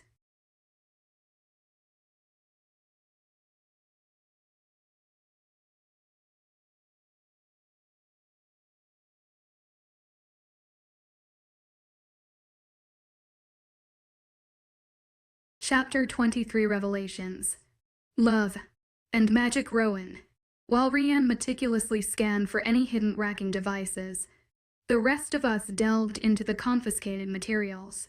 All clear, Rianne announced, his fingers flying across the keyboard with practiced ease.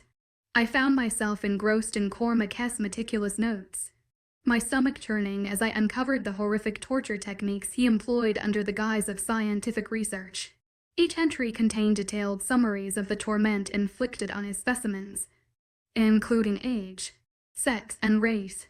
Rianne's printer word to life, spitting out a lengthy list of names HED unearthed from the computer files. He gestured towards a slim folder on the desk. Fiona, could you check that folder over there? Fiona complied, her brow furrowing as she examined the contents. I'm not sure I understand, but it seems to be a list of company names. She passed the paper to Rianne, whose face drained of color as he studied it. What is it? I pressed, my analytical mind already racing with possibilities. Rianne's voice was tight as he explained. It's a list of suppliers and their products. Over the past year, this monster has been receiving various races of creatures of primordial as payment from an anonymous individual. Can you identify the source? I asked, crossing my arms as I processed this disturbing information. No, Rianne replied, shaking his head. HS categorized the list by race. Wolves, vampires, witches, and so on. He ran a hand down his face, his observant eyes scanning the paper once more. Hold on. I've just noticed something significant. The only race not delivered to him by this undisclosed source are the fairies. He fixed me with a pointed look, his meaning clear. Kat, her empathetic nature evident, hugged herself and murmured, absolutely reprehensible, shock coloring her voice. Rianne's eyebrows shot up as he made another discovery. It appears our brilliant scientist had his experiment funded, and you won't believe what HES calling it. He looked at us expectantly. Fiona leaned over his shoulder, her eyes widening as she read from the paper. Suddenly, she clapped a hand over her mouth, exclaiming, "Oh my God, no!" Before any of us could react, she bolted from the room. I felt a wave of revulsion, rage, and pain emanating from her, my senses on high alert. Whatever information that paper held, it was clearly beyond horrific. Ryans coughed and held out the document for me to take. The experiment is called Sex Flex. Rowan, you were right. And Cormac Quinn has been behind this drug epidemic the whole time. I'm going to check on her, Kat said, following Fiona from the room. I nodded and grabbed the paper, scanning each line. The names of other packs and races intermingled with those of my pack members. I can access each one on the computer, since every name has a separate file, Rianne said. It seems there are notes of the components used to make Sex Flexin from what I've read. It's already spread to other countries. That sick bastard. I slammed my fist on the desk and handed the paper back to Rianne.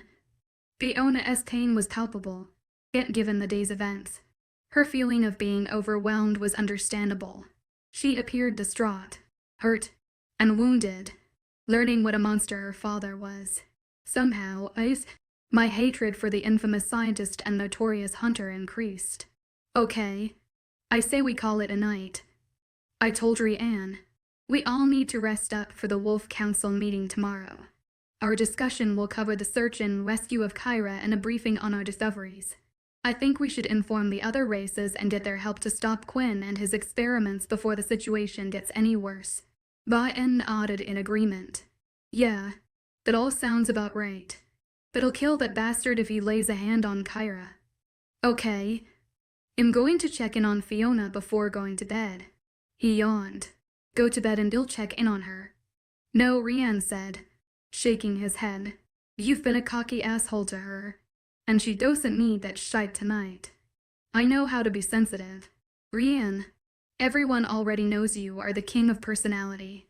My frosty glare caused him to flinch. But Fiona has been through hell. Especially today. And I plan on treating her with nothing but kindness. So, to bed. Bro, I felt my jaw twitch as we stared at each other. Ryan glanced away first. Yanked the papers, journals, and laptop off the desk, and placed them under his arm. And I followed close behind him up the stairs. I stood waiting until he entered his bedroom and went in search of Fiona. I knocked and Kat opened the door, looking pale and fatigued. How's Fiona? I asked. Come in. She took a step back to allow me to enter. We are just trying to take it all in. But it's so confusing. Kat shook her head and ran her fingers through her long blonde tresses. So much has happened that I'm not sure what to concentrate on first. Listen, lass, we will work it all out together. Try not to become too overwhelmed. Okay. I patted her arm, trying to reassure her. But I realized all this affected Kat like the rest of us. Imagine finding out, after spending your whole life as a human, that you are not only a fairy, but the daughter of a fairy queen. Gil nodded at me as I searched her scared, looking eyes. Tomorrow at the council meeting, I'll speak to some of my top ranking members and ask around about your mother. She gave me a flat smile, nodding. Thank you. But I'm most concerned about Kyra and her safety. I can't help feeling responsible. Kat looked down at the floor, and I suspected she was tearing up again. I've told you already that was on me. Not you, I said in a careful and kind tone. We will get Kyra back. So try to get some rest. And stop blaming yourself for things you are not responsible for. You aren't liable for anything that has happened except choosing the wrong man to take a pill from. Her head jerked up, and I almost laughed at the incredulous expression on her face. My smile broke the ice, and she grinned, wiping the moisture from her eyes before giving me a light punch to the arm. But thanks. I would appreciate any information about my actual mother. It seems Fiona and I have both been living lies our whole lives. But to find out that my birth mother is a fairy queen. She stared up at the ceiling, shaking her head. Well, it's just unreal and hard to fathom. I know. Kid, I know, and I promise you, we will get everything sorted out. You are not alone. Thanks, Rowan. Fiona is pretty upset. Maybe you can cheer her up like you did me. She smiled and gestured toward Fiona's crumpled figure on the bed. After sitting on the edge of the bed, I watched Kat slip from the room, giving me some privacy. How are you, lass? I fingered the hair from Fiona's eyes, tucking some strands behind her ear, and she glanced at me with a sad smile. I'm doing about as well as anyone else. She shrugged her shoulders and closed her eyes. Thanks for checking on me, but I'm just exhausted. Rowan? And want to sleep. All right. My breath hitched in my throat as I stared at her. She appeared so small and vulnerable that it made my chest constrict. There's just something I wanted to tell you, and then it'll leave so you can rest. She opened her eyes and stared at me. Sure. Go ahead. I didn't mean to be rude. You didn't deserve how I've been treating you, and I hope you can forgive me. But I just needed some time to think and be alone. Her eyes widened, but she remained silent, and I watched her pulse thump in her slender neck and almost lost my nerve. After clearing my throat, I said, You have no idea what you mean to me. What you are to me. Fiona reached over and took my hand. I feel the same way. She pushed herself up from the bed, her fingers still entwined in mine. I tightened my grip on her hand and smiled. I'm glad, lass, but that's not what I meant. She reared back, tearing her hand from mine, and moved back from me with her knees pulled up to her chin. With a groan of frustration, I wiped a hand down my face. Listen to me, Fiona. Because this is important. The look of confusion on her face made me want to blurt it out, but I refrained. You'll have to be patient since I don't have a way with words like my brother, but just say what you mean. Rowan, I told you I'm so fucking exhausted and I can't handle any of your stupid games right now. She glared at me and I felt all the emotions swirling inside her, causing my heart to race and ache. I'm trying, love, but I'm asking you to let me do this. Maybe I should leave and we can speak tomorrow. She grabbed my arm as I moved to leave. No, stay. I'm sorry. Let me first say that I'm in love with you. I told her, and felt her swift jolt of affection and my racing pulse as my heart thundered in my ears, causing an overdrive of emotions to course through me. But there's more. Her eyes narrowed to slits. What does that mean? It means that you are the only one for me. Fiona. But it's complicated. My hands found hers, lying atop her knees, and I searched her eyes. You are my fated mate. My Luna. I swallowed hard, waiting for her reaction. With eyes round as plates, she whispered, W what? I mean, what does that even mean? Destined mate. Luna. It means we were born for each other. Fiona. Tears formed in her eyes and I felt her hands shake. But we will face a lot of opposition. From your pack members, she said, blinking away the teardrops ready to fall from her lashes. Because Cormac Quinn, the supernatural hunter and lunatic scientist, is my father. Fiona pulled her hand from mine, wiped her eyes, and sighed. And wait until they find out HE's responsible for sex flex and all the experiments on your race. She shook her head, crying anew. Calm down. Love, we will take it one day and one step at a time. Remember, I'm the Alpha. And you, my Luna. I have fought this for too long and refused to live life without you. When did you realize? She asked, peering into my eyes with such intensity that I felt it in my soul. I remained silent for a beat, watching her eyes narrow. From the moment I saw you. Well, that's not true. I smelled you first. She jumped from the bed, pacing the room with one hand on her hip. You mean to tell me you've known this since the night we met at the club? Fiona whirled around and rushed at me. I grimace marred her delicate features. She stood before me, appearing much taller than she was from my vantage point, sitting on the bed. All this time, she threw her head back, letting loose a crazed cackle that sent shivers crawling over my skin. You put me through hell. Alfie O'Connell. Pure hell. Lass. I'm sorry, but you don't understand what. Shut up, she shouted, gripping the sides of her face, and I watched in fascination as her eyes turned an unnatural shade of crimson and red. My God, what is happening to me? Fiona stumbled to the bed, thrashing in agony. The lights flickered before a gust of wind rushed through the bedroom, knocking pictures from the walls and destroying the once neat room. As the wind died, I cradled Fiona, rocking her while holding her against me. The door burst open, and Kat and Rhiannon stood in open, mouthed dismay. What in the fuck? Ryan asked, looking astounded, while Kat rushed to Fiona's side. I do not know, I said, shaking my head. But if I had to guess, it's safe Fiona has found some of her powers. In quiet awe, everyone looked around, taking in the room's destruction. Kat broke the silence. This is some badass shit. Fiona, if you can do all this. She motioned around the bedroom. Just imagine the hell I could raise. Kat winked. Chapter 24, The Fairy Realm Fiona. The following morning, I found Rowan entry and going through those damn documents we removed from my father's house. My brain felt like mush from a form of insane overload, and I vowed to put all my emotions regarding Rowan in a box for the moment. Important matters demanded my concentration, such as Kyra's disappearance. I cowled and acted selfish while my devious father held her somewhere at his mercy. Meanwhile, my awareness of the danger posed by sex flex was sufficient. Although I did not grasp the enormity of its ramifications, it would have to be someone powerful to what are you guys talking about. Both brothers turned at my voice.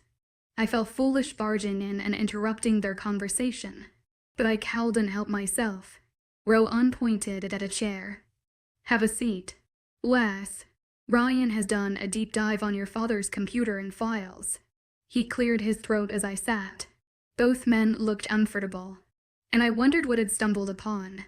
For over a year, Quinn has done extensive studying of all races except for the fairies. I squirmed in my chair, waiting for Rhiannon to continue. Although I know HES experimented on fairies before. Ryan threw me a tight grimace and glanced at Rowan. It's okay. Guys, I promise not to go nuts and destroy your living room if you say something I don't like. With a shrug, I said, it's not like I know how to use my newfound powers anyway, but I can control my temper. I smiled and Rhiannon continued. Well, it seems Cormac stopped hunting fairies when he began working on this extensive project. Sex flex. So what does that mean? I asked. It means whoever is funding his research on sex flex is a member of the fairy court. Ryan squinted up at me before glancing back at the paper in his lap. I mean, it's the only thing that makes sense, since we know he was doing experimental things with Kat recently. Well, it would have to be someone powerful and significant within the fairy court hierarchy for Cormac to stop hunting the entire fairy race. Rowan added, I'm willing to bet whoever HES teamed up with made that part of the deal. You know, do what you like, but not with my kind. Do you know any powerful fairies? I now felt a strong curiosity after finding out I was part fairy and wanted to learn as much as I could. Well, there's a few. Queen Celestria is at the top of my list, Rowan said, lifting his brows. We now know Shesket's mother and queen of the entire fairy realm. I felt overwhelmed. Do fairies have monarchies? Any time I saw Owen or heard his voice, my heart seemed lodged in my throat. Stop it. Fiona, you promised not to dwell on him or your relationship until Kyra was safe. At least. Rowan's voice forced me from my knees. Yes, they do. Fairies are also immoral, and their leaders reign for hundreds of years. They are also pompous and self-centered creatures with terrible tempers. Rowan gave me a sideways glance. His mouth turned up in a coy grin, and Rhiannon laughed out loud. I cowed and suppressed the chuckle trying to escape from my chest or the smile tugging at my lips. It seems you care little for fairies. With my head cocked, I glared at them, trying to appear serious. They are rather unpleasant creatures. Rhiannon lifted a shoulder and grinned at me. Not you, though. You're pleasant enough, but you're only half fairy. Cheeky man. Rhiannon's sunny disposition made it challenging to feel angry with him. I threw him a grin and rolled my eyes while thinking about everything I'd learned from them.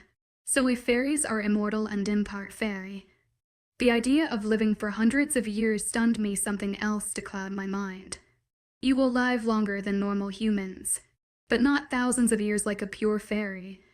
Rhiannon said, How long do lycanthropes live? I glanced between them, raising my brows. Around 2 to 300 years. Rowan winked at me well. My mouth dropped in astonishment, and Rhiannon gave me a silly smile. Fairies live for ages and hold even longer grudges, especially those snooty creatures in Queen Seal's Trias court. They are cocky, haughty, resentful beings who feel superior to everyone else. Ryan grimaced, shaking his head. His disdain for fairies seemed clear. If a fairy in Queen Seal's Trias court is in cahoots with my father, we must know and find out why they helped him with sex flex. Yes, we do. Rhiannon nodded. But it's not easy getting in touch with the fairies. Do they live somewhere amongst us? I rubbed my hands down my legs to keep from shaking. The thought of finding my mother had me feeling so many mixed emotions. Norian shook his head. They lied in a dimension split between this plane and other. His admission shocked me, and I stared at him, confused. Lass, fairies are powerful, elemental creatures. You can't just drive to their house. Rowan chuckled, and I felt my face blush. Yes, I suppose so. I mean, they live on a different plane than us. but it's hard for me to wrap my head around yet. Ryan joined and laughed at my dismay. Just think of a dimension like this one where we live. Only theirs is a mirrored element where time differs from ours. I've read fairy tales about children roaming the woods for what they assume is a few minutes or hours and come back to find they've been missing for years. That's my only knowledge. I shrugged. Yes, like that. Rhiannon nodded. To contact a fairy in the Queen's court. We have to request an audience with a member of her court. But getting a fairy who will speak with us could be a challenge. We need to find something to tempt the fairy with, and it might work. Fairies love gifts or trinkets, and shiny things easily distract them. But they are faithful to their queen. And speaking of their queen, if Salustria has anything to do with Sex Flex and Cormac, we are signing our death certificate, Rowan said, frowning. Do you know someone in the court who might help us? I held my breath. Ryan and Rowan exchanged glances. Perhaps. Rowan threw me a severe look and wiped a hand down his face. But only as a last resort. His tone suggested reluctance as well as his hooded expression. Can we contact my mother? I felt my throat constrict as they glared at me and my hands were sweating. Ever since finding out Tame Earl and A was alive, I had yearned for her, and knowing my mother was a fairy did nothing to quell that craving. Their silence spoke volumes, but I wasn't ready to give up. I'm her daughter. She might help us. I shrugged, blinking back the tears stinging behind my eyes. Rowan and Rhiannon remained speechless, staring at each other for a moment. I don't know. Fiona? Ryan shook his head, refusing to look at me. We have to be very careful. Lass, it's possible Emerald N as the fairy in cahoots with your father. Rowan gave me a tight smile as pity filled his eyes. I don't think it's her. I shook my head, not wanting to believe my mother could be evil like Cormac. What were the odds of both my parents being monsters? My father spoke about my mother with such scorn, and I've always sensed something dreadful happened between them. Shess right. Rhiannon glared at his brother. Cormac held her prisoner for Feck's sake. Rowan. A Merlin A could be our way, and God knows we need the upper hand to get Kyra back. Yep, that's what I think too. While we don't know how they ended the relationship, I fear it wasn't on pleasant terms. And if she resents him or holds a deep grievance, you said fairies love holding grudges, then perhaps we can use that to our advantage. I held my breath, praying they saw the benefit. I realize she's your mother, Fiona, but it may be difficult getting A Merlin A to go along with our plan. She would have to find out who in the fairy court teamed up with your father. Rowan frowned at me, looking somber. Remember, lass, she's not just a fairy, but also a complete stranger to you. I don't want you getting hurt. Fiona. I could tell from his voice we hadn't sold Rowan on the idea. She's still my mother. A note of just desperation sounded in my voice and I'd twisted my hands in my lap. Do fairies not love their children? Alt air slipped past my eye and down my cheek, falling onto my tank top. Yes, lass. Fairies have a deep love for their offspring. Rowan raked a hand through his hair and groaned before glancing at Rhiannon. It seemed he wanted his brother's help.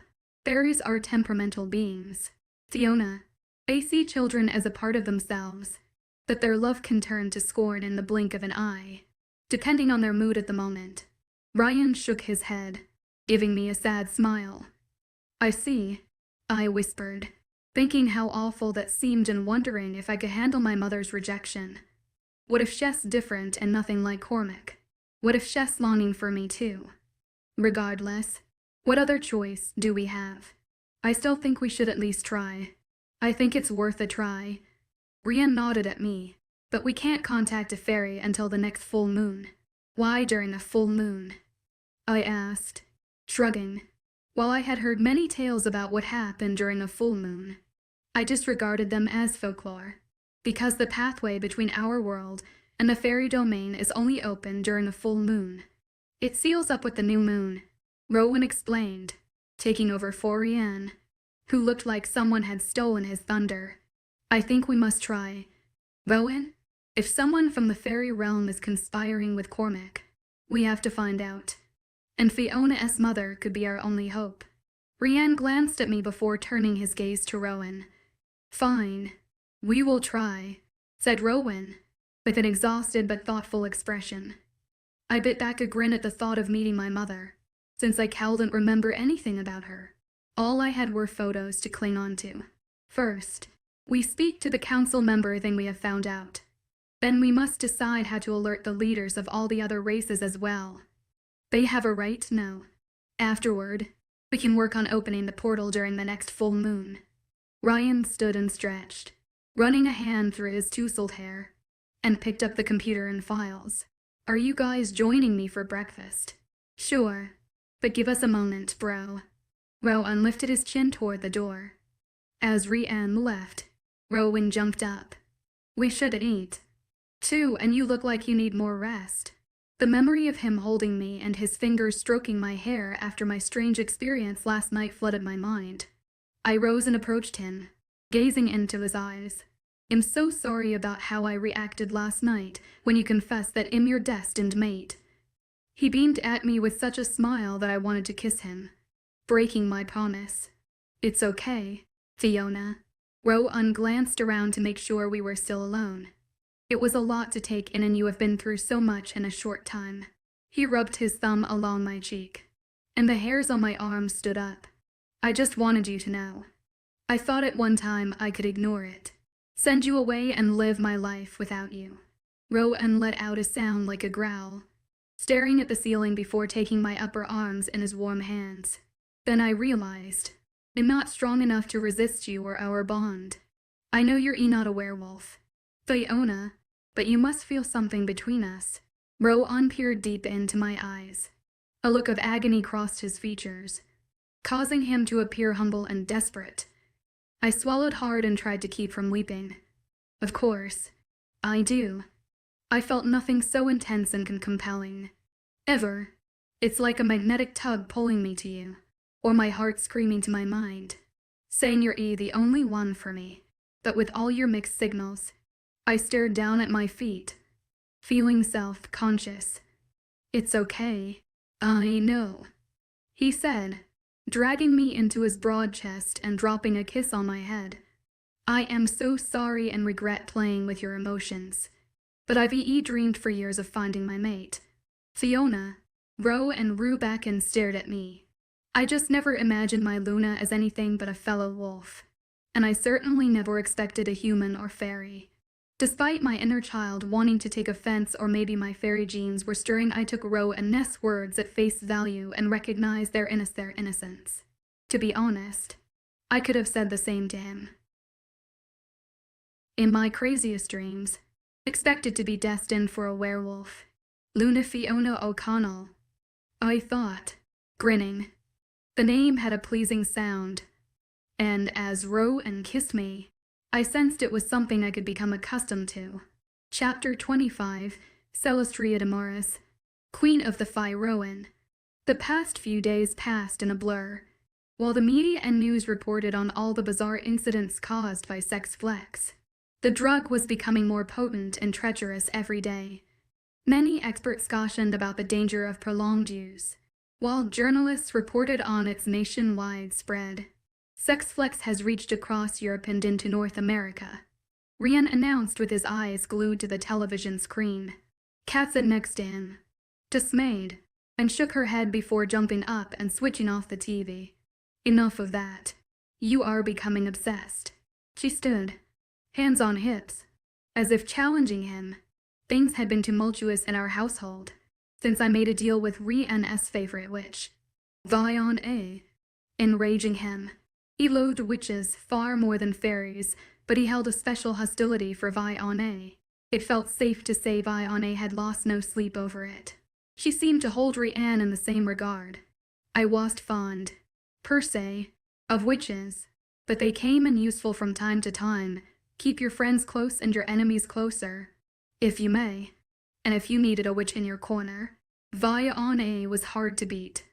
Yes, she was rough around the edges, and had a nasty case of potty mouth. Fiona cursed like a sailor, but her witchcraft was unparalleled.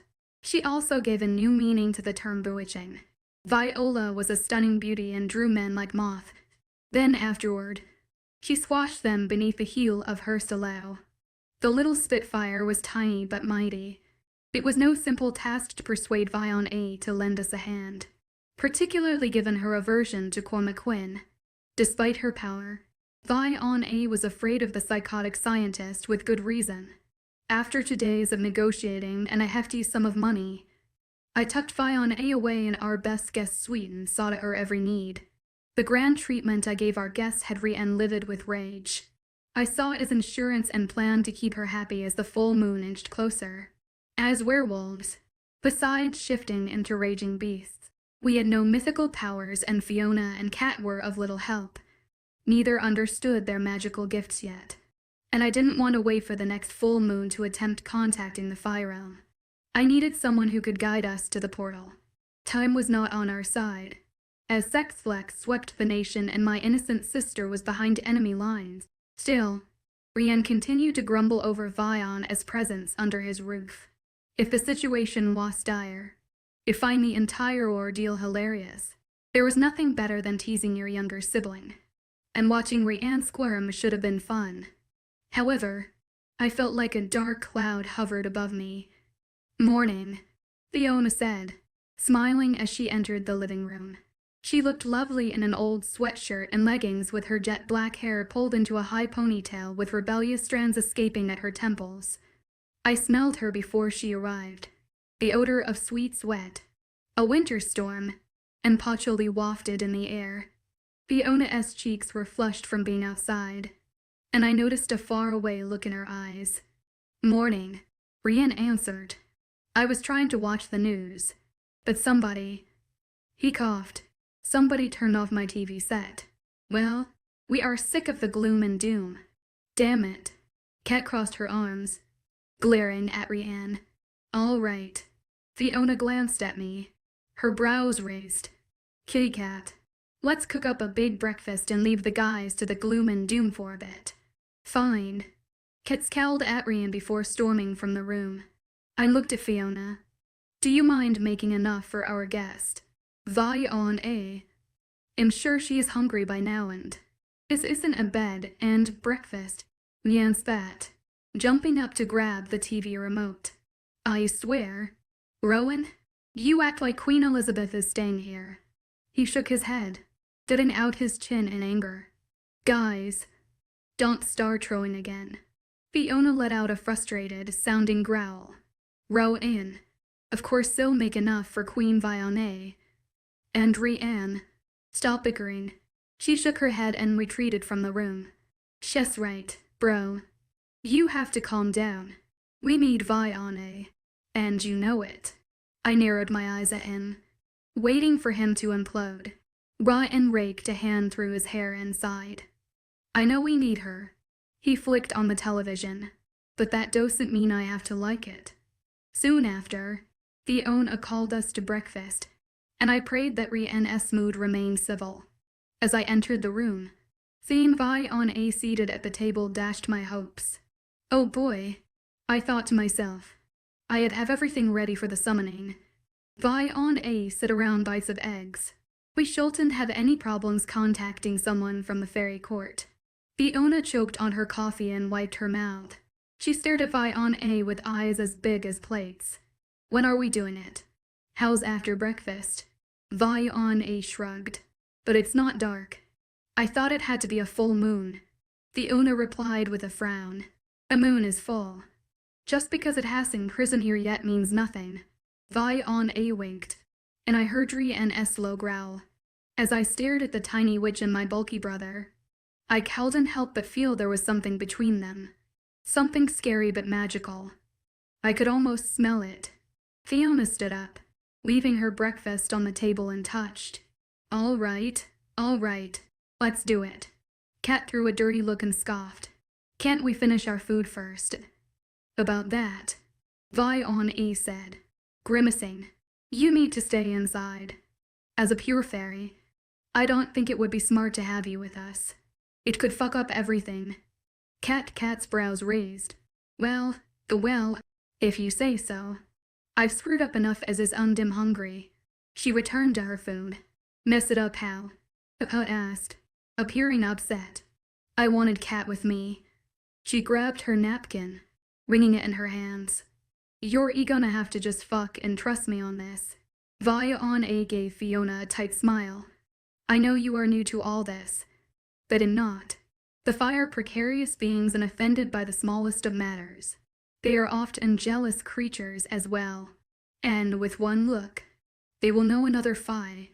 You will be fine. Fiona, I'll be there with you in spirit. Cat smiled at her, standing up and embracing Fiona. Let's get this over with. I have things to do in my own life. Viola marched from the kitchen, leaving us to follow her lead. As we trekked through the snow in the yard, I noticed how Fiona and Viola conversed. It seemed Viola had grown fond of Fiona, which was rare. Viola didn't like many people. How much further? Rian asked as we drew deeper into the frigid forest. Viola threw him an icy glare over her shoulder. I'll let you know when we are close, she snapped. After walking another few hundred feet, Viola stopped. Shovel. Brienne. She held out her hand, and he thrust it at her. Don't be such a dick. Viola yanked the tool from him and drew a large circle in the snow. What are you doing? Fiona asked, her brow furrowed. It's part of the ritual, Viola explained, her voice sounding kind, which was odd. Remember, the fire elemental beings, so to contact them, I'm using a place among the elements. A snowy forest under this magical 1,000-year-old tree should do the trick. She threw Fiona a wink and stared up at the massive tree and whispered a chanted spell. Fiona's eyes met mine for a moment before returning her gaze to Viola, concentrating on what the witch was doing. Minutes later, Rian deposited a pile of stuff on the snowy ground. Viola prepared everything, arranging it in proper order. To gain a Fae's attention, we must offer our gift, and I'll recite an incantation, hoping they hear my request. Viola's explanation was for Fiona's benefit. She placed saucers on the floor with trinkets inside, spicy scented incense, a bowl of golden water, dried flowers, and a small beaker of fizzing steam. Fiona studied everything, appearing in awe. Fairies like things like this as gifts. Fiona looked perplexed. They like what everyone likes, I told her. Viola placed herself in the center of the circle with a gold and dish containing several precious stones. Gold, white gold, and platinum rings. Fiona watched with astonishment and took one of the gems. Are these all real? Yes, even the diamonds. Rian frowned. I hope it works because this could become an expensive sacrament to perform. Yes, I can see that, Fiona whispered, fingering the sparkling jewels in her palm before handing them back to the witch. Listen, Fiona, these fairies are dangerous. I know I've already harped about it, but you must be careful and remain calm. I approached her, a serious frown tugging at my lips. Fiona folded her arms and nodded. Fairies are dangerous. I get it. I shook my head. But this time it's different and you might find yourself alone with one. Perhaps it will be with my mother. I refuse to be afraid of her. I'm not sure who you will contact, Viola said. And if it is your mother, remember, you do not know her. And even if she's kind, fairies have strict rules. Rules that you have to follow to the letter if you don't want to piss them off. Viola took Fiona's hands, holding them tight. Tell me the rules, and I promise to follow them. Fiona glanced down into Viola's eyes. Never make eye contact or even peek into their eyes. It is defiant behavior to them. Okay, I won't. Fiona nodded. Don't speak loud, but just above a whisper. Viola continued, still holding Fiona's hands. And whatever you do, do not make any abrupt movements. And regardless of what happens or what they say to you, try to remain serene and control your emotions. Rian added, Am I going into a lion's den? Fiona's voice sounded sarcastic, but I heard the nervousness beneath her bravado. Yes, you are, I told her. Fairies are the most dangerous creatures you will ever meet and easily become outraged. It's almost impossible to gain their forgiveness, while it's easy to earn their contempt. Once I trigger the circle, you are on your own. Kid, I watch Fiona kiss Fiona's cheek. When you enter, state your name, and the name of the fairy you wish to contact. Try your mother, but I can't promise anything. All right. Fiona gave a curt nod, and I felt my heart beating like kettle drums in my ears. It could take hours for them to arrive, assuming everything goes smoothly. Fairies aren't keen to acknowledge mortal requests. They might make you wait, I said. Fiona shot me a glare, reminding me she was the expert. State your purpose 3 times, then leave the circle and wait for a response. How will I know if they deny me? Asked Fiona. Our gifts will disappear, and the lighted circle will break. Fiona shrugged. You mean they will still take the gold and diamonds even if they deny our request? Fiona asked, mouth hanging open. That's how they are, Rian said with clear contempt. It goes to show the arrogant creatures you're dealing with. Fiona and tiptoed out of the circle, and I approached Fiona. One more thing. I stared at Fiona, losing myself in the beauty of her eyes. The temporary intimacy between us aroused my wolf, causing a palpable anxiety to pulse through me. Hurry. I'm off to defend myself against these devious fairies. She winked at me, giving me a watery smile. There is another sacrifice you can present to help bribe them. Fiona gaped down at the blade in my hand, and I placed it in her palm. Cut yourself and allow the blood to sprinkle the offerings. So for 3 calls, make 3 cuts. Her mouth drew into a tight, straight line. That's perverse. Hey, you are part fairy. I gave her a coy grin. Very helpful. Elf O'Connell. She raised one dark brow, giving me a saucy look. Please be careful, I said and backed away, stepping out of the circle. She nodded, took a deep breath, and turned her back to us. After a moment, I saw her take the blade and watched the blood drip from her palm onto the precious gems. I, Fiona Quinn, call upon Earl Inne of the Fairy Court. I, Fiona Quinn, call upon Earl Inne. Fiona repeated. After chanting it 3 times, a bright light rose from the ground, shooting above our heads, disappearing into the treetops. Fiona's voice and the tangy smell of blood evaporated, leaving the blinding light in the middle of the forest. Apprehension crept through my body as the vortex swallowed her up. Then, after what felt like an eternity, Fiona stepped out of the circle of light. I watched as she stumbled before righting herself. Fiona rushed to her side, taking a cloth to clean off the blood. So now we wait, whispered Fiona. Your wait is over. A strange voice called out as the halo of light faded. All, gorgeous woman with alabaster skin, ice, blue eyes, pale-colored locks almost touching the ground settled before us. She was bedecked in jewels and baubles, while a crown resembling the sun sat on her head. A golden paint that seemed to glow decorated her body, and what had been a cold, snowy forest was now a spring day with vivid green grass and an assortment of flowers. The figure stood out as she lifted a regal head, draped in a blinding white gown. Who are, Fiona uttered, but I cut her off no. I rushed forward and Rian grabbed Fiona, shoving her behind him. The woman grinned, a cavalier expression on her flawless face. Shall I explain? She looked down her nose, a pompous reminder she regarded us as nothing more than peasants. I felt my blood boil in my veins, knowing who she was and the evil her presence posed. Fiona, I said over my shoulder, let me introduce you to Celestria Immerse, Queen of the Fae. Chapter 26, A Cunning Queen Fiona. The air was thick with tension and fear. Even Fiona appeared to quake before Celestria as she scrutinized each of us. I lowered my gaze and avoided her eyes, remembering what I had been told. Yet the sheer charisma of the fairy queen was captivating and frightening. Her magnetism felt so powerful, and the urge to peek was overwhelming. I feared I held and control myself. Hybrid girl, look at me, the queen demanded. I hesitated and lifted my head, meeting her mesmerizing gaze, and she smiled. That's right. I know you carry the blood of my kingdom, which is the only reason I answered your call.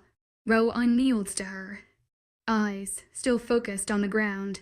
My lady, mortals or mutts dare not speak to me.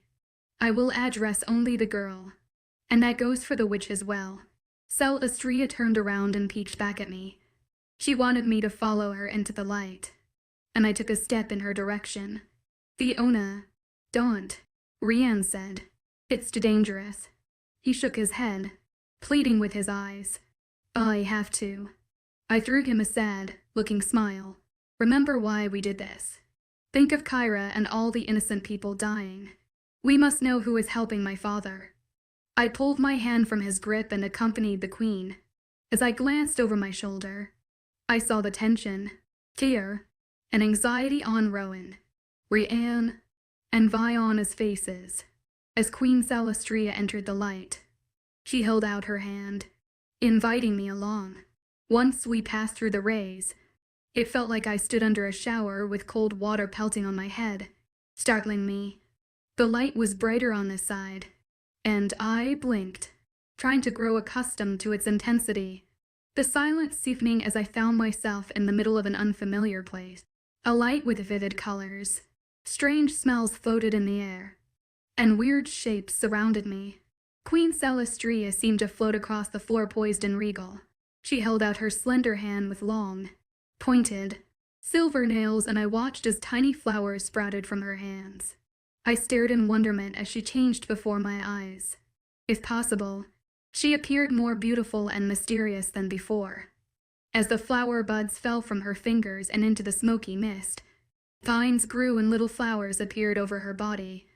Queen Celestria placed a finger under my chin, making me stare into her eyes. Her touch felt strange and my body heated from the inside out. It was a peculiar but pleasant sensation, like my veins flowed with magic. While I tried to keep my face relaxed, I couldn't have looked away had I wanted. I struggled to keep my breathing even, remembering that Viona and Rowan told me to remain calm in the presence of a fairy. But this was the queen. She gave me a coyish smile, with her silver, stained lips turned up at both corners, revealing sharp fangs. You belong to the lineage of my family. Excuse me, Your Majesty. What do you mean? I prayed I hadn't spoken too loud or offended her. Celestria chuckled, lifting one silver brow. But you were raised human. Her voice sounded unfamiliar, thick and full of secrecy. It was no longer soft and melodic, like back in the forest. Yes, Your Majesty. My father raised me and I knew nothing about fairies until recently. And just who is your father? She tapped her chin with a razor-like nail. Cormac Quinn, Your Majesty.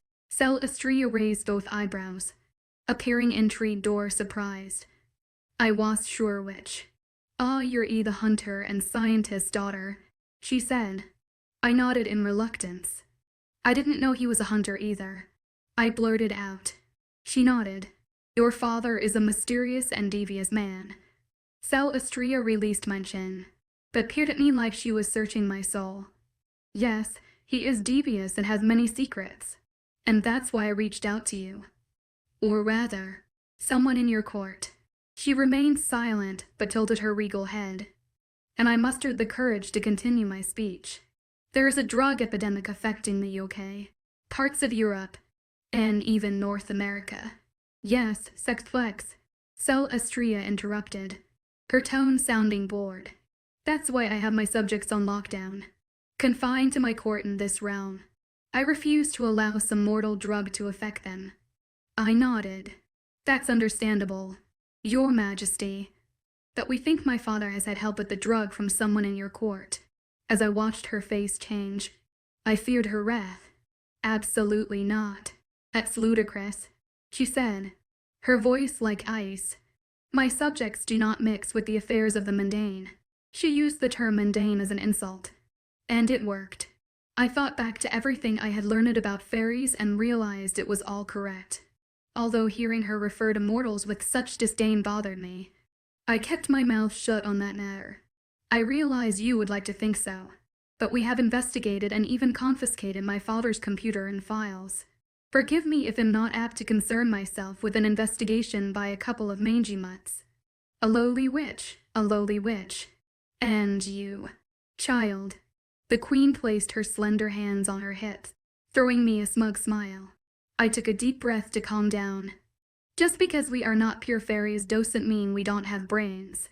Your Majesty, we have evidence that someone in your court is providing creatures of primordial as test subjects for my father's sex production. I held my breath, worrying it pushed her too far, but she appeared composed. You want me to find the subject of my court who is possibly helping the almighty hunter. Cormac Quinn. Her eyes narrowed and turned from aqua, blue to a startling silver. I sucked in a breath. Why, yes, Queen Celestria. And I would be very let me explain how this works. She arched a brow, grinning. If you require my cooperation, I must ask for yours in return. I blinked up at her and knew she had ensnared me in a trap. How can I be of help? Queen Celestria, I asked, my tongue feeling thick and fuzzy. I need to find my daughter, she said, and I watched some type of emotion cross her ethereal face. Princess, R.A.Q.I.L. Katrina Damaris. A certain mortal once had R.A.Q.I.L. keeping her safe for me, but they no longer know where she is. My eyes widened, and I realized how unprepared I was to speak with her about Kat. I had to assume that neither Rowan, Rian, or even Vion A could have foreseen the Queen of Phi answering our request. If so, perhaps they would have schooled me on how to respond. Regarding Kat, my mind whirled, wondering what to say as I recalled Vion as warning. She refused to allow Kat to attend the ritual, and I rebuked her for it. How foolish I had been. I gulped, knowing I needed to lie, but it had to sound convincing. Keep it as close to the truth as possible, I thought, fighting back the nausea coiling in my stomach. Did you leave her with my father? I asked, keeping my voice subdued. I told her Cormac was my father, so she must realize I knew Kat. What type of game is she playing? I felt beads of sweat popping along my upper lip. I don't know where my daughter is now. It matters not who once had her. While her words rang out like a sweet lullaby, a wicked smile played along her full lips. She knew. This powerful fairy queen had to realize I knew Kat. But how much did she know? Was she privy to our household arrangements? Did she know Kat lived under my roof for years after her supposed parents died? And did she perceive we were close as sisters? I couldn't think fast enough with her glaring at me, and I felt like we were playing a game of cat and mouse. So you wish for me to find her? Yes, produce Princess ARAQIL or find out where she is. And then, she lifted my chin again, this time gripping it. And only then will I identify the fairy who is conspiring with Cormac Quinn. Forgive me, Your Majesty. I do not know who might have her, or where.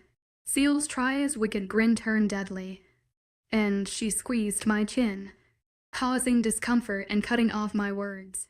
In a flash, she lifted me off my feet before dropping me to the ground. Shit. She knows I'm lying. The queen stared down at me and closed her eyes. I peered up in fear. She reopened her eyes, now a brilliant orange, and I felt myself lifted into thin air, hovering a few feet from the colored floor. She stood watching, hands on her hips. Because you carry the blood of my ancestors in your veins, I agreed to assist you, but make no mistake. Child, I will still snatch your life. You must prove yourself as Phi for my loyalty. But right now, you are nothing but a useless mortal to me. Your Majesty, I don't know where Princess Katrina is. You shall address her as Princess ARAQIL. And it seems you have your work cut out if you want me to uphold my end of this agreement. Queen Celestria pointed a long finger at me, and I tumbled back on solid ground. She folded her arms, giving me a coy grin, letting me know she had me trapped. But I would never give up Kat. My court will remain quarantined, and I forbid my subjects from contacting the mortal realm. So, until you produce Princess ARAQIL or decide to give up her whereabouts, you won't have another chance to address my court. Damn you to hell. I wanted to scream, but I knew better. So Astrea studied me, watching for any trace of emotion. I kept my expression placid. After a brief standoff, she said, I command you to turn over my daughter and, in return, I will arrest any member of my court collaborating with Cormac Quinn. I realized I could say no more and felt relieved she had not killed or taken me hostage to use torture tactics to gain the truth. It was clear the Queen didn't know where Cat was, but she knew I held the key. She morphed into some type of flower goddess before my eyes and held out a fist. When she opened her hand, a small flower jewel twinkled up at me. The petals were a brilliant ruby red, with a black onyx center. When you find my ARAQIL, she winked, letting me know this was all a game to her. It was clear that Celestria knew I didn't have to search for Cat. Just return to the portal and plant this flowered gem under the tree, and I will come for her. The Queen of the Fae turned her back on me, and as she sauntered away, everything around me changed. The warm, sweet-smelling air turned frigid, and in the blink of an eye, I stood shivering under the moonlight and stars in Row and Ness yard. I looked down at the snow covering my feet and rushed to the steps, kicking the muddy snow off. Shit, I whispered into the night air. As I entered the house, I heard voices and followed the sound. Cat was cooking and looked up, spotting me. She dropped the spatula in her hand and ran to me. Fiona, oh my God. I'd been so worried. She embraced me, and I returned the gesture, amazed at her dramatic reaction. Rowan and Drianne jumped from the table and surrounded me. Yuri back. Ryan hugged me tight, and I stared at Rowan over Rianne's shoulder. He studied me with an odd expression and his face appeared pale, with dark circles under his eyes. Yes, I'm back in the flesh. I pulled out of Rianne's embrace, focusing on Rowan. I can't believe it's already dark. And I left right after breakfast. How many hours has it been? It's been for days, Rowan said, with bitterness lacing his tone. You're joking. For days. I gaped at him, my mouth hanging open. Yes, for long days. Rowan's glare looked severe, taking me aback. After all these days, I feared we would never see you again. He gave me a sad, lopsided smile. We almost sought the council's help to force an audience with the Fae. Vi on a tried to summon them again at the portal, but no one responded. We even doubled the gems in gold, Rian announced with a smile. After seeing their frightened expressions, I placed a hand over my mouth. I've put them through hell. Wow, I can't believe this. I'm so sorry, but it only felt like half an hour to me. Rowan rubbed my back, and Cat led us to the dining table. Well, tell us everything. And what did my mother say when they told me she showed up? I couldn't believe it. Cat's eyes widened, reminding me of an owl. I took a deep breath and explained my conversation with Queen Celestria. Although I wanted to bring back good news, the worst possible outcome was all I had. So unless we turn over Cat, she won't help us. Ryan frowned.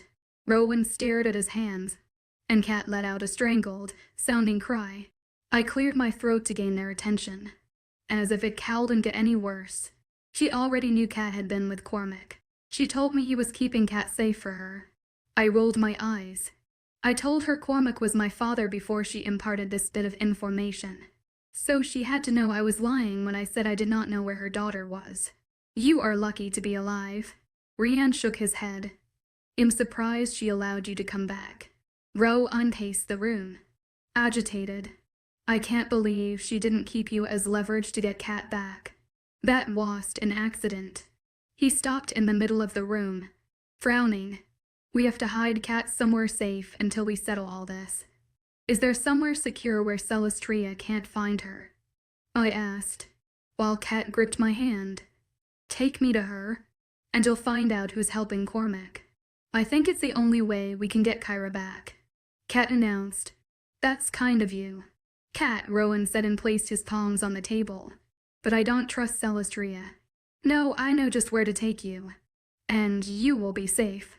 You can play this game and something tells me Celestria knows more about sex flex than she lets on. I think so. Too, I nodded. She didn't seem surprised by my request. Oh, she denied any of her subjects helping my father, but said if I returned Cat, she would arrest whoever in her court was responsible. Exactly, exactly, Rowan shouted, slapping a hand on the table. Why, if she's so desperate for her daughter, did she leave Cat with those people posing as her parents before they died? And then, Cormac. He lifted his brows to his hairline. I think Queen Celestria is me, deep in this shite. And God help us if I'm right. Chapter 27, Path of the Raven Rowan. I'm taking Cat to Lucas. I said. Lucas was my beta. But he left the pack over a year ago with a fairy. But no one knew why he left the pack. My father and I kept it a secret. Who is Lucas? Asked Fiona. My beta. I described the ties binding us wolves together, and that Lucas was more than a best friend to me. And losing him was like a blow to the gut. In Rian's eyes, I watched his anger manifest. The idea of keeping this from Rian hurt him, but as always, he remained calm, keeping it inside. I had always admired that about my brother. No matter what happened, he possessed an immense command over his emotions unlike me. After a moment, Rian took a deep breath, and I watched him swallow his temper. Well, you bo witch, well, I didn't badger you before, but now you're going to tell me where he is. And I don't care why you kept this a secret, but it's time to explain. He crossed his arms, glaring at me. I nodded, knowing I had no other choice. About a year ago, we went to a special session discussing various issues about race treaties. Yes, I remember. Rian ventured. Then you recall Lucas came with us. Gave a firm nod. Lucas was the son of my father's Baidend. Like me, he was being trained to become a leader of the pack someday. There was a woman there, representing the fairy court, and he felt drawn to her. Go on. Rai unfolded his arms across his chest. That night, Lucas returned very late to the room. He seemed despondent, but also eager. It was strange seeing him like that. Now I knew what love could do to a man. Since meeting Fiona, every time I saw her, I had those mixed emotions like Lucas. Only Fiona was my destined mate. The fairy had captured Lucas's heart, and they were in love. But it was something he couldn't speak about. Ryan just nodded. What was the problem in their relationship? Fiona glanced at me, her brows raised in an innocent gesture. I gave her a sour smile. Well, she was a fairy, for one. And after some prodding, he admitted she was his destined mate. But he said he was head over heels in love and so they ran away together. But after a few months, she vanished, leaving him heartbroken and too embarrassed to return. He vowed never to return to the pack without his mate. You should have told me, Rian spat. It was my secret to share. I shrugged. I'm sorry. Bro, and where is he now? Do you know? Fiona looked intrigued. My father, Angus, was alpha at the time and Lucas confessed everything to us. After realizing that Lucas wanted to run off with the fairy, he helped them flee. Our father was a hopeless romantic. That same day Lucas left the pack.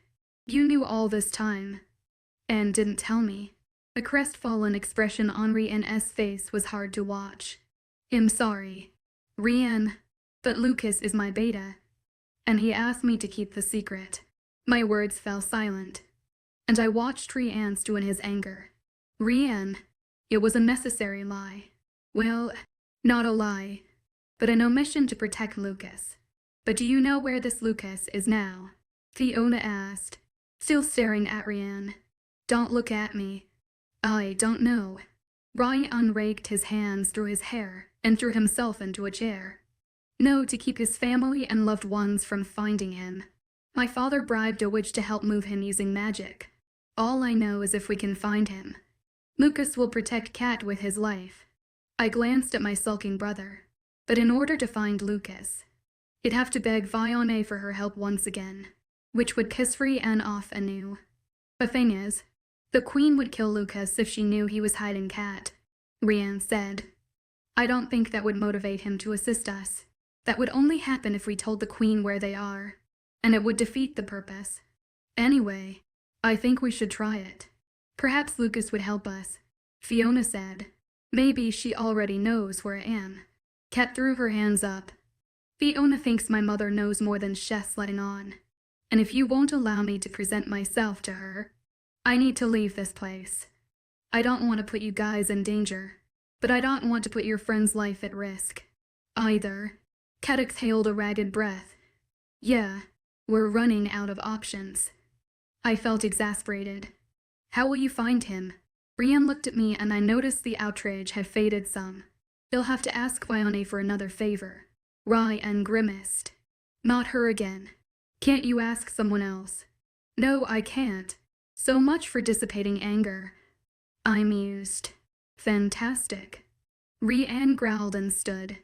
Can I go with you to find Vione? Cat asked. And both Rhiannon and I looked at her. No, we both shouted. It's too dangerous. Ryan shook his head. Remember your mother. A freaking fairy queen looking for you. Cat frowned. It will be better if she stays here with the guards and my pack to protect her. I announced. Hello. I'm right here in the room, Cat said, waving a hand. Frowning. Sorry, Cat. But if we're going to go through with this crazy idea, we should leave very early tomorrow, so we waste no more time. We are only going to find Vione, and I hope it doesn't take too much time. She's a slippery witch and may not wish to be found. I threw her an apologetic smile. After wishing everyone a good night, I headed to my study. The thick carpet decorating the center of the office muffled my footsteps as I slid behind the desk and opened my junk drawer. I fished out a scrap of paper with a sole phone number. There was no name linking it to any individual person. The phone rang a few times, but after a moment it stopped and all I heard was silence. Lucas. I whispered. Rowan. Is that you? His voice held astonishment, making me anxious. What's wrong? Has something bad happened? Why are you calling? Is everyone okay? Everyone is fine. Well, sort of. Cormac Quinn has Kyra and we are in the middle of a crisis, Hal. Why, his voice sounded agitated, making me want to blurt out everything. But I refrained. Queen Celestria has contacted us. She's looking for her daughter and we need to hide her. Every Ona's safety could depend on it. What about Kyra? How did that bastard Quinn get his hands on her? And why do you have her daughter? Listen, mate. I'll explain everything in person. All right. Lucas went mute for a moment as I held my breath. Rowan. You know, I am on a hidden quest. Yes, I know. But I'm not asking you to tell me your whereabouts. I will use magic to find you and ensure your safety and secrecy. But I need your help. Lucas let out a bark of laughter. Using magic? Is this some hidden talent? Mate. It did my heart good hearing him chuckle. Man, I had missed Lucas. Hilarious Luke. I meant to have Vione use her witchcraft to find you. Oh man. I bet Rhiannon's gonna love that. He laughed again. Yeah. It's safe to say that I'm in Rhiannon's black books right now. Chia's already perturbed about Vione, and this extreme situation forced me to tell him I knew why you left the... What's going on? I heard him expel a long breath, and I realized I had to tell him something. It's my Luna. I ventured. You found your fated mate. His voice echoed with excitement and his statement sounded like a question. Yes, but she's connected to all this. Lucas. And right now, every Ona's safety depends on whether you assist us in protecting Princess A. Arekiwa Elkatrina. Well, the hell, we call her Cat. Listen, it's a long story and I'll fill you in soon. She didn't know she was a fairy, let alone Seal's Tria's daughter. After another nerve-wracking moment of silence, I heard Lucas groan. Is Cat your destined mate? Please tell me your Luna isn't Seal's Tria's daughter now. They are best friends. But my mate, Fiona, is directly involved. Well, that's a tiny consolation. Tell your witch. Thyeon. There's an old pub called the Bitter Nightingale near the sea. I'll meet you there. The dial tone buzzed in my ear. A raven, Fiona said with a frown, pointing at the fat black pecking its beak into the cold ground through the dirty, slushy snow. I followed her finger and slammed on the brakes. It's a sign from Vione, I said, glancing back at Rianne. He shook his head in disgust, but I jumped out of the SUV and, with caution, approached the bird. Hello, little buddy. Will you bring us some Irish luck? And led me to Vione. The raven squawked and flew off. Shit. Give me a second. Buddy. I rushed and hopped back in the vehicle. We have to follow him. This is ridiculous, complained Rianne. It's too fast to keep up with. Ridiculous or not, we can't lose it. I pushed on the gas pedal, gripping the steering wheel. I sped along for close to an hour, concentrating on my driving while Fiona and Rianne watched the raven. They guided me into the hippie district where all but two businesses were closed because of the early hour. One of them was a small gas station that remained open for hours, while the other was an old bookstore filled with second-hand copies. I can't believe there's a bookstore open this early.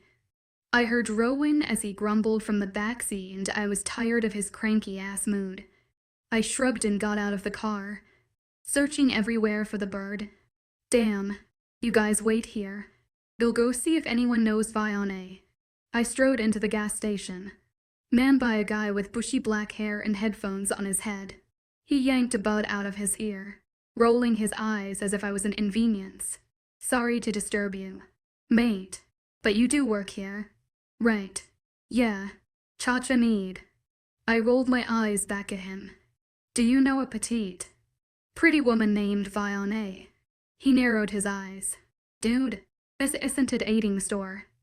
Do you need some smoke, gas, or a drink? It had just about enough of his wise ass. I planted my hands on the counter, letting my inner wolf take over. As my eyes darkened like storm clouds, I whispered, Do you know the less or not? It's a simple question. The clerk held his palms up, backing away from the register. W works in the bookstore, a few buildings up the way, with a smile showing off my sharpened teeth. I thanked him, leaving him pale and quaking in his shoes. Serves the prick right. Welcome, called a small woman from the floor with her back to me, surrounded by books. As I stared at the back of her head, covered in a bohemian-styled hat with a long braid, I thought she was a teenager, but then she turned her face, displaying just the profile. It was Vione, dressed as she was. She seemed so childlike and didn't look like the fierce which I knew her to be. Vione had tamed her wild, curly red hair, and her ocean green eyes seemed duller than usual. She had her lips coated in black lipstick, and it stood out against her pale freckled skin. The vintage dress displayed peace signs, flowers, and moons, which she covered with an old jean jacket. Her nails were as dark as her lips. Looks like you found me, or did you come here for a book? She motioned around the room with a golden eyebrow arched. I stared at her and shook my head before strolling around the small space. Most of the books were old mythical or witchcraft tomes. Who in the hell comes looking for books like this at 5 in the morning? You'd be surprised how many fucked up miners hang out here in the middle of the night, looking to summon a monster or ghost, she said with a laugh as she stood facing me. Real cute sending the raven to me. Vione. The smile on her dark lips grew broader. You liked that, did you? Well, well. You're either one who needed me, not the other way around. Maybe next time I'll make it harder for you. She winked at me. Cheeky ass witch. A bell chimed over the door, and Rowan entered the bookstore. The guy next door said, Rye, and declared before seeing Vione. Shit. Of course. I smelled a witch before I hit the door. He glared at Vione, and I heard his deep growl. She blew him a kiss and hopped on a stool behind the old-fashioned cash register. The big bad wolf and his mangy pup brother. What can I do for you guys? She smirked, looking like a Cheshire cat. Rowan glowered at her. We need your help. Again, I told her with a frown. This is becoming a habit.丨replied in a casual tone, leafing through a book. What is it now? Fiona finally returned after 4 days. But Queen Celestria is demanding her daughter back in exchange for helping us. I see. She continued studying the stupid book. I knew that would happen, and it's why I didn't want Cat tagging along. The dark-eyed raven flew in through the back door and landed on the counter, letting out a caw. You knew or guessed? I asked, gritting my teeth.丨tilted her head and sighed. It didn't take a genius. Cat is the queen's daughter. For fuck's sake. She would have known her. I didn't know she wanted her daughter back with the circumstances, but I'm not shocked. Right. Well, that's the rub. So now we have to hide Cat somewhere safe. I need to take her to my beta. Lucas. But HES stashed out in some witch realm. That got her attention. Which realm? She tightened her eyes, appearing confused. I don't know the specifics. That's your area of expertise. My late father aided Lucas by having a witch place him somewhere safe. Viola laughed, shaking her head. You should really buy some books on witchcraft. Rowan, your friend isn't in a witch realm. If I had to guess, it'd say the witch placed a protective shield around him. Fine. But can you find him or get us to where he is? I know where to meet him. I reached into my jacket for the name of the pub. I got the information right. She cut me off. You expect me to put my life and the lives of my coven in danger for nothing in return. Viola as jawed witched, her voice cold as ice. Yes, Rianne shouted. Of course you do. Wolf pup. Viola retaliated with a hint of sarcasm. Can you help us find my friends so we can get Cat to safety or not? I asked, hating the desperation in my voice. After a moment of thought, Viola sighed. I will. But remember, everything has a price. We don't have a ton of money on us. I hasten to say, but we will pay you whatever. Viola shook her head. It's not always about money, she explained. One can't use magic without paying a price. Well, pay it. Rianne said in a rush. I want my sister back and Cat safe. Great. She held out her hand. Put your palm on mine. Viola gestured at me, ignoring Rianne. I obeyed and watched her reach into her bra, pulling out a small knife. And I grimaced. Why do you witches always use blood? I kept my palm up and glanced away as she cut a deep slice. She grabbed an amethyst-colored crystal pendulum and rubbed it in my palm. Blood is the best channel, she said, but I still did not know what she meant. Maybe I should buy one of her damn witchcraft tomes. With a wink, she reached underneath the counter and pulled out a map. She grabbed my hand, squeezing more blood, and I stared in astonishment as the crystal pendulum started moving. Viola brought the crystal over the old map, her gaze focusing on the spinning stone. I sense him, she whispered as the twisting gem fluttered over Wales. She frowned and followed the pendulum across the yoke. Got him. She grinned up at me. Rianne rushed over, peering over my shoulder at a spot near Devon, a small seaside town called Salcombe. Are you sure? I asked, glaring at her. Viola rolled her eyes. In this world filled with magic, there's a seemingly ordinary town that hides a huge secret. Chapter 28, The Hefty Price of Magic Fiona. As we drove through the winter landscape, I turned to Rowan, curiosity getting the better of me. How will Lucas know when we've arrived? Before Rowan could answer, Viola's voice piped up from the back seat. Don't worry. He'll know when to come to the pub. Cat, her nervousness palpable, leaned forward. Are you sure HE's fine with all this? Her voice trembled slightly, betraying her insecurity. I'm not only a stranger, but the daughter of a dangerous woman. She slumped back, a groan escaping her lips. Rowan's eyes flicked to the rearview mirror, his gaze settling on Kat. Lucas wouldn't have told me where to meet him. Kat, if he was up for the task. Try not to worry, lass.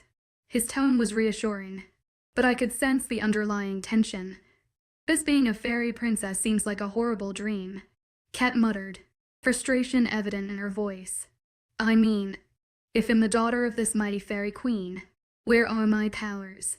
How come I VE never felt different? I twisted in my seat to see Viane reach out, her hand enveloping Kat's in a comforting gesture.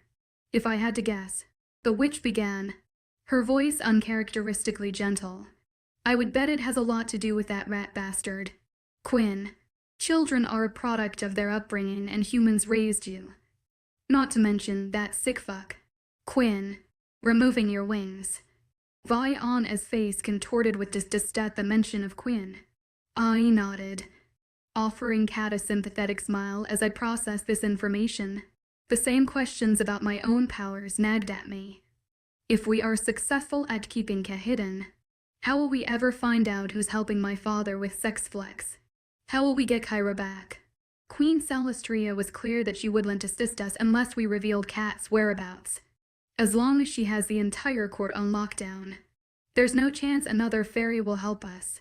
You guys said they are loyal to their queen. Rowan's hand found mine, his touch warm and reassuring despite the chill in the air. Just like any rook, he began, eyes fixed on the snowy road ahead. There's always a rebellious few or group who aren't as loyal as they appear. He glanced at me, a small smile playing on his lips. HES right. Rian chimed in from the back. If we could contact the right fairy, one with a grudge against the queen.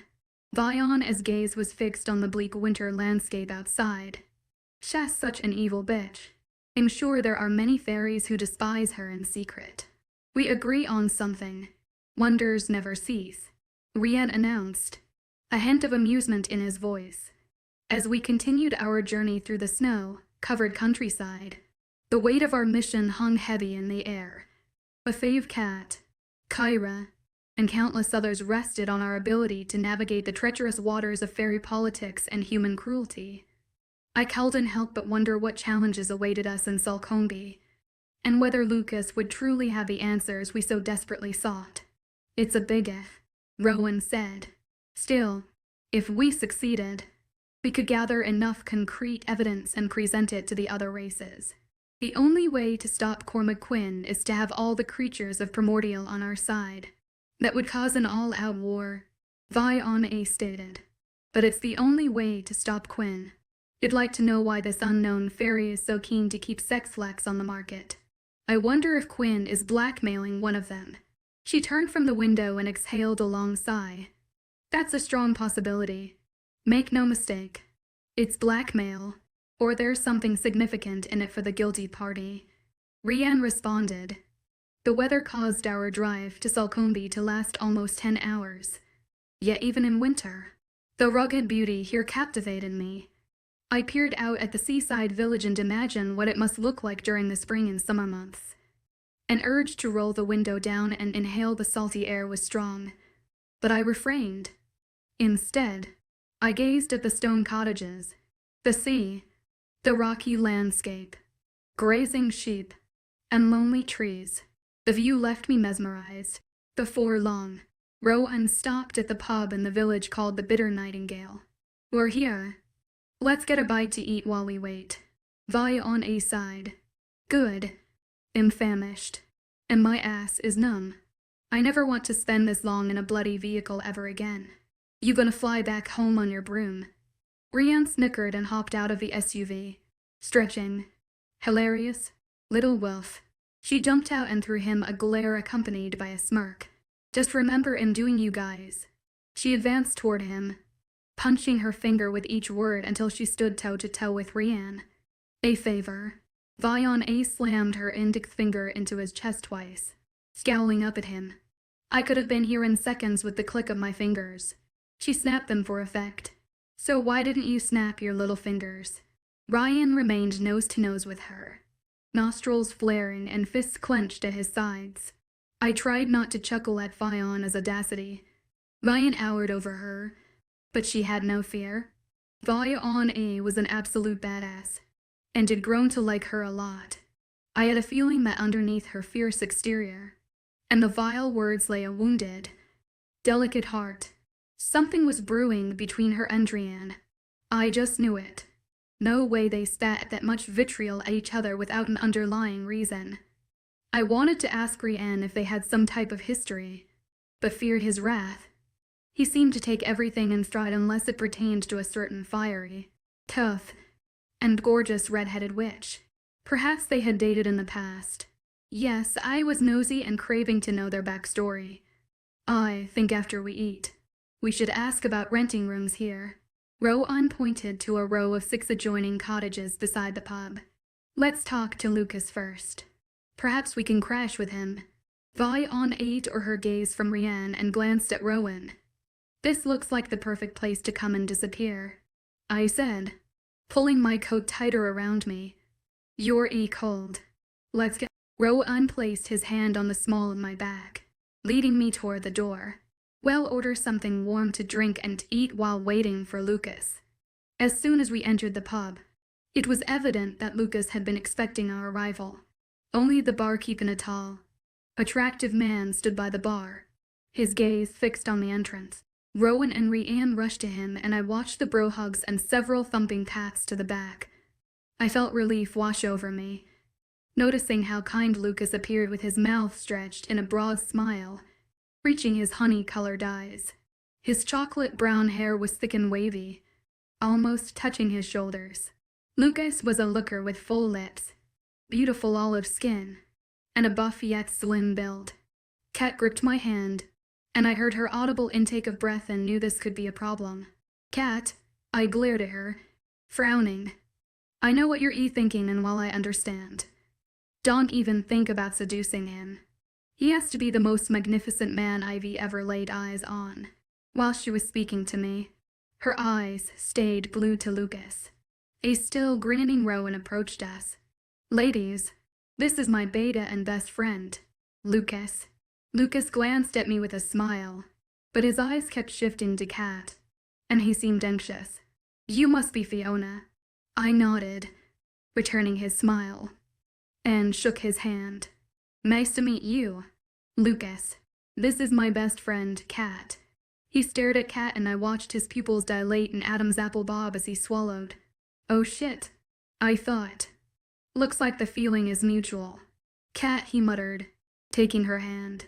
Or should I call you Princess AL? I've heard about you.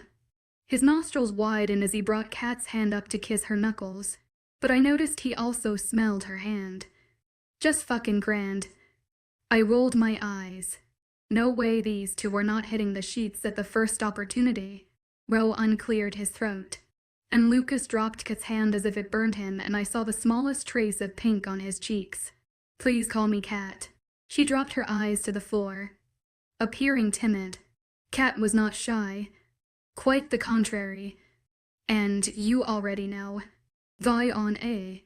Rowan tilted his head toward the witch. Yes, we've met, Lucas said, his attention remaining on Kat. Rowan placed an order with the barkeep and turned to Lucas. Thank you for having us. No problem, Rowan. You know it'd do anything for you. Yes, but protecting Kat's incest princess ARAQIL could be dangerous. Rowan appeared to peer into Lucas's eyes. We can't risk her mother finding her, and I can't risk being found yet, either. Lucas lifted his brows. I want to return to the pack with my mate in tow to squelch any rumors. I allowed my foolish heart to lead me astray, and now I'm paying for it. He shook his head, looking ashamed. Lucas, what makes you think you'll find your mate in this one? Horse down. Vion asked, scoffing.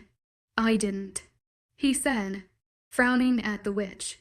Not that it's any of your business, but I've been licking my wounds, so to speak. He shrugged, dropping his head. His humility must have struck a chord with Vione as I watched the smug expression fall from her face. But in pure Vione style, she was quick to armor herself against any vulnerability. You should stop moping over this woman who left you in knots. Move on with your life already. Lucas. I feared things were about to get out of hand and Washtree and S eyes narrowing and knew he was about to join this squabble. Rowan seemed to pick up on this as well and intervened. Listen, Lucas. I assure you that none of us will betray your confidence. Lucas blew out a breath. All right.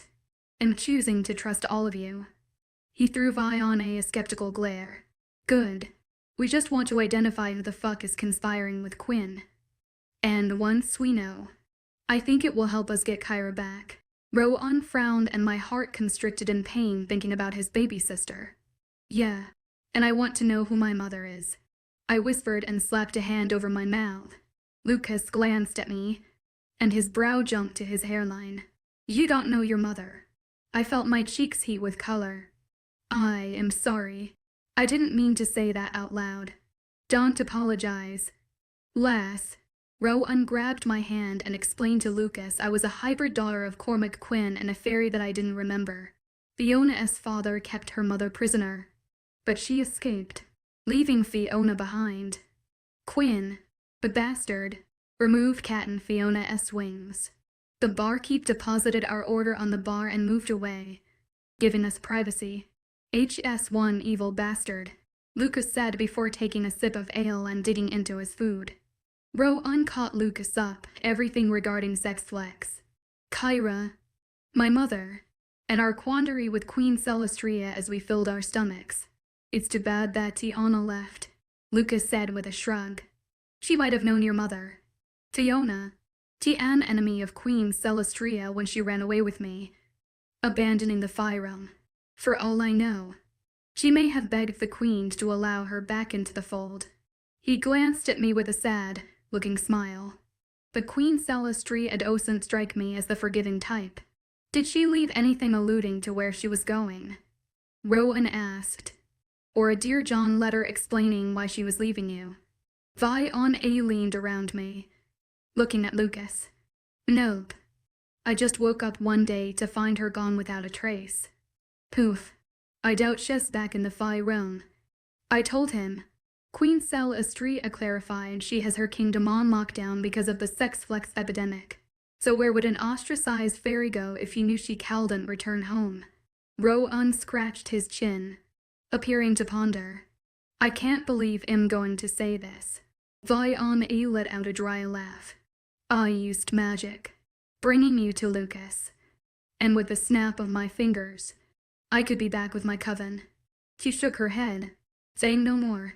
Andrian glared at her, waiting for Vion to continue. Patience, young wolf. She swallowed the last of her ale. If it helps Fiona and Cat, I could find this missing fairy. Tiona, you can. Lucas turned to Vion, eyes wide and in shock. Vion rolled her eyes. Get over this woman already, Lucas. I'm not bringing her back for you. I swear for such a big guy. You act like such a pussy. That's not what I meant. You smart, mouthed witch. She's not my mate and I've learned my lesson. Bring her back for Cat and Fiona's sake. But I want nothing to do with her. He roared and slammed his pint on the bar. Fine. I'll find her. But just remember my earlier warning. Vion hopped down from the bar stool and glanced at Rowan and Rianne. Magic comes at a cost. You'll eventually pay a hefty price. Chapter 29. Finding Tiana Fiona. Rowan paid the barkeep for 2 rooms at the Bitter Nightingale. Since Lucas moved into one after Tiana had ghosted him, we made plans to meet up with the guys in a few hours after cleaning ourselves up, settling in, and resting. The 3 of us girls scanned around the neat but small room housing to twin beds and a lumpy couch. I could feel the argument coming over who would hit the couch tonight, before the sleeping arrangements turned into an ordeal. I glanced at Cat and Vion. They'll sleep on the sofa tonight. Vion shrugged and unpacked, while Cat grinned at me. I don't mind taking the sofa. If I won't be having a sleepover with the girls tonight. She gave me a saucy wink, making me groan aloud. The sound of Vion's tinkling laughter resonated through the small space. Don't cajole her. "丨. She gets in enough trouble with no endorsements." I rolled my eyes at Kat. "I didn't take you for a prude." "Fiona." "丨. looked at me over her shoulder. "I'm not a prude." "Thank you very much." I slammed my hands on my hips and glared at a grinning Kat. But Miss Kitty Cathy was a bit too keen on sharing her affections. I came close to blurting out that Kat had already had a tumble in the sheets with Rianne, but bit my tongue. It didn't seem wise or kind to impart that information, especially since I believed Rianne and丨. shared some type of history. Rianne had a minor past with Kat, and if I was correct about丨, it could lead to a larger argument than who slept on the couch.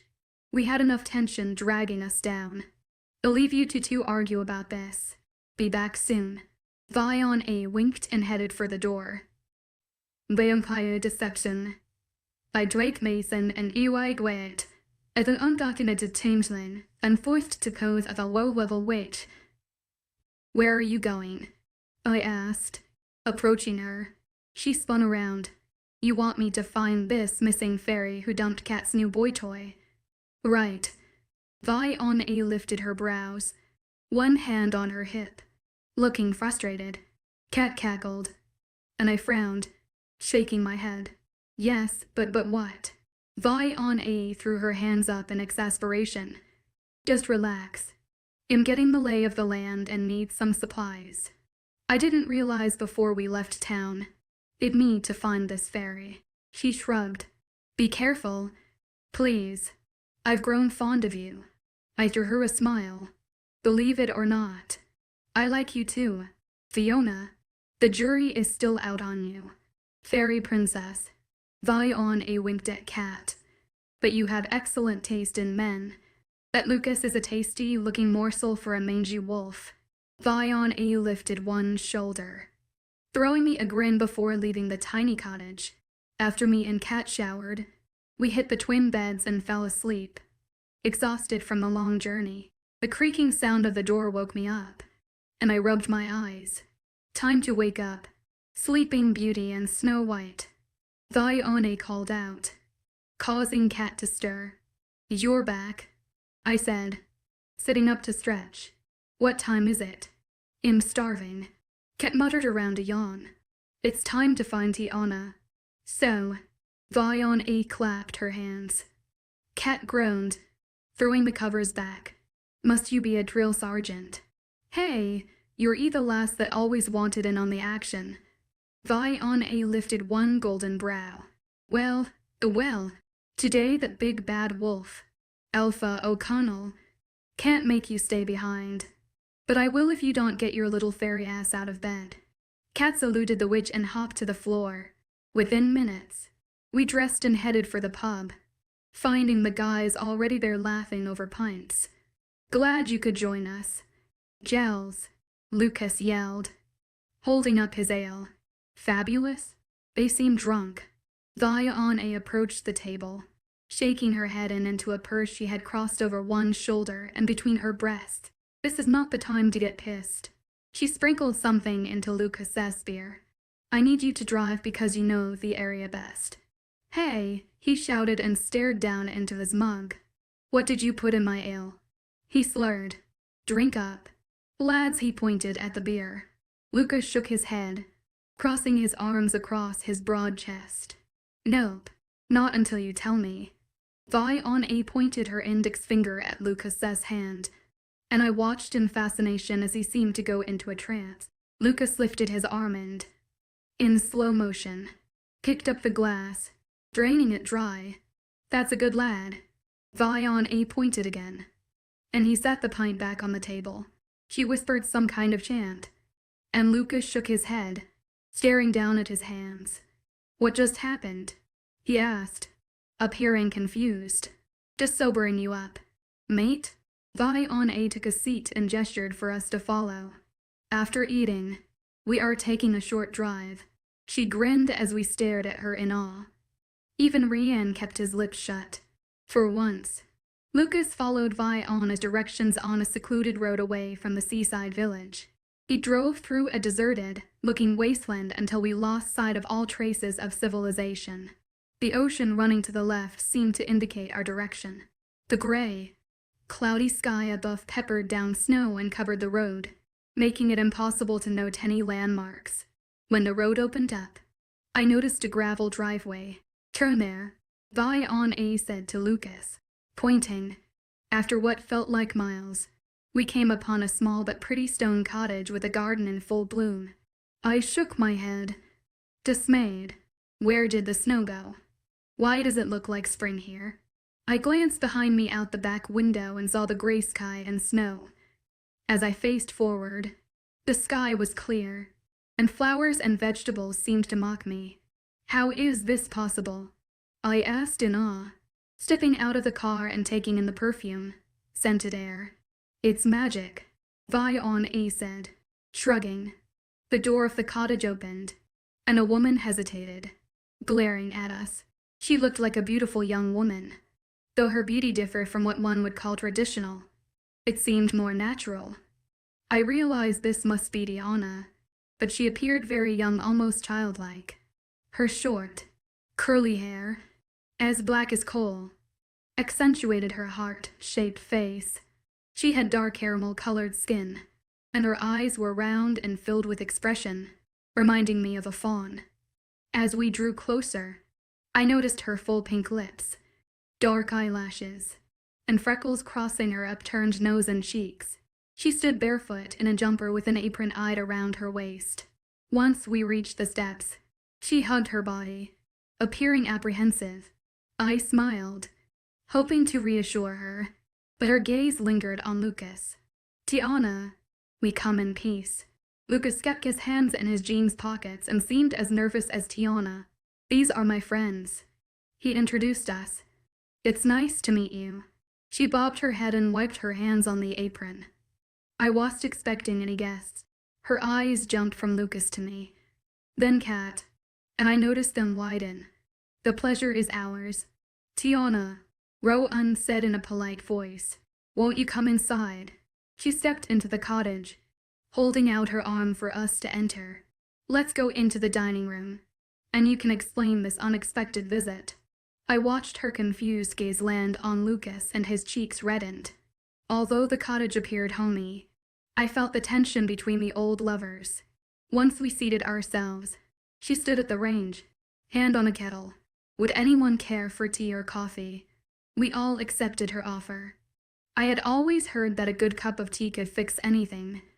Tiana served us steaming mugs of tea, chocolate biscuits, homemade scones with clotted cream and jam. We ate in silence, enjoying the delicious treat, and I held my breath, waiting for Lucas to explain why we were there. "It's wonderful to see you." "You look well," Lucas said, taking a sip of tea. "Thank you. You look good." To Tana responded with a strained smile. "I know what you must think of me, Lucas, and I'm sorry. Maybe one day you can forgive me." I watched a look of anguish cross her features. "I fell for you hard, but I wish to be honest about everything." Lucas's jaw ticked, and he kept his gaze glued to the plate of scones. He remained mute, and it felt like something had sucked all the air from the room. After clearing his throat, he raised his head, staring at Tiana. "Perhaps this is a conversation we should have in private." He lifted his brows, glaring at her. "Yes, please. This is not for our ears," I thought, realizing I was again holding my breath. The tension building in the cozy room felt stifling, causing sweat to bead along my hairline. Tiana smiled at Lucas and reached for his hand across the table. He appeared hesitant at first before extending his fingers out to hers. "Yes, we have much to discuss in private." She gave him a nod. "But I need you to understand I wanted a mortal life more than anything else in the world. More than passion, love, magic, loyalty, or even family. A simple life, removed from the politics and games of Queen Seal's Trias court." But she could never comprehend my fierce desire. When I kneeled down before her and explained what I needed to be happy, she made threats, horrible threats, including blackmail, regardless if I stayed or not. Tiana shifted her gaze to their intertwined hands. I realized I'd made a grave mistake by confiding in her and needed a way out till I get it. Lucas jerked his hand from her grasp. You use me as your way out. Tiana shook her head. I was already planning to leave. Don't you see? I heard her voice break and felt like I was watching some kind of tragic play unfold. It was just perfect timing, but my feelings for you were genuine. Tiana let out a rush of air and appeared dejected. I didn't come here for this. Tiana, you left. I moved on. Lucas lifted a shoulder, appearing nonchalant, but I watched his anger festering in his expression and rigid body. Tiana leaned back against the chair, folding her arms. Then I Zen. Pray tell, why are you here surrounded by an entourage? It's a long story involving my father and perhaps someone in Queen Seal's Tria's court. I said, the words rushing from my lips. Tiana's gaze drifted to me, and I noticed a silver sparkle in her large orbs. I knew you looked familiar. She released a groan, shaking her head. You're the daughter of a fairy, but your father is human. A psychotic maniac. H.E.S. the hunter and scientist. Cormac Quinn. I now felt uncomfortable and wished I'd kept my mouth shut. But in for a penny. In for a pound. Do you know my mother? She nodded. Yes, her name is Immerse. Fiona has a desire to meet her mother. Rowan said, throwing me a reassuring smile. But we need to know if you have any idea who in Seal's Tria's court might conspire with Quinn to assist him with creating and distributing the drug. Sex Flex. Her brows raised. I'd heard of Sex Flex, of course, but I left the Phi realm before news spread of the drug. I realize how dangerous it is and will help if I can. Are there any fairies you know well enough to ask? Tiana, who had remained quiet thus far, asked. Tiana shook her head. I can't risk Queen Celestria finding me, but I know Immerse well, Tiana confessed, shifting her gaze to me. I'm not sure how much you know about your mother or your aunt, my aunt. I felt my mouth drop open. Her enormous eyes widened, appearing confused, and she stood from the table. Tiana paced around in silence, leaving me with my heart pounding in my ears. Kat's hand found mine under the table and I squeezed it, glad for her support. What do you know? Lucas asked. We came here for information. Please, Tiana. She halted and gave a curt nod before approaching me and Kat. I have personal information about both of you. Do you want to go somewhere private? Tiana glanced between us. No, we have no secrets. I shook my head and glanced at Kat. She's right. We trust everyone here. Kat nodded. You are pure Phi. Tiana stared at Kat. Yes, my mother is Queen Celestria, but that's the extent of our knowledge. Cormac. Fiona's father removed our wings and has experimented with me for years. Tiana gasped. A crestfallen expression crumpled her face. I am so sorry. She kneeled before us, frowning. How do you know each other? The humans I thought were my parents died. They were colleagues and friends of Cormac Hess, so Fiona has been my best friend since I can remember. Kat shrugged. My father took Kat in when her parents died. I finished and glanced at Tiana. After a moment, Tiana shook her head. You're more than best friends. You are cousins. What? My eyes widened, and I felt Kat's grip tighten around my hand. Merlin and Celestria are sisters. I noticed the silver sparkle in her orbs again as my heart felt lodged in my throat, and collective gasps resounded in the room. I should have guessed they were related. Tiana said, and made a TS King sound. How does this help us? Though, we're still at a dead end. Rianne replied. Sign. Not necessarily. Tiana announced and stood with a coy grin. I might be able to help you, but we'll have to wait for nightfall. What do you mean? Rowan inquired, folding his arms over his chest. A tranquil smile spread across her lips. Why don't you guys go into the living room? She strode to the fridge and plucked out 3 beers. The ladies and I will be with you soon. She handed Lucas the bottles, and with frowns of confusion, they did her bidding. She grabbed a bottle of wine and, while uncorking it, I said, I see why you wanted to live like this. Here in this peaceful place. She handed us each a glass of red. I bet both of you always felt hot in your own skin. Now it feels that way. I whispered. How come we don't have powers? Kat asked, brows raised. You must try first and put your mind to it. She shrugged and sipped on her wine. It takes a lot of mind control. Vi-on-a interjected. She's right. Tiana winked. You've been busy using magic here. Vi-on-a winked back. Yes, well, I despise the winter and prefer warmer weather. But I have left most of my magic behind and love living a human life. How can you help us? I blurted out. Do you have anything that belongs to your father? Or something he touched? I nodded and dug in my purse for the infamous necklace. Only a hunter would give his daughter a wolfsbane necklace, Lucas said, startling me. I turned and found the guys back in the dining room. And they say women are nosy. I rolled my eyes. Tiana laughed and held out her hand. She was careful while plucking the necklace from me and laid the pendant on her palm. Then she lifted her free hand over it and whispered something. I observed in shock as the necklace moved in her hand like a gentle tug. She gave a decisive nod and handed it back to me. Oh, yes. I can help you. What are you planning to do? Rowan's expression appeared curious, but I could tell he was gritting his teeth. She gave him a veiled smile. You'll have to wait until tonight when the moon is high. Lucas moved over and kissed Tiana on the crown of her head, but I noticed his gaze on Kat. I've seen Tiana do some amazing things. Please trust her. He glanced at Rowan. She is an expert at finding out secrets, like all fairies. Rowan mumbled. Tiana giggled. Oh, I assure you, you won't be sorry. That careless son of wolves, your heart, and its secrets are safe from me. Though if I were you, I would share more with your mate. I promise she is far more perceptive than you think. She winked at Rowan and I felt the heat rise, settling in my face. So we wait until nightfall. Then, I hoped changing the subject would break the ice, yes. Until nightfall, Rowan replied, staring at his feet. Chapter 30, if you so desire, Fiona.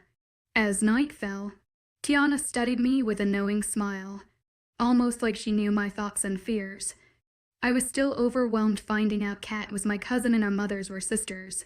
Was my mother like her sister, Queen Celestria? I shuddered at the thought of the cunning and arrogant queen. It's time, Fiona, and everything is ready. Tiana's voice broke my trance. I glanced at everyone congregating in the living room. Lucas held a small box, and we followed Tiana out of her cozy cottage. She led us to her lush and warm backyard, which was illuminated by the glow of a yellow moon above, shining so vast and bright it didn't seem real.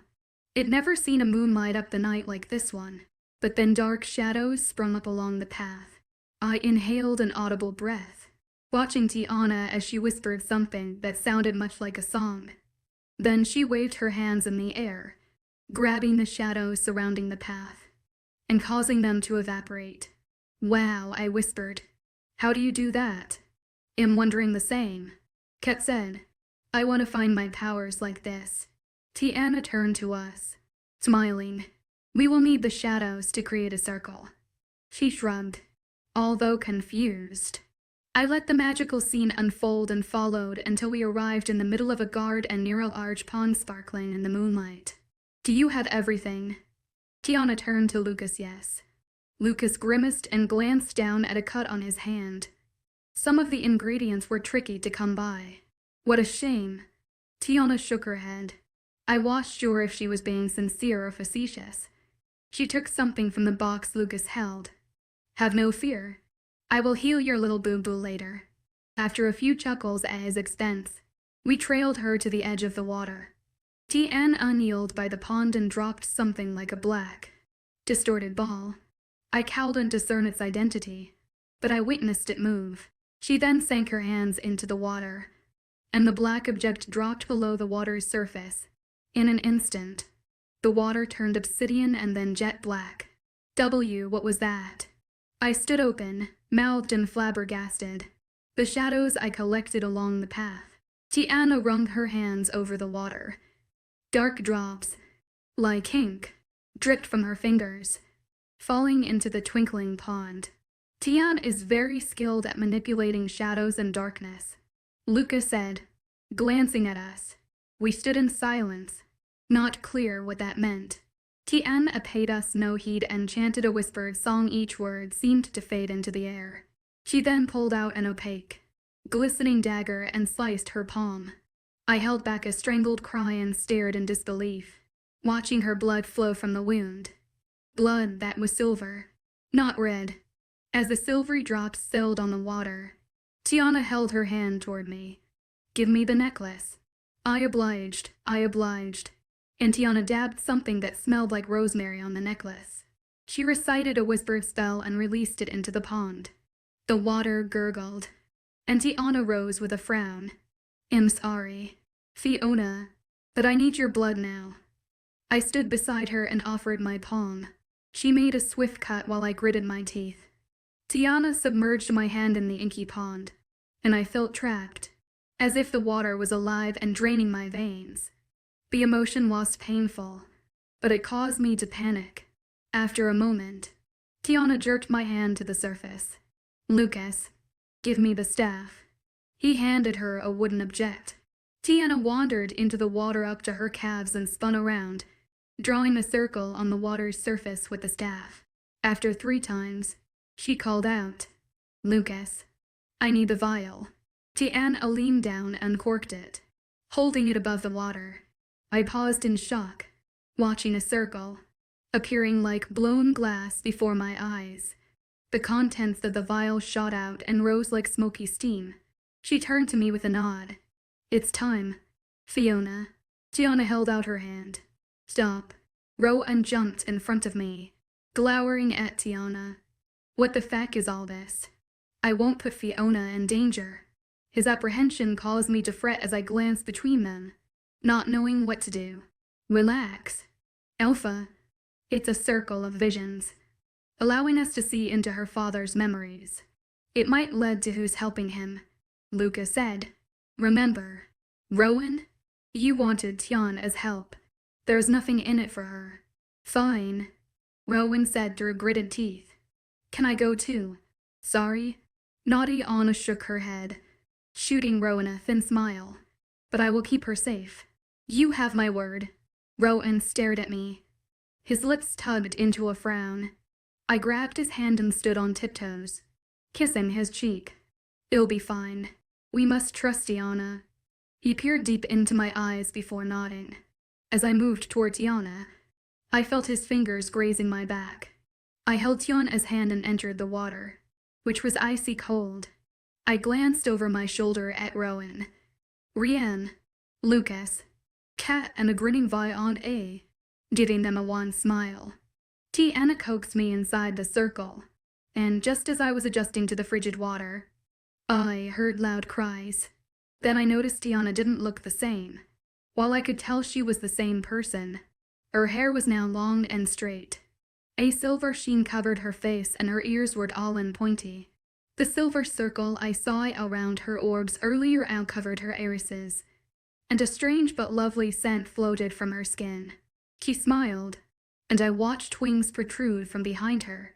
Tiana no longer appeared human. She resembled a fairy, but not like it pictured in my head, more archaic. Precarious, yet magnificent and beautiful. Drop into the water. Tiana whispered, I will take care of you during the passage. Her voice had changed as well. It sounded hoarse and husky, but also like silk. I took a deep breath and plunged below the water. The pressure drew me down, and I felt myself sinking. Tiana's hand no longer held mine, and I panicked, thrashing around in the black abyss. I tried to scream, but nothing came out, and I discovered myself in the middle of some strange iridescent bubble that I couldn't describe. Desperate, I kicked around, trying to escape, to no avail until I heard a faint voice. Please, don't let her die. A voice sounded like a child. My mom is all I have left. My ears perked to attention, and I stilled, straining to hear more. After a moment, I felt a shift, and the bubble shattered. I whipped my head around, finding myself in a room lit by candles arranged in a circle in the middle of the floor. As I neared the candles, the room spun, and I reached out, grabbing only the surrounding air. I now hovered above the lighted circle, staring down into a mirrored center. The vision of a woman with long ebony hair and a crown of butterflies appeared.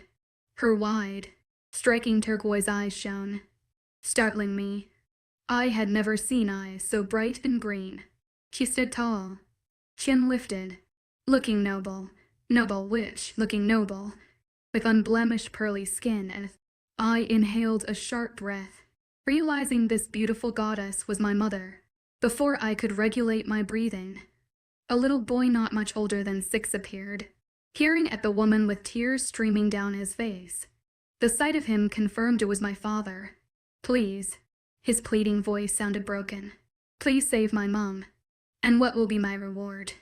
Her tone, like a melody in the wind, warmed my insides. "Anything you want. Please, just don't let her die." The little boy sank to the ground, sobbing, and the image faded. No, I stared around the empty room, desperate for more. The view of a beautiful auburn-haired woman in a hospital bed flashed before my eyes. Her translucent, grayish pallor told me this woman was perishing. I realized I was looking at my grandmother, Cormac's mom. Do something. Save her? The begging child held a small hand out to the fairy. Immerse took a blade, sitting it across the boy's palm, and smeared her fingertips in the blood. "If you so desire," she whispered, and the scene disappeared. The floor beneath me shook and convulsed, breaking the room in half like an earthquake. I felt myself falling. The crack in the floor sucked me in, and I landed with a thud. As I searched around, I found myself in the middle of a lush forest. I rubbed my arms over my body, feeling for injuries, and stood, taking in my surroundings. I heard a hooting noise and spotted a white owl perched in a tree. It flew off, and I followed, watching it land in a tree overlooking a wide stream. And I rushed to the water's edge. I stared into the rushing water. My father's face came into view, appearing like a young man in his 20s with sun-kissed streaks of blonde throughout his copper, red hair, freckles, and broad shoulders. His gaze lingered on the exquisite fairy, who remained untouched by age. "Is your intention to stay?" Cormac stared at Immerse. He captured her hand, and they ventured into the forest. While they wandered off together, I watched her image change. Her skin, once porcelain white, took on a golden glow, and her hair seemed lighter, no longer like a glistening onyx. The emerald-colored eyes, so intense, became more of an ocean green. Immerse now resembled a human, and it felt like I was staring at my own reflection. My father paused, turning to my mother, observing her with such enchantment. After a moment, Cormac captured her face with a longing that left me uneasy, and kissed her. As Immerse kissed him back, I sensed her lack of affection. Her mannerisms seemed distant, much more restrained, and I knew she didn't hold the same desires as Cormac. "Don't leave," he told her. "If you so desire," Immerse said again, this time in a more normal voice. Then the memory receded, and I heard the hoot of the owl, when a fresh image floated before me. Years had passed, and my father looked like a man. Cormac's thick red was prey, and his youthful brown eyes now seemed dull and severe. He studied Immerse, who in turn stared out the window into the forest. From the side, I could see her crying, and a lone tear ran unchecked down her face. My father's jaw ticked, his hands clenched into fists at his sides. "You can't leave." The words sounded like an order, not a request. "Immerse, look at me." He barked, rushing at her. Immerse turned, lifting her gaze, but she appeared to stare through him with lifeless eyes. The vision zoomed in, becoming clearer, and I watched in horror as his large hands grabbed her dainty shoulders. The air left my lungs as I spotted the rope dangling from his hand. You are mine. Cormac's face creased with anger and hysteria before his mouth crashed hard against hers. While I sensed his passion and lust, Merlin A remained still, offering no response. She hung in his grasp like a rag doll. Cormac jerked away in annoyance, taking the rope and tying up her wrist, realizing he could never force her to love him. You're not leaving, and one day you'll understand you belong to me. She lowered her eyes and studied her hands, bound by the rope, and in a vanishing, throaty voice, she whispered, "If you so desire." Then everything dissolved. The wailing of a baby woke me up, and I raised myself up, peering into the water. I saw Merlin on a cot. Her face was sweaty, and her skin pale, but she smiled, reaching up for the bundle my father held. "Just flawed like you." I flinched, hearing his cold, hard tone. "Please, let me hold her or see her," she pleaded, but her smile faded. He took the infant to a metal table and examined her. She had silver swirls covering her skin and tiny wings on her back. Cormac growled and let out a sigh. "You'll have to extract these blasted wings." In a Merlin's face, I recognized misery but also defeat. She dropped her head and turned away, not wanting to see the evil man or the perfect baby she had given birth to. Tears blurred my vision, and after drying my eyes, I was surrounded by darkness. I let out a feral scream with my head thrown back and heard a familiar hoot. I can't take much more. I glanced over my shoulder at the white owl. As I looked back into the water, my father was lying on the ground in a puddle of blood. Merlin loomed above him, her body glowing. She kneeled beside him and touched Cormac's face, but I noticed a deadly edge in the soft gesture. A sound of footfalls caused Merlin to turn around. I glimpsed a little girl, no older than 3, watching them from the doorway of the room. The small girl's eyes were wide and teary. She rushed to the fairy, arms wide, but before she reached Merlin, Cormac pulled a silver rope, and the little girl crashed to the floor. "You may leave," he said with disgust, placing his tone. "But Fiona remains with me. Mommy. I want my mommy." Merlin closed her eyes, and tears cascaded down like rain. But when she opened them, she held an expression of ice. "If you so desire." She took a few steps, disappearing in the middle of the darkness. Then my vision formed, and I saw my father, many years later, with gray hair. A woman, enveloped in shadows, stood beside him. Her voice sounded fuzzy, and I couldn't understand anything she said. My father huddled before her, trembling. The woman reached out a hand toward him, and the memory fragments cracked like shards of broken glass. "I expect total obedience from you," the woman said, her voice breaking. My father's jaw twitched, and he tightened his fists in fury. "If you so desire." And then it all evaporated. Chapter 31, Princess of Shadows Rowan. After what seemed an eternity, I saw Fiona's head emerge from the water. She coughed and sputtered, gasping for air. Tiana popped up like a lighted beacon and pulled Fiona from the pond. I watched as the circle snapped, causing the pond's surface to regain its natural appearance, and the shadows dissipated. We all rushed to their aid, and I grabbed Fiona. Her wet, shivering body clung to mine. "What happened? Are you hurt?" I wiped a hand down Fiona's dripping hair and inspected her for any wounds. She shook her head, still coughing and trying to breathe. I moved sawdust from her eyes and jumped back as she coughed up water from her lungs. What was all that?" Fiona implored in a strangled voice, staring at Tiana. "Let's get you dry first. You can ask Tiana questions later." I carried Fiona in my arms to a bench near the pond. Setting her down, Ryan wrapped the towel around her shoulders and turned, handing another one to Tiana. "I am not sure." Tiana shrugged with a frown, brushing the soaking strands of her hair away from her face. Someone yanked us from the visions. "How?" Fiona asked. Tiana shook her head, staring off into the darkness. She seemed perplexed and disturbed by the events. Someone blocked your father's memories. That's all I know. Tiana used the towel, rubbing her drenched head. It had to be someone exceedingly powerful to block your magic, Lucas said, frowning. Tiana grimaced and let out an audible sigh. Come on. Let's go back to my cottage. It's safer and warmer there. I helped Fiona to her feet, coaxing her to lean on my shoulder. My mess without clothes around her waist to further support Fiona on the walk back. Ryan watched Fiona, who strolled in silence beside Lucas. I noticed Kat whisper something in Rhiann's ear before patting him on the back.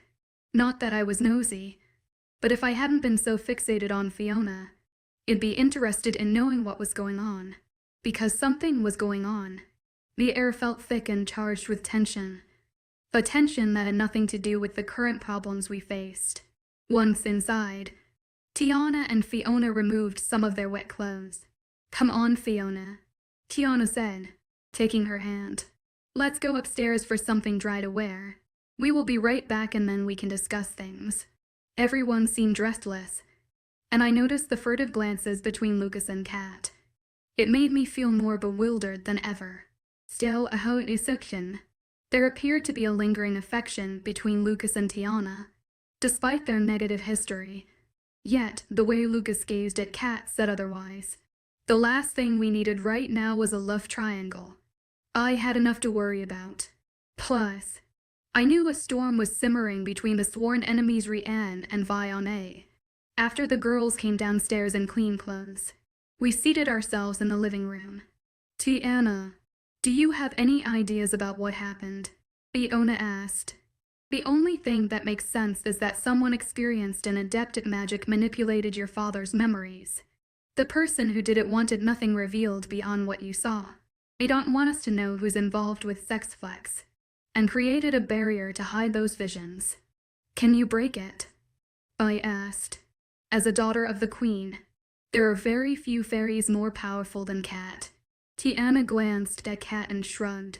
And even though Fiona is a hybrid, she is a princess too. Fiona and Kat are both granddaughters of a queen. She let out a long sigh.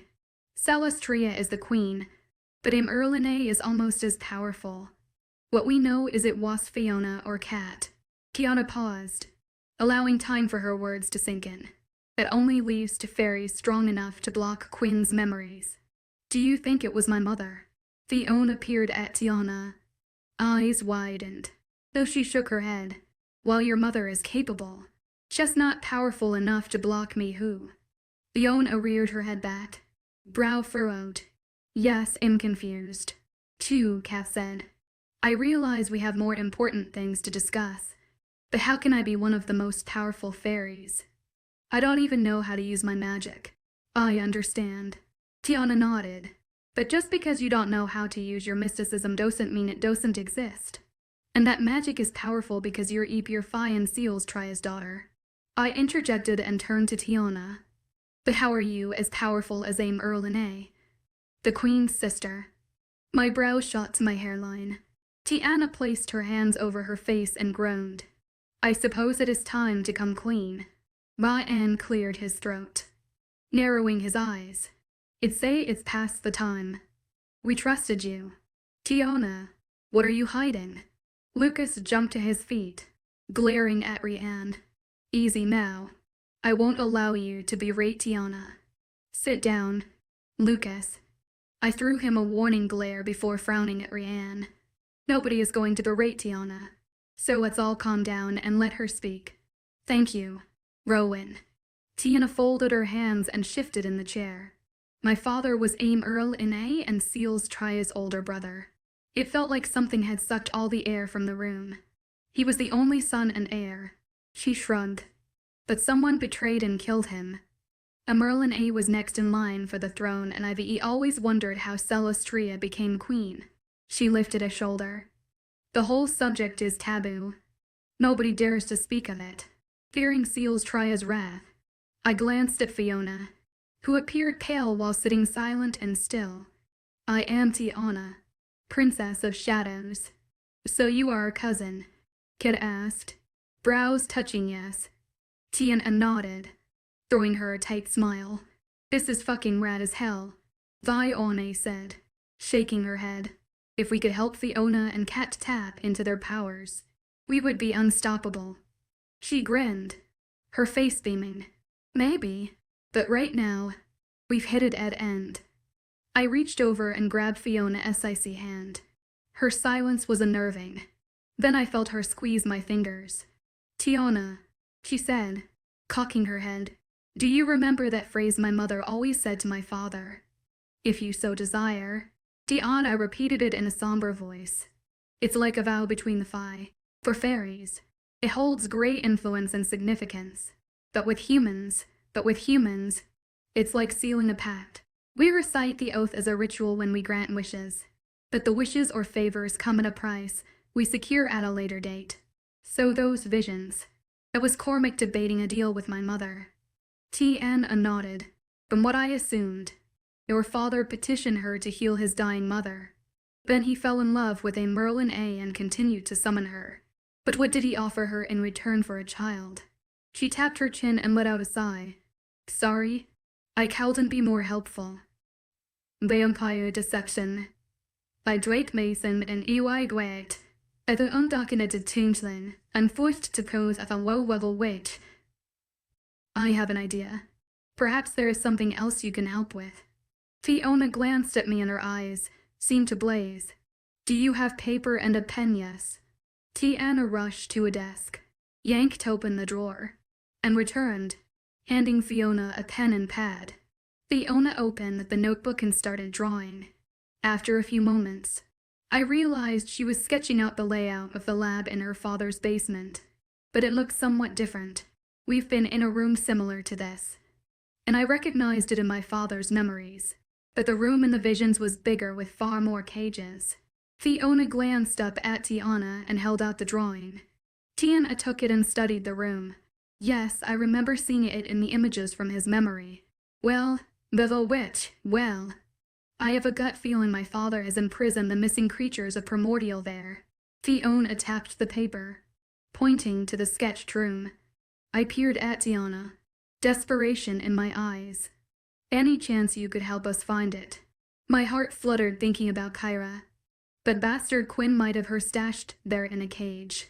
Tiana frowned, dashing my hopes. I can't, but I know who can. A coy grin tugged at her lips. She stood and strode beside the chair where Fiona sat, rolling her eyes. I've heard a rumor about a certain witch who specializes in finding objects. Throughout Ireland and the UK, there is no one more qualified than her. If anyone can help you find that room, it's Fiona. Tiana, the Princess of Shadows, giggled. Why didn't you speak up? Rian yelled, glowering at his nemesis. Bite me, wolf pup. Fiona crossed her arms, returning Rian's glare. I just heard about this hidden room mere seconds ago, and I told you from the beginning. I'm not keen on dealing with Cormac Quinn.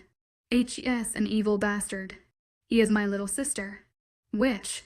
Rian seethed, jumping from the couch and stalking toward Fiona. In the blink of an eye, Rian sailed backward through the air, crashing into a wall. A framed picture fell, landing on his head. With a grimace, Fiona whispered, Oops. She turned to Tiana. Sorry. Ryan stood, rubbing his head. You owe me that apology. I swear I've ever met a bigger. Stifle it. Wolf, or I'll send you slamming into that cold fucking pond. Fiona rose from her chair, advancing toward Rian. Enough. Enough from both of you. I roared, rising to my full height, and glowering at them both. Fiona placed a hand on her hip. Fine. If he would have given me a moment. I was going to say that I'm in deep to back out now. I would love to help find that torture chamber. She stuck out her tongue at Rian. Will you come with us? To Luke asked Tiana. I wish I could, but I can't. As much as I love it here, I'm like a captive in this cottage, she revealed with a frown. If she leaves, Queen Cell Astria could sense it, and come after her. Fiona replied. The expression on Iana's face showed remorse, but the witch threw her a smile. "Don't worry, fairy princess. I'm sure we can handle it. I've got these 2 fairy princesses and a couple of werewolves. Perhaps I can help coax them with their magical powers." Tyeon shrugged. "Okay, we have a plan. Tiana, thank you for everything, but we need to go." I threw her a grateful smile. "It's so late. Why don't you stay and rest up?" Tiana offered, but I declined no. "We'd better get back. I want to find this roommate. Hopefully, my sister." Tiana nodded, understanding our haste, and moved to Fiona, taking her hands. "Please be careful and don't be a stranger. I would love to see you all again." She hugged Fiona and Kat. "I can't tell you how happy I am to meet my cousins." Tiana turned to Vione. "And it's nice to put a face with a name. I've heard so much about you." Vione. I watched the fierce, tiny witch hug Tiana. Well, I guess she can be affectionate after all. The thought made me grin. "We will come back to visit," Fiona said. "Who knows? We may need your aid again." "I would love that." Tiana led us out of the cottage. "Promise to keep in touch," Tiana yelled as we got into the SUV. She remained waving goodbye with a wary expression. "We will." I yelled out the window before turning to Fiona. "Are you sure you're all right?" Fiona nodded, staring out the window. I drove thinking about everything we had learned. The 10-hour drive, cooped up in a small space, filled this time with silence, made matters worse. Right when I was going bonkers, I saw the line that defined Dublin. By then, the weariness and stress had taken their toll, and I looked forward to a good night's sleep. However, it seemed our night was not over, quite the contrary. When we arrived at the house, after spanning the restricted circle that marked off our territory, I encountered an unwelcome shock. A familiar woman stood in the driveway. She appeared tall and enraged, with opaque skin and long white, blonde hair that fell almost to the pavement. Well, I've been waiting for you," declared Queen Celestria as soon we pulled up. Her smile looked precarious, telling me that her presence here would be anything but cordial. "Duck down, Cat," I whispered and hit the steering wheel with fury. "Vione, can you hide her? May Cat disappear." "Got it." Then Vione murmured a chant that sounded like gibberish, and the car filled with misty gray smoke. "I believe you have someone that belongs to me." Celestria placed her long, thin hands on her hips in a challenging stance.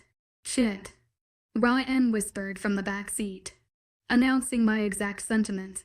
"You will hand over my daughter, or else tolerate the consequences," insisted the Queen of Fi.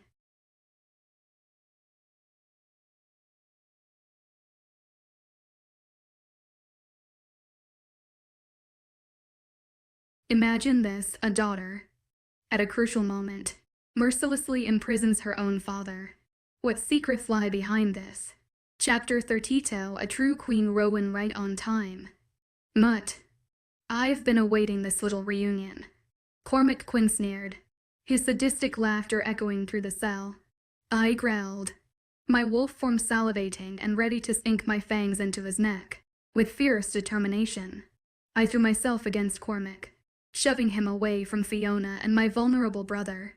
Rian.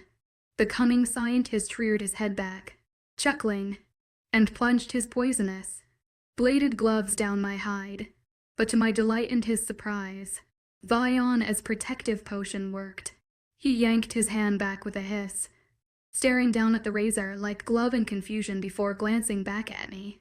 Puzzled, as Cormac rubbed his arm, I seized the moment to attack, my teeth wrapped around his leg, sinking deep into the flesh. The taste of metallic blood filled my mouth, fueling my rage. The evil scientist howled out and tried to shove a vial of bright purple liquid wolfsbane at me. I released his leg, pulled back my wolf's head, and charged straight into his stomach. The force hurled him across the small space, and Cormac landed with a thud in the cell's corner, his forehead hitting the concrete wall. After a moment of disorientation, Cormac jumped to his feet, hatred blazing in his eyes. I knew he would try tackling me, and a laugh bubbled in my chest as I watched his nostrils flare. It wouldn't be a fair fight, but that was fine with me. I glanced at Fiona, who was huddled protectively over Rian. Through our bond, I communicated. "Lass, concentrate on Rian and don't worry about me. Do what you can for him. You take care of my bastard father, and I'll tend to your brother. Just be careful, Rowan. Hes a crafty motherfucker," Fiona replied, her usual caring nature tinged with unexpected ferocity. Cormac circled, dancing on his feet in the small cage like a boxer, sitting as he studied me. Suddenly, a burst of light lit up the room, and we both turned to Fiona, with her palms splayed on Rian's chest. Sparks of light sprung from her hands, enveloping my brother. I witnessed the color returning to Rian's face, joy filling my heart. But the moment was short-lived. The ground shook violently, flinging Fiona and Rian across the cell, landing at my paws. A large crack appeared in the concrete floor, separating us from Cormac Quinn. He glanced around in a frenzy, looking as bewildered as I felt. Black metal bars fell from above, enclosing Cormac in the already small cage. I shifted back to my human form and helped Fiona and Rian to their feet. "What kind of sorcery is this?" Cormac growled, grabbing and shaking the bars of his confinement. "Let me out of here now, Fiona. If you don't, I promise I'll kill that mangy wolf you've chosen over me. Your own flesh and blood." Fiona's talk to the metal prison, her brave and resourceful nature shining through as she glared at her father. "I have no idea how to let you out of this tiny prison," she said with a shrug, her voice steady and defiant. "Don't play coy with me, little girl." He narrowed his eyes. "You put me here and you can let me out." Fiona laughed, a musical, tinkling sound pleasing to my ears, as much as I'd like to take the credit. "It's such a savage crack seeing you like this, Father." She turned, looking back at me and Rian, who was still weak and leaning against my shoulder. "What do you lads think?" Fiona grinned. "It's grand as feck seeing this EJ get his karma. How does it feel, bastard? Now you're the one locked up after we saved those hostages you were so determined to catch." I winked at him as an idea crossed my mind. If Fiona hadn't cast the spell capturing Cormac, who had? Perhaps Vi on a Ordiana. Regardless, I needed him to believe Fiona was responsible and use his release to get Kyra back. We still hadn't found my sister. "Fiona, allow Cormac to think you are responsible and have the power to release him. We can use it as a bargaining chip to find out where Kyra is." "Wonderful idea," she responded through our bond. Fiona strode toward the iron cell, grasping the bars. "Tell me where Kyra is and I will let you out." "Never," he spat. Fiona turned her back on Cormac. "Let's get out of here. I'll change his mind, if that's what you think. You don't know me very well." Cormac crossed his arms. She whirled around, facing him. "You're right. I don't know you at all. My whole life has been a lie. You are nothing but a kidnapping, murdering, evil bastard. I have no problem leaving you here to rot. You wouldn't dare leave me too." A piercing scream drowned his words out. "How dare you defy your mother and Queen?" Queen Seal's Tria's voice resonated throughout the space, as if it were amplified by powerful speakers. "Shut!" I cursed. "We have trouble. Come on and follow me. Don't you dare leave me here, Fiona." Cormac yelled at our retreating forms. "I command you to listen to me. Your mother and Queen are AQIL. You will not abandon me for these savage beasts and mortals." We followed the sound of Seal's Tria's voice, found the Queen facing off with Cat in a circle of harsh, blinding light. "Those beasts and mortals are my friends and family," Cat cried, her voice cracking. She lifted her chin, glaring at her mother with golden tears pouring from her eyes. "You abandoned me by giving me to Cormac Quinn. What kind of mother does that? He cut off my wings and performed heinous experiments on me. For years, he tortured me, Kat balled her hands into fists at her sides. Just stop and listen to me. AQIL. I can explain. Kat shook her head from side to side. Nothing you can say will change my mind. But I have Cormac Quinn in prison as we speak. He will pay for allowing you to leave his house. Celestria shrieked. We pledged an oath. I aided him with his sex flex experiments and, once completed, he was to give you back to me. You'll return to where you belong in the fire realm. I forbid you to remain in a mortal realm. Kat stepped closer to the queen, her head held high. I would die first. If you want me to return to your realm, you'll have to kill me first. The queen appeared distressed, her brow wrinkled, and it looked like she had tears in her eyes as well. For a moment, I thought she would relent, but I should have known the bitter, evil queen better. If you so desire, Celestria whispered, her words echoing on repeat. Once those chilling words faded, I heard the cry of Lucas, Vi on A, Tiona, and Fiona, all screaming, no. Fiona sprinted toward Kat and the queen, busting through the enclosure of light. Her body swelled with a peculiar glimmer. Fiona's body seemed to ignite, engulfed in flames that radiated scorching heat. Our mated bond intensified this sensation, causing me to feel the blistering inferno emanating from her skin. As she moved further into the circle, I watched her change, even without wings. Her body altered and mutated into the celestial form of a fire fairy princess. The sight was awe-inspiring and sucked the breath from my lungs. She jumped in front of Kat as Queen Celestria lifted her arms, whispering what sounded like jumbled words. Fiona spun around and created a bouncing circle of orange light to shield her cousin and best friend as flames of fire danced around Celestria. However, as the hot wind brushed against my skin, I feared that the flickering protective circle wasn't enough to save them. The resounding sound of Celestria's words in the distance only heightened my apprehension, while the smell of smoke and fear mingled in the air. In that moment, I realized with a heavy heart that they would both perish at the merciless hands of the malevolent queen. In horror, I watched my Luna's exquisite face, weighed down with fear and bravery, as Celestria's wrath crashed in a halo of blinding light around Fiona and Kat. I lunged toward the light and an ethereal figure appeared, dragging Celestria's hand aside and diverting the beam away from Fiona and Kat. A bolt of electric silvery light crashed into the surface of the beam, causing it to shatter into tiny fragments, protecting the wingless fairies. Fiona, I roared in my head. Together, Lucas and I shifted and bolted toward the blinding glare. Kat's body plummeted toward the earth, a scene of chaos unfolding. In a swift motion, Lucas morphed back and enveloped her fragile frame, his arms offering solace amidst the turmoil. He checked for signs of life and pressed Kat against his chest. I rushed toward Fiona, shielding her with my body as shards of light exploded in all directions. The dazzling fragments danced and shimmered, creating a kaleidoscope of colors that filled the air, like a symphony of tinkling chimes. The sound of their splintering reverberated through the space. A whiff of fire hung in the atmosphere, electrifying the moment. I could feel the warmth of Fiona's body against mine, a comforting presence in the turmoil. All around us, screams and footfalls sounded as my head raised to see who had intruded on the queen's wrath. Fiona and I gaped at the enchanting fairy, her dark obsidian hair cascading like a midnight waterfall. As she stood in front of the queen, her piercing golden eyes held an otherworldly allure. Her face, a breathtaking masterpiece, exuded an ethereal beauty. She turned, her gaze fixated on Fiona.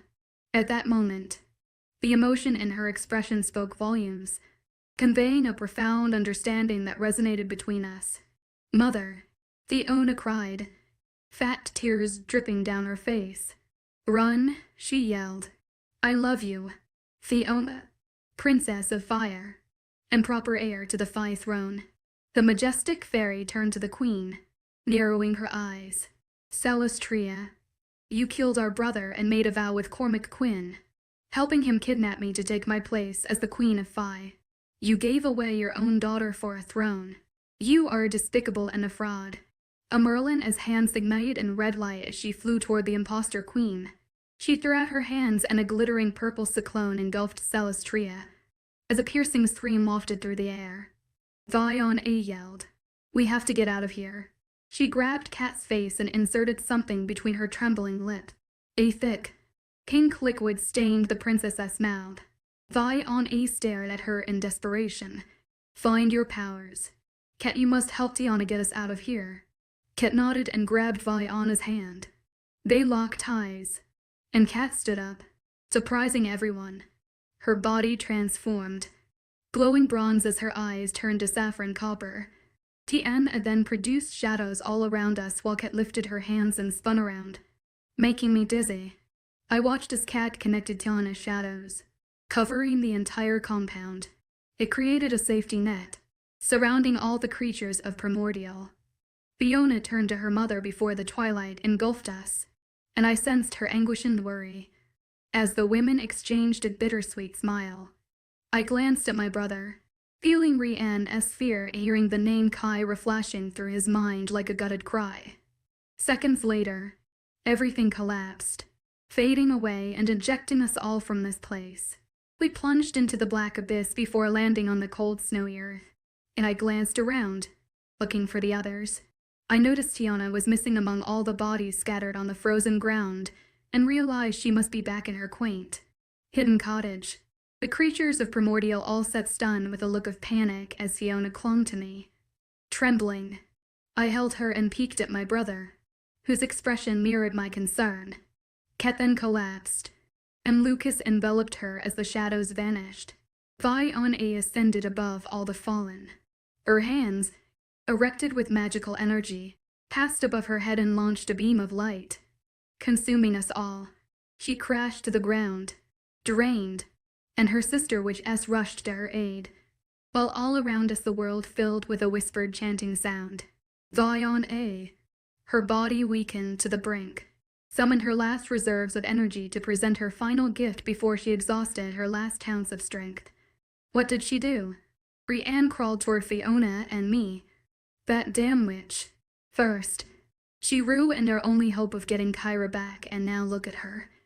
He sat next to us, covering his exposed private area and pointing toward Vione, lying unconscious on the cold, hard ground. Stupid lass. She better not die on me. Not before I tell her what I think about her ridiculous fire and spells she used during the battle. Ryan, shut up. Fiona barked, startling me, and I watched Rianne's eyes widen. Jesus, Rianne, Vione saved Fiona's life and rescued Kyra. You unappreciates bastard. I shook my head, disgusted with his attitude. Fiona handed us some clothes, which I kept in a backpack that she managed to not lose. Thanks, Rianne said, staring at the ground, properly ashamed. I dressed, looked around, and noticed with relief the enemy had not followed us. For now, we were safe from Cormac Quinn, Celestria, the fairy goblins, and hunters, though we found ourselves injured and traumatized, hundreds of miles from home, and without Kyra. I took Fiona in my arms and cradled her to ward off the cold. I love you, Luda O'Connell, Princess of Fire. And for now, we are safe. Chapter 33, Casualties of War Row when Fiona Rowan. I noticed Fiona stand up and shove Vione into the SUV and then sprint toward Rianne, who was again struggling with Cormac. As I rushed to stop her, Cormac heaved a silver powder at me, but I moved just before it made contact. However, the wind wasn't playing nice, and the powder blew into my face, causing my eyes and skin to burn. You'll seize a bunch of your pack mutts today and return the favor you did me back in my lab. Cormac let out a crazed cackle. A snarl left my lips as I lurched forward, my razor like teeth ripping at his leg. The taste of blood invaded my mouth as he cried out in agony. As we grappled, Cormac drove a silver blade into my back, and I hissed from the pain but rolled away before he could do more damage. His bloody weapon fell to the snowy ground, and I hurled myself at him. Cormac sailed through the air before landing a few feet away. Rhiann's frantic voice sounded inside my mind. "We've got to get Vione and Fiona out of here." Then a group of vehicles appeared. More hunters. We'll never make it out alive. "Rhiann." I swallowed hard, waiting for him to respond. Rhiann's voice resounded in my head. "The sexless goblins must have delayed them, bro. Those monsters will attack anything they see. But I have bigger issues right now." I watched as 4 of Cormac's hunters charged toward Rhiann's wolf, and one of them landed a shot. "Ryan." Naughty words booming from my mouth sounded devastating, even to my ears. It left me shattered, seeing my brother drop to the ground unconscious. But I rushed to him, wounded or not. Then I heard Fiona and Vione let out a scream behind me. As I turned around, I saw one of the hunters holding my baby sister, Kyra. My mind whirled as I glanced between my brother and sister. At that moment, I didn't know what to do. Then another hunter threw Fiona down, tackling her on the cold ground. "Kyra," I howled in my mind. "Go help Rhiann," she called to me. The sound of her voice caused my throat to constrict, and I blinked back tears. But I couldn't leave 3 females to the mercy of Quinn and his hunting pack. Before I could decide, Fiona let out another piercing scream, crushing the rest of my control.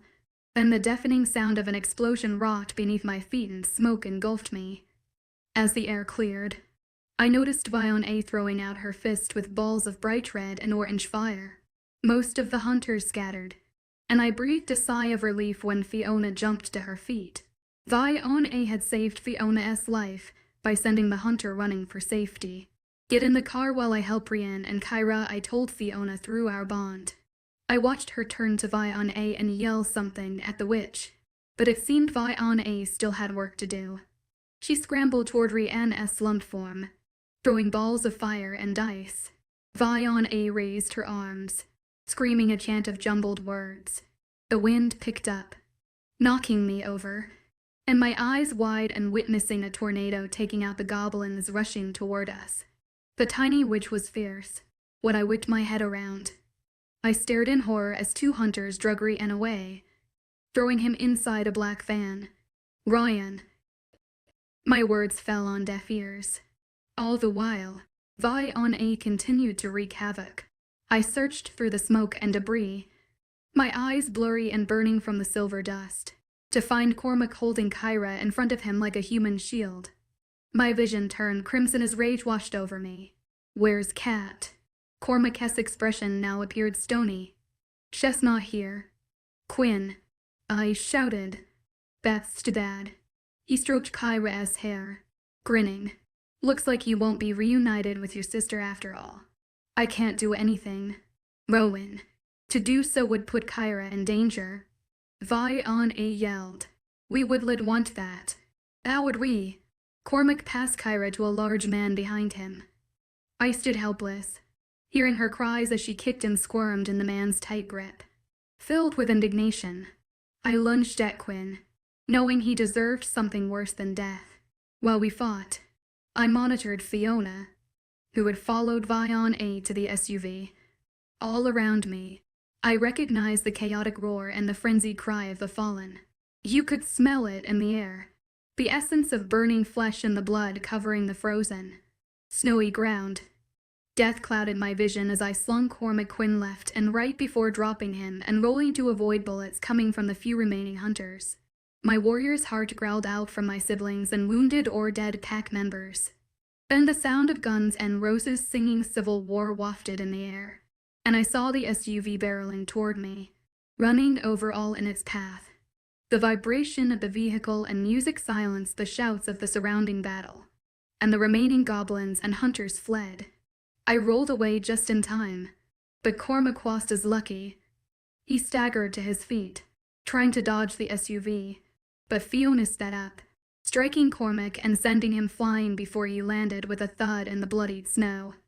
I shifted back into without clothes human form and jumped in, pushing Fiona over to the passenger seat. Oh my God. Did I kill him? Fiona looked at me with fear, filled widened eyes. "HES not dead," I said through ragged breaths, wiping blood from my face and eyes. "But my father, are you sure HES am sure?" "Fiona, HES not dead," I replied, harsher than I wanted. A sigh left her lips, and I glanced around at the carnage of ravaged bodies and corpses of wolves, humans, and creatures that had perished in the battle. There were not as many dead wolves as humans and fairy goblins. "What happened to the rest of your pack?" Fiona asked, her voice sounding tired and hoarse. "I told them to retreat." I gripped the steering wheel, concentrating on the road, and noticed the black vehicles following us. "Hang on, girls. We have company." My foot slammed on the gas. "Buckle up." Just before a bend in the road, I hit the brake pedal while jerking the wheel to the right. The SUV careened in the middle of the road. I headed off into the snowy forest and turned off the headlights. After driving miles into the woods, I pulled into an opening between two massive oak trees. The hunters were no longer on my tail, but I glanced in the rearview mirror just in case. "Where are we?" "Rowan." Fiona touched my arm, and I flinched. My nerves felt tight as a rope. At the entrance to a hidden tunnel, I turned, giving her a wan smile. "Hidden tunnels are cool," Fiona whispered, staring out the window. "We have security systems in place around Dublin, so we can't thwart the hunters if necessary." The idea of having to resort to such a measure had my voice twitching with anger. "Who? The wolves?" Fiona asked. "Not just us. All the creatures of Primordial," I explained. Finally, I pulled into a deserted park. Fucking fuck," I shouted, letting out my rage. "Sorry, lasses. My pain is hers. My anger is hers," I reminded myself. I sensed it welling up inside me, and I took a calming breath. "Fiona, can you grab me some clothes from the back?" "Lass, sure thing," she chuckled. "It must feel very freeing to drive in the buff." Fiona giggled, igniting us all. Perhaps all the tension, grief, and overwrought emotion caused us to become hysterical as the SUV filled with raucous laughter. I dressed and hopped back into the vehicle. "How's your arm?"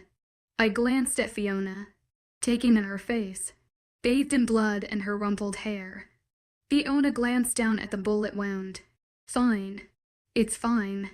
She raised her head, and tears spilled down her dirty cheeks. "Don't cry, lass," I whispered, stroking her hair, causing Fiona to cry anew.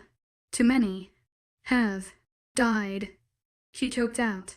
"I know, love. I know." Hearing sniffles from behind, I peeked in the rearview mirror at Fiona, swiping at her eyes. "And they took Rianne and Kyra," Fiona exclaimed between distressing, agony-filled sobs. "We will find them," I said, desperation lacing my tone. "But God only knows what he will do." "And by now they could be no," Fiona said, shaking her head. "My father won't harm them. He needs them to get back. You saw Queen Seals try his fury at us. Imagine how she feels about Cormac. She left Cat in his care. He was supposed to care for her."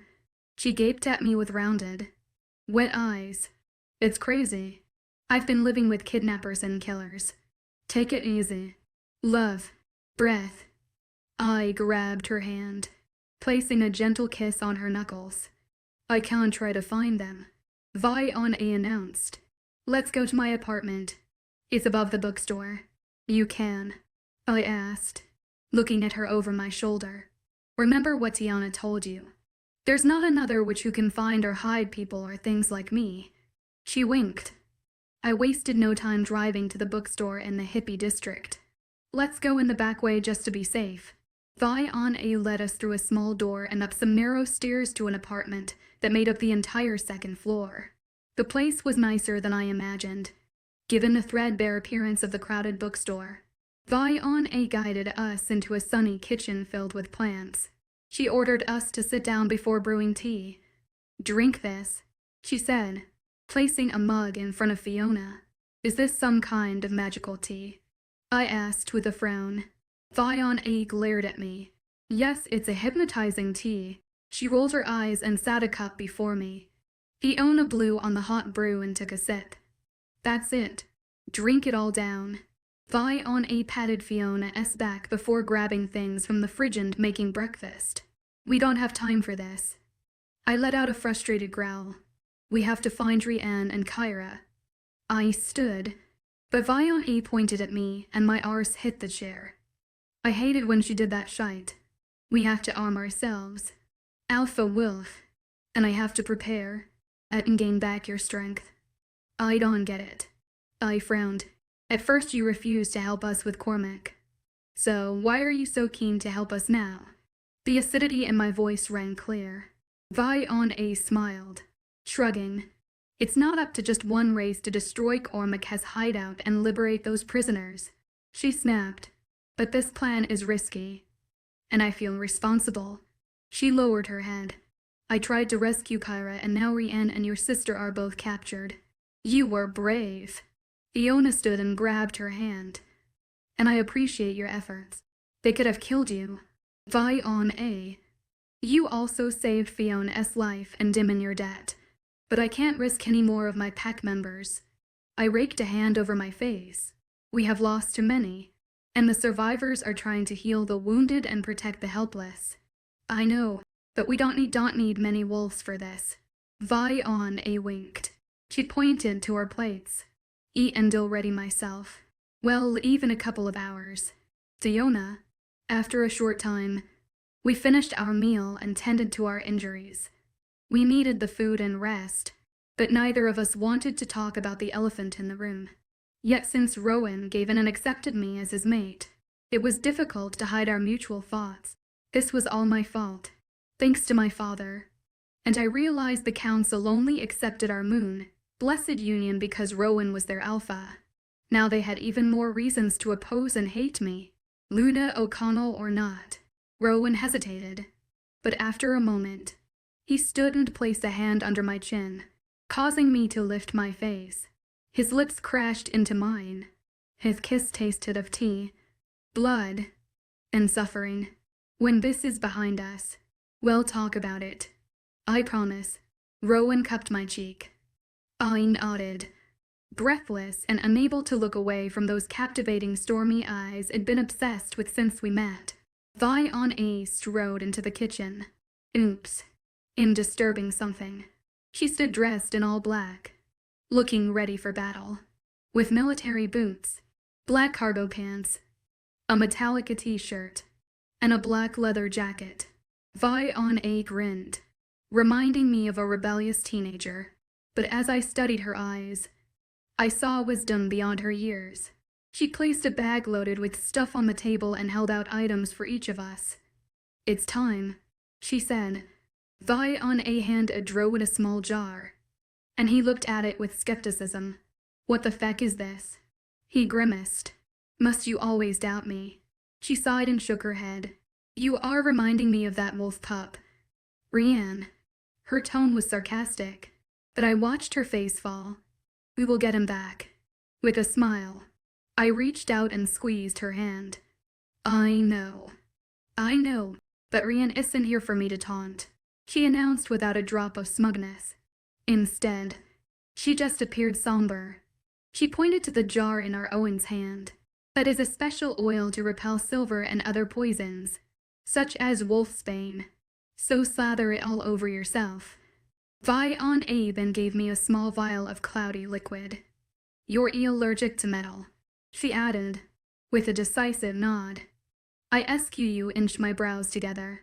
I am. Yes, because of your fairy blood.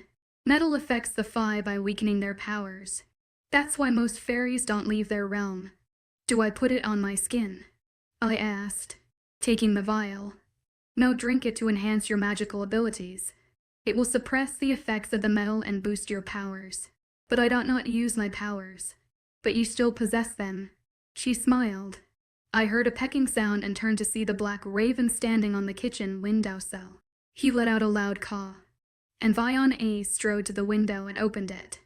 Hello, Merle, She grabbed a piece of bread from the table and held it out to the bird. "That's my good boy. Now do as I asked. We leave soon." The raven cocked his head, chirped, and flew off. "I'll be right back." Vi dashed from the room. "She's even pushy and overbearing with birds," whispered Rowan while rubbing the liquid all over his skin. I popped a hand over my mouth to stifle the giggle and grinned at him. "She reminds me of the set I know." Rowan rolled his eyes and threw me a smile. "Very funny." "Lass." I uncapped the vial and drank the liquid, which tasted like bitter perfume. Once gone, I heard Viona's footsteps heading back into the kitchen, but judging by the sound, she wasn't alone. When the redhead appeared back in the kitchen, 3 people were smiling at us. All handsome guy with a brilliant smile, a girl with caramel skin and short, dark hair that showed off her heart-shaped face. Then Kat emerged from behind saying, "Todd, duck at." I shouted, running over and throwing my arms around her. "Lucas." Rowan rushed over to hug his beta. Sudiana hugged me next. "What are you guys doing here?" I asked, shocked to see them. Viona told us what happened through the raven. Kat explained, "We came to help." Behind her smile, I noticed Kat's look of anguish. "My mother. I'm so sorry for what she did, and it's all my fault." "Don't be sorry," Rowan said. "It's not your fault." She nodded at him with a watery smile. But I knew she blamed herself. I mentioned that would have a little help. Viona declared, "But can we fight off a horde of hunters?" I glanced at Viona. "Don't underestimate the power we have working together." Viona winked at me. Tiana grinned at her and followed the redhead toward the door. "All right. It's time to go." "Go where?" I glanced at Viona. "I know where Cormac is keeping Kyra, Rian, and a bunch of others." "That's amazing. Is it close by?" "We must go now." "Where and how long will it take?" Owen's excitement warmed my heart, and I chuckled. "We'll be there soon. Trust me. But this time we won't be using any vehicles," Viona assured, laughing too. Chapter 30. Follow the Shadows. Fiona and Prowan Fiona. Tiana moved to Viona's front door leading to the stairs. She recited a few words, and her body changed, taking on the radiant gleam I noticed when I first met her. Her hands shone golden, and spalches like swirling symbols covered her body. Her eyes, the color of moonbeams, stared above our heads, and mysterious snake, like shadows, climbed the walls and covered the door. She reached out a hand, immersing it in the thick blackness, and opened the door. The stairs were now gone and a bleak emptiness filled the space, welcoming us in silence. "Follow me." Tiana seemed to be in a trance, judging by the faraway look in her silver eyes. Lucas turned to us with a profound expression. "Remain calm. And remember, the passage can be a bit rough." He threw us a tight smile before taking a hesitant step, and the shadows engulfed him. Viona and Kat followed him. I swallowed hard, glancing at Rowan, and he clasped my hand. "It seems we are next." My voice sounded odd and far away. "Yes, so it appears. Luna." He raised my hand, kissing my knuckles, and together, we lumbered like stumbling fools into the abyss. My sense of identity vanished, as if I had evaporated into a void and ceased to exist. I couldn't hear, feel, or see anything, and panic seized me as I reached out, trying to find Owen's hand, which was no longer there. Not being able to sense anything was frustrating and maddening. I wanted to scream, but realized I wouldn't hear myself in this strange emptiness. Without warning, I felt a tug akin to a vacuum sucking me into a spiral and landed on soft grass in an open field. I groaned in despair, finding the surrounding sounds, peaceful as they were, overwhelming. I noticed the color of the sky like a clear dawn morning, heard footsteps approaching, and then Owen's arms raised me to my feet as my legs quivered. Only Tiana emerged from the darkness, looking composed. She studied us, an ashamed expression on her face. and then fixed her eyes on a spot off in the distance. I followed her gaze and found an old building surrounded by open fields with rolling hills and green grass. "No," I whispered with a knot in my chest, contemplating the place I had always considered my haven. The University of Oxford held a special place in my heart. Cats too. My father is keeping people hostage at the university. "This is our school, Cat." I turned and saw Cat's mouth hanging open in shock as well. Rowan stared at the ancient edifice, hands on his hips. "How can we get inside?" "The lab is underground in a shelter, like a bunker used during wars," Vaiana answered, kneeling on the grass. She grimaced, shaking her head. "But the defenses are strong. Just looking at this fortress, I don't see how we could get in, especially since Cormac has it guarded with heavy manpower. They'll get us in." Tiana glared at the building, her voice sounding severe and confident. She raised her arms and whispered a chant as the surrounding shadows vibrated and came to life. They reached out and touched each other like hands, forming a series of channels. "Follow within the shadows and remain inside them at all times." Tiana tiptoed into the tree's shadow, and poof, she was gone. "Dasus." "Not again," Rowan grumbled, but he did as the Princess of Shadows instructed. I copied her movements and jumped into the shadows, but it didn't feel as overwhelming this time. Outside, the world thrived with vibrant colors and sounds, while here, silence prevailed. I started walking, following the group, and noticed something strange. While in Tiana's shadows, I could pass through walls and objects like they weren't even there. As we entered the enclosure, I spotted people moving through the corridors. Guards and professors were working, but despite us wandering among them, they remained oblivious to our existence. I stayed mute for fear of being overheard, remaining careful not to leave the shadows, as Tiana had directed us to do. Together, we descended the structure. Tiana continued joining the diminished shadows in the corridors, keeping us proceeding as we traveled further down. After a long journey through hallways and many stairs, we reached a vast room matching the one from Cormac's memories. However, it appeared more advanced in technology. The whole place looked like a penitentiary, with cells and prisoners everywhere. Some captives gaped around in terror, sporting fresh wounds, and I realized they hadn't been here long. But it was obvious that others had been here for an extended period. Their glum expressions and skeletal bodies revealed the cruelty that someone my father had subjected them to. I grabbed our Owen's hand and buried my face in his chest, experiencing the pang of grief from witnessing Cormac's cruelty. "Can we rescue them all?" I reared my head back, peering up at him. Vaiana answered, "Listen, I refuse to leave behind a single soul in this God-forsaken hellhole." Icy bitterness seemed to drip from her words. She reached into a pocket and pulled out a tiny corked bottle. Vaiana grinned and popped the top open. After ingesting it, her eyes held a peculiar glint. "Let the games begin." Vaiana jumped out of the shadows created by Tiana, and I watched a circle of dazzling light appear. She marched to the center and held her palms up, drawing in deep breaths.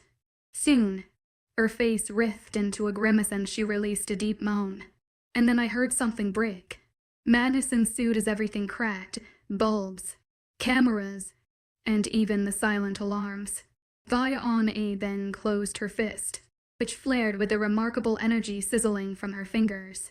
With a frenzied cry, she opened her hands, creating a ripple that swept through the surrounding space. The cell doors buckled and shook, and the lab entrances twisted until the opening devices snapped. "What the hell have you done?" Tiana jumped from the shadows and gathered the witch in her arms right as Vaiana's legs gave way. Just Vaiana's time.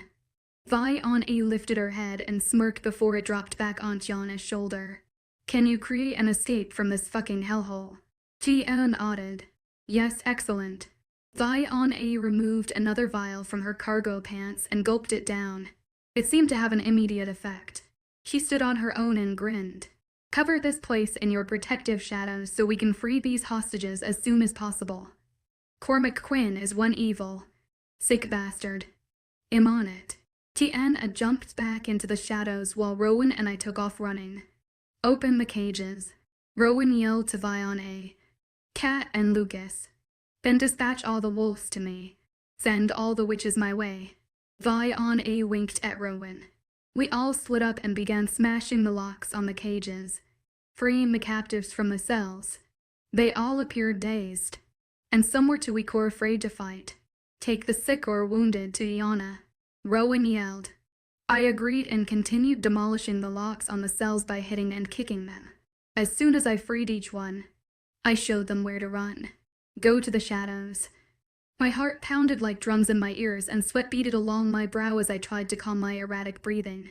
After kicking down so many prison doors, my body ached and throbbed. However, the sheer number of captives made it impossible for me to spot any familiar faces among them. Then I came to a cage where an elderly man was lying curled, huddling in a corner. His gray hair looked unkempt, and he appeared feeble. Are you awake? I'm here to rescue you. Can you stand up? I rushed into the cell and grabbed the old man by the arms to help him stand. Oh, yeah, I can stand, the man said, cackling, and turned around. Out of nowhere, he attacked me, gripping my neck with gloved hands that had sharp talons. I felt warm blood running down my skin and a strangling sensation in my throat. His laugh, crazed and high-pitched, intensified as he peered at me with wicked, looking eyes. Mr. Quinn will be so thrilled.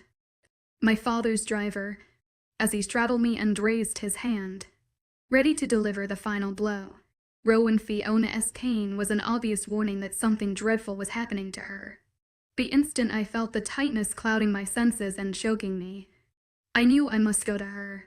Fiona, I screamed, knowing if I didn't reach her soon, she could die. I ran like crazy, not giving a damn about anything, while all hell broke loose around me. The freed creatures of Primordial fled or struggled to release those still trapped by the wicked scientist, Cormac Quinn, and his associates. Their screams were like sirens blaring. The noise filled my body with rage as they battled for their lives, including Fiona. The idea of her fighting for her life caused me to feel ill and sweat dripped into my eyes. My body leapt across the distance and, as I ran, I perceived her screams. A whisper erupted from her mind, but I couldn't decipher it. Something flashed, and a vision of Fiona trapped in a cage with a man on top of her blazed before my eyes. After rounding the corner, I witnessed the scene and dashed down the corridor, ready to rip the bastard's head from his shoulders. A howl escaped from my wolf, and as I neared, an explosion of vivid, shimmering light surged from Fiona's body and sent him sailing through the cell. The impact was so strong that I had to cover my face and turn away. It sent me soaring, and I crashed onto the concrete floor. After shaking my head to recover my senses, I glanced around and saw Fiona standing with an intense light emanating from her body. Her hair grew to the floor before my eyes and turned a midnight blue color as the sparkling light traveled to her fingertips. Well, witch. Well, witch. Well, turns out those whispers of scandal and gossip were true, James said as he rose, spitting out blood. He gaped at Fiona with revulsion. All those years toiling for your father by driving Mr. Quinn everywhere and hunting your kind beside him. He glanced between me and Rowan. His lips snarled. I'm shocked Cormac would even consider fucking a fairy and having a leper as his offspring. Fiona glowered at him. Believe it, James, and this leper is going to kick your arse. She strode toward James, grinning with a gleam in her now glowing amber, red eyes. The wounds on her neck inflicted by James had vanished, while the light was still shining throughout Fiona's body. Flames of fire surrounded her. It looked as if she stood inside a fiery bubble, and I watched, mesmerized. Fiona had found her magical powers, and I looked on, holding my head high and proud. As she towered above James, a kaleidoscope of light flared from her fingers, and a rush of electric energy shot toward the old man. I rushed to Fiona's aid, recognizing the strength of her magical power. It thrust her backward, making her stumble. My arms reached Fiona, breaking her fall just in time as, all around us, everything exploded. While carrying her, I noticed how hot her skin felt, and her eyes appeared tainted. The crimson red had turned a blazing golden hue. "Lass, are you hurt?" My lips tugged into a worried frown. She shook her head and squirmed, wanting down. With her feet on the floor, she grinned up at me. "No, I feel fabulous. Vion gave me some kind of witch brew, and it worked. It helped me use my powers." I leaned down, sniffing her body. Fiona didn't smell human or fey, but like something I couldn't quite put my finger on. Something extraordinary and unexpected. James used the opportunity to lunge at her, but I jumped in front of Fiona. In one step, I stood before James, who extended his gloved fists against me. But as strong as he looked, the hunter was no match for an alpha wolf, especially an older, wounded hunter. It was no competition. I gripped his shoulder, dodging the blow intended for my face with ease, and punched him in the gut. As his face fell, I knocked James out, and he dropped to the ground, unconscious. "Let's check on the others." I grabbed Fiona's hand, pulling her along. "Look out." Someone yelled from behind. Lucas shifted and raced down the hallway, landing on a hunter, pointing a rifle at us. His sharp canine snapped the man's arm before my beta ripped his throat open. As soon as the hunter landed on the floor, Lucas changed back into human form. He ran toward us. The hunters are now pretending to be captives. They are bombarding us when we open the cells. Lucas sounded out of breath. "I wonder how they knew we'd end up here." But Fiona asked. "They probably realized we would come for Rianne, Kyra, and the members of our pack." I tapped my chin. "Tell the wolves to guard all the creatures of Primordial. We gotta rescue as many as we can and take them to Tiana." "Yes, Alpha." Lucas shifted back into wolf form before dashing off. "We have to find Rianne and Kyra," Fiona said. I nodded and stripped out of my clothes. Shifting, Fiona knew my intentions and jumped on my back, clinging to my fur as I rushed down the corridor. We crossed the compound and discovered the extent of the chaos. The hunters had arranged themselves in the middle of the enclosures, creating pandemonium. Perhaps they didn't expect us to act as a team and work together. The witches and vampires joined forces and formed united fronts to battle their captors. I noticed that only a handful of people were trying to escape. And they were kids, old people, and the sick and wounded. But the rest of us remained to fight. As I turned a corner, I saw Vione meeting with a group of witches. The redhead led them along as they recited a spell that created a strange vibration in the air.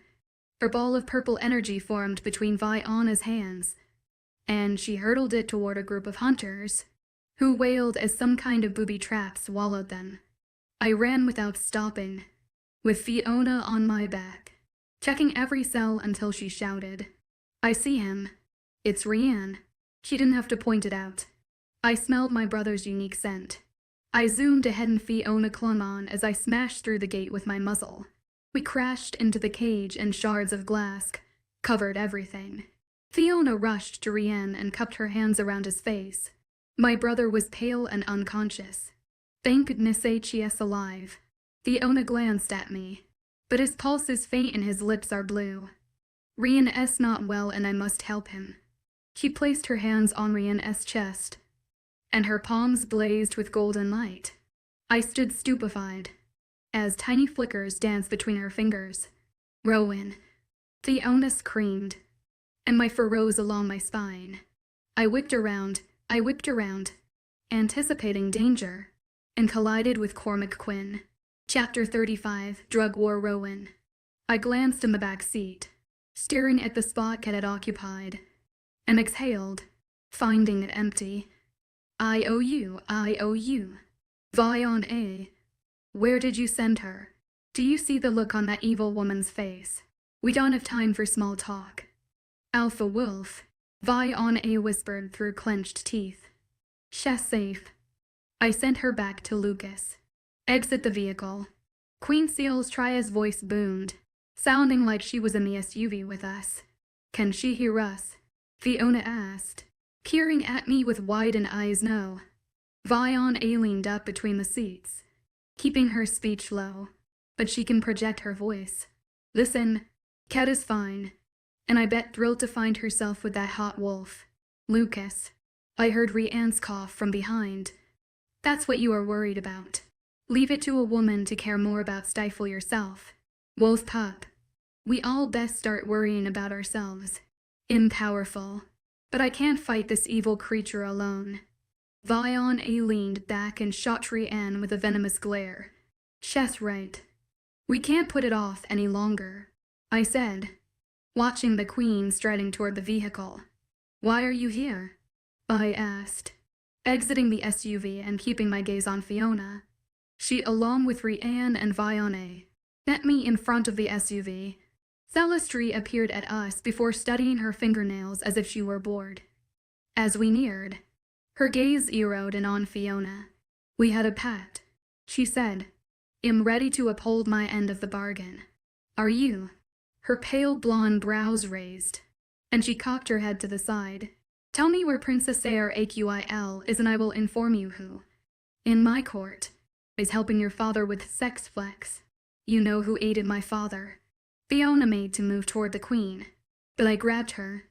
Queen Celestria folded her arms, drumming her nails in irritation.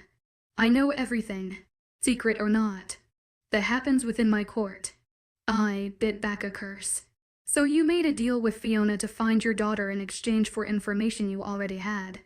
Celestria smiled. That's correct. Woof. Why would I impart my knowledge without getting something in return? She looked down her nose, sneering. You may be a shapeshifter, but you do not understand how sacred a pact is between the Fae. Nothing comes without a price. Ryan stepped in front of Fiona and Vione, shielding them, and stood beside me in solidarity. I am more than a shapeshifter. I'm Alpha O'Connell, and this is my province. You have crossed my borders uninvited and, therefore, I want you to leave. And I am Celestria Einer, Queen of Fae, who travels wherever she pleases. You are nothing more than a mortal beast. She held her head high, but I saw the challenge in her expression. You're just a bitter old fairy, I retorted, lifting my head and squaring my shoulders. But we are not here to exchange names and drinks. Ryan reached out, touching my shoulder. I knew it was a gentle reminder to control my temper, though my anger was justified. It was wise to antagonize this all-powerful foe. The queen scowled at us with hatred, and venom seemed to pour off her in waves. You have a young sister you should worry about, she announced before a coy grin lifted her lips. Just as I am worried about my young daughter. Princess AQIL isn't a child, Rianne said, sounding far more calm and collected than me. She is still a child to me and my kind. The queen narrowed her eyes. That may be, Fiona spoke up. But she doesn't. You gave her to my wicked father. What kind of mother does that? The queen whipped her head toward Fiona, her displeasure clear. Her place is now with me. She will understand why I did what I had to do for the Fire Realm.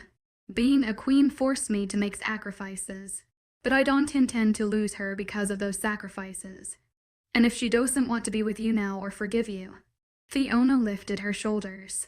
Are you going to tell me where my daughter is? Celestria asked. No, Fiona shook her head. We made a pledge. The queen seethed. Wrong. You made a pledge, but I never accepted. Fiona's pat. I am your queen, and it's now in order. Celestria glided toward us. I positioned myself in front of Fiona. You have no authority here. She glared at me with fury in her eyes. I am the Queen of Fae. Yes, you are, but you hold no power here. Go back to your kingdom and rule over your subjects. Leave my territory now, I shouted, feeling my inner wolf raging inside. You are making a fatal mistake. Wolf mutt. Seal's Trias face contorted in anger. Starting a war with me would be a horrible idea for your entire race. No one is declaring war, announced Rianne, shaking his head. We just can't give you what you are asking of us. To me, that's a declaration of war. Foolish wolf. The queen shook with rage. If you're keeping my daughter's location a secret, you're my enemy. I will eliminate you, your pack, and all you hold dear. I'm sorry you feel that way. I crossed my arms over my chest, matching her heated stare. She nodded. You leave me no alternative. Alpha Wolf. A strange roar erupted, causing us to look around while the queen remained unruffled as figures emerged like ghosts in the night. Each one appeared to be a creature from the fairy realm. Yet it was hard to tell, since it seemed they were all dosed with sex flecks. Some dressed in torn, dirty rags, and others in elaborate battle gear. But all looked wild-eyed as they clambered through the snow on a rampage. Just what the feck are you doing? I asked the queen, bellowing with fury. This onslaught violates all treaties between the creatures of Primordial. Your race violated the treaties by kidnapping my daughter, yelled the queen, lifting her haughty chin. Now tell me where she is, or accept the repercussions. We did not kidnap Princess A or AQIL. Fiona stepped around me and I held my arm out, keeping her out of harm's way. Knowing where she is and not telling me is the same thing. She held up a slim hand, and fairy servants surrounded her, carrying syringes filled with a deep blue liquid and large bottles of pills. It wouldn't take a genius to identify the source of the drug sex flex. Stop. Fiona pushed past me, throwing up her hands. You're gonna cause a bloody disaster. Queen Celestria stalked toward Fiona, and I watched the muscles clench in her jaw. Then tell me where my daughter is and you'll call off this impending disaster now. Fiona wailed, crossing her arms. Row in, now. Ryan yelled from behind, and I knew what he meant. You're crossing the line. Celestria Einer. I gritted my teeth and howled out to my pack through the mental bond that united us. This will ignite war. The queen just smiled. If you so desire. Alpha O'Connell no. Ryan yelled and charged at the queen, but it was too late. The servants of the fairy realm distributed the sex flex to the drug-addled soldiers, who ingested, inhaled, and injected it. You could almost feel a regenerated sigh in the air as the addicted creatures succumbed to their high. For a second, it felt like time stood still until a collective roar rent the air. Get in the house now, I warned, shoving Fiona toward the door. Where's Vion A? Ryan, grab the witch. I watched Rhiannon scoop up the tiny witch who put up a hell of a fight and then pushed Fiona inside. See you in hell, Alpha. The queen threw a saucy wink and blew me a kiss before disappearing, leaving behind the creatures whose shouts defied silence. Inside the house, Rhiannon rushed past us carrying a kicking and screaming Vion A. I gaped outside in fear, watching the devastation erupt like doomsday. Then an alarm sounded, ringing in my ears, and hundreds of wolves poured out of their homes, dashing around and preparing for battle. The frenzied wails of children and those too old or sick to shift erupted, and I knew it was time. Wolves, gather up. I busted through the door and shifted. My mind connected with all the wolves that made up the O'Connell pack. There were over 400 of us, and the sex flex-induced fairy warriors appeared about half of our numbers. And still, I feared this battle. In my head, I heard my pack mates calling from all directions. I sensed their thoughts converging with mine. I watched them howl, pulling flesh apart while the opposition did the same. But their misery, their rage, their panic, and their death would become mine. My body crashed into one of the sex flex goblins. Its screech soared into the air like a war cry. The monster fell to the earth and its claws swiped at me. I sensed its fangs close to my hide and, in response, I sunk my canines into its jugular, and chemical, tasting, rotten blood filled my mouth. As I grappled with the goblin, I felt Fiona's ear throughout my body. Through Rhiannon's eyes, I watched her run, steadying herself at his side and grabbing Viona's hand. Leaving broken windows, doors, and complete chaos, Ryan hoisted Viona and Fiona onto his back and rushed out of the house, followed by at least 5 fairy goblins, who chased after him. I knew what Rian was trying to do, and I dropped the goblin's limp body, leaving my pack to hunt the rest, and ran to catch up with him. Ryan charged out of the house with Fiona and Vi on a clinging to his fur. I caught up to him right when one of the monsters lunged at them. Fiona's scream rose into the air, and I leapt over the creature, ripping its midsection apart as shrieks of anguish escaped the monster's mouth. Ryan rushed Fiona and Vi on to the SUV and left them beside it. I saw Fiona open the door, ready to get in, when I sensed something dark, causing my hackles to rise. A desperate howl from the pack made my fur stand on end as I noticed an additional threat. My eyes closed for a moment, and then I observed 6 black armored pickup trucks emerge amidst the pandemonium. The first stopped a few feet before reaching us, and a lone figure jumped out. "Did you miss me, daughter?" Cormac Quinn asked, holding a rifle on Fiona and Vi on A. Rian's outcry crashed around me as I watched Fiona hit the ground. I felt the pain burst inside me and knew the bullet had hit Fiona, but it hadn't killed her.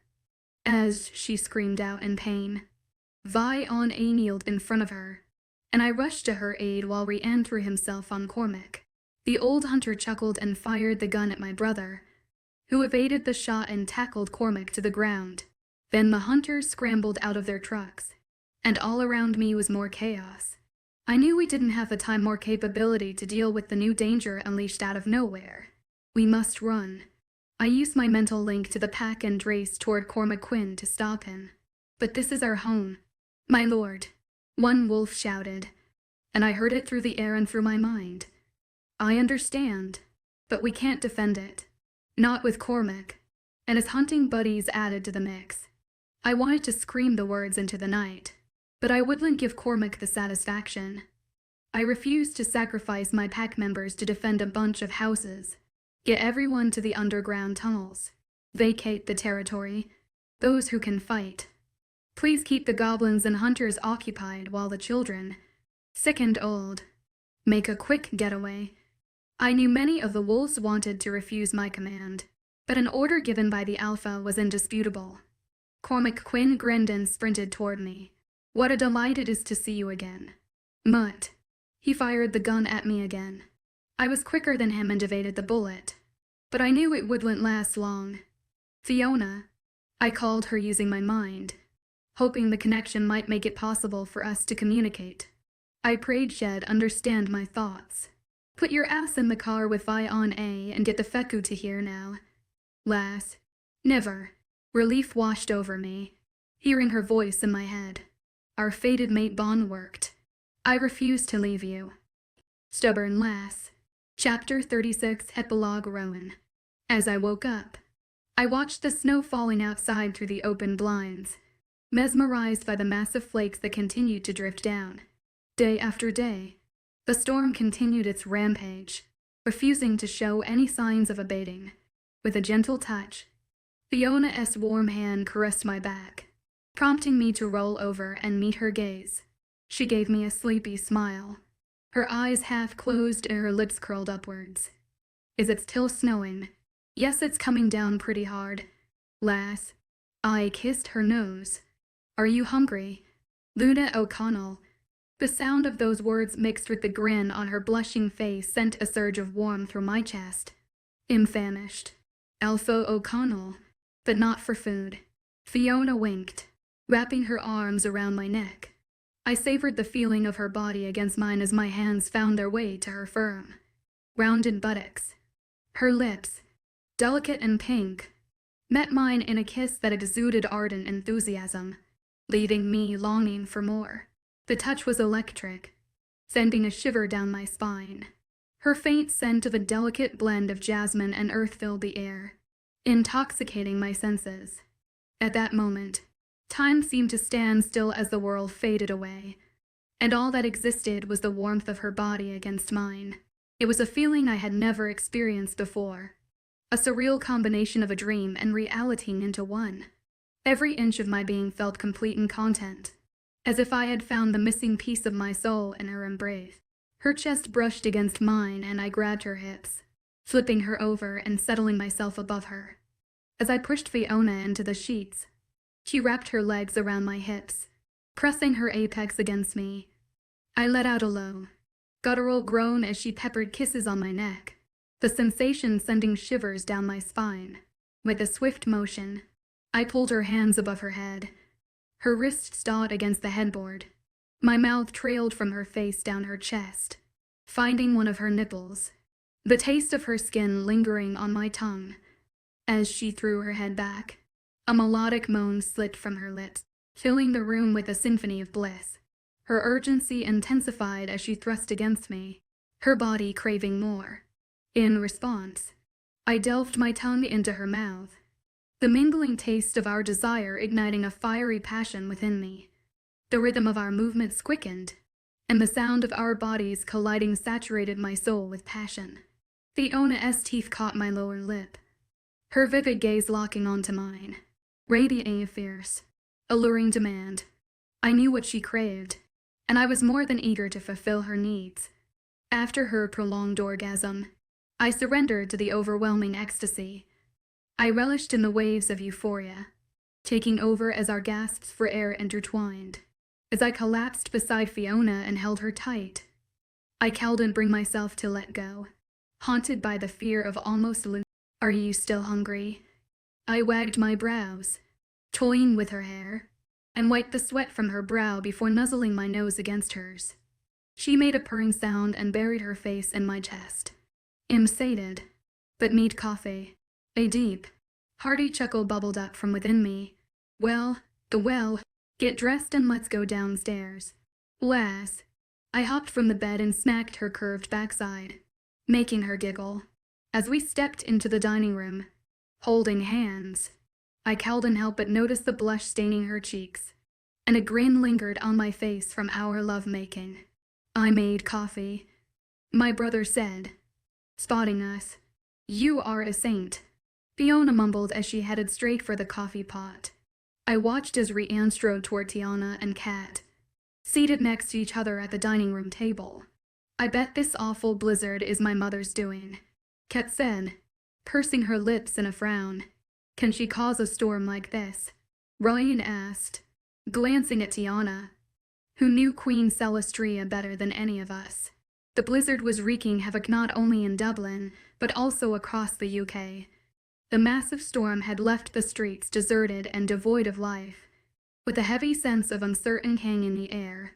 Tiana nodded. "Queen Celestria possesses a wide range of abilities.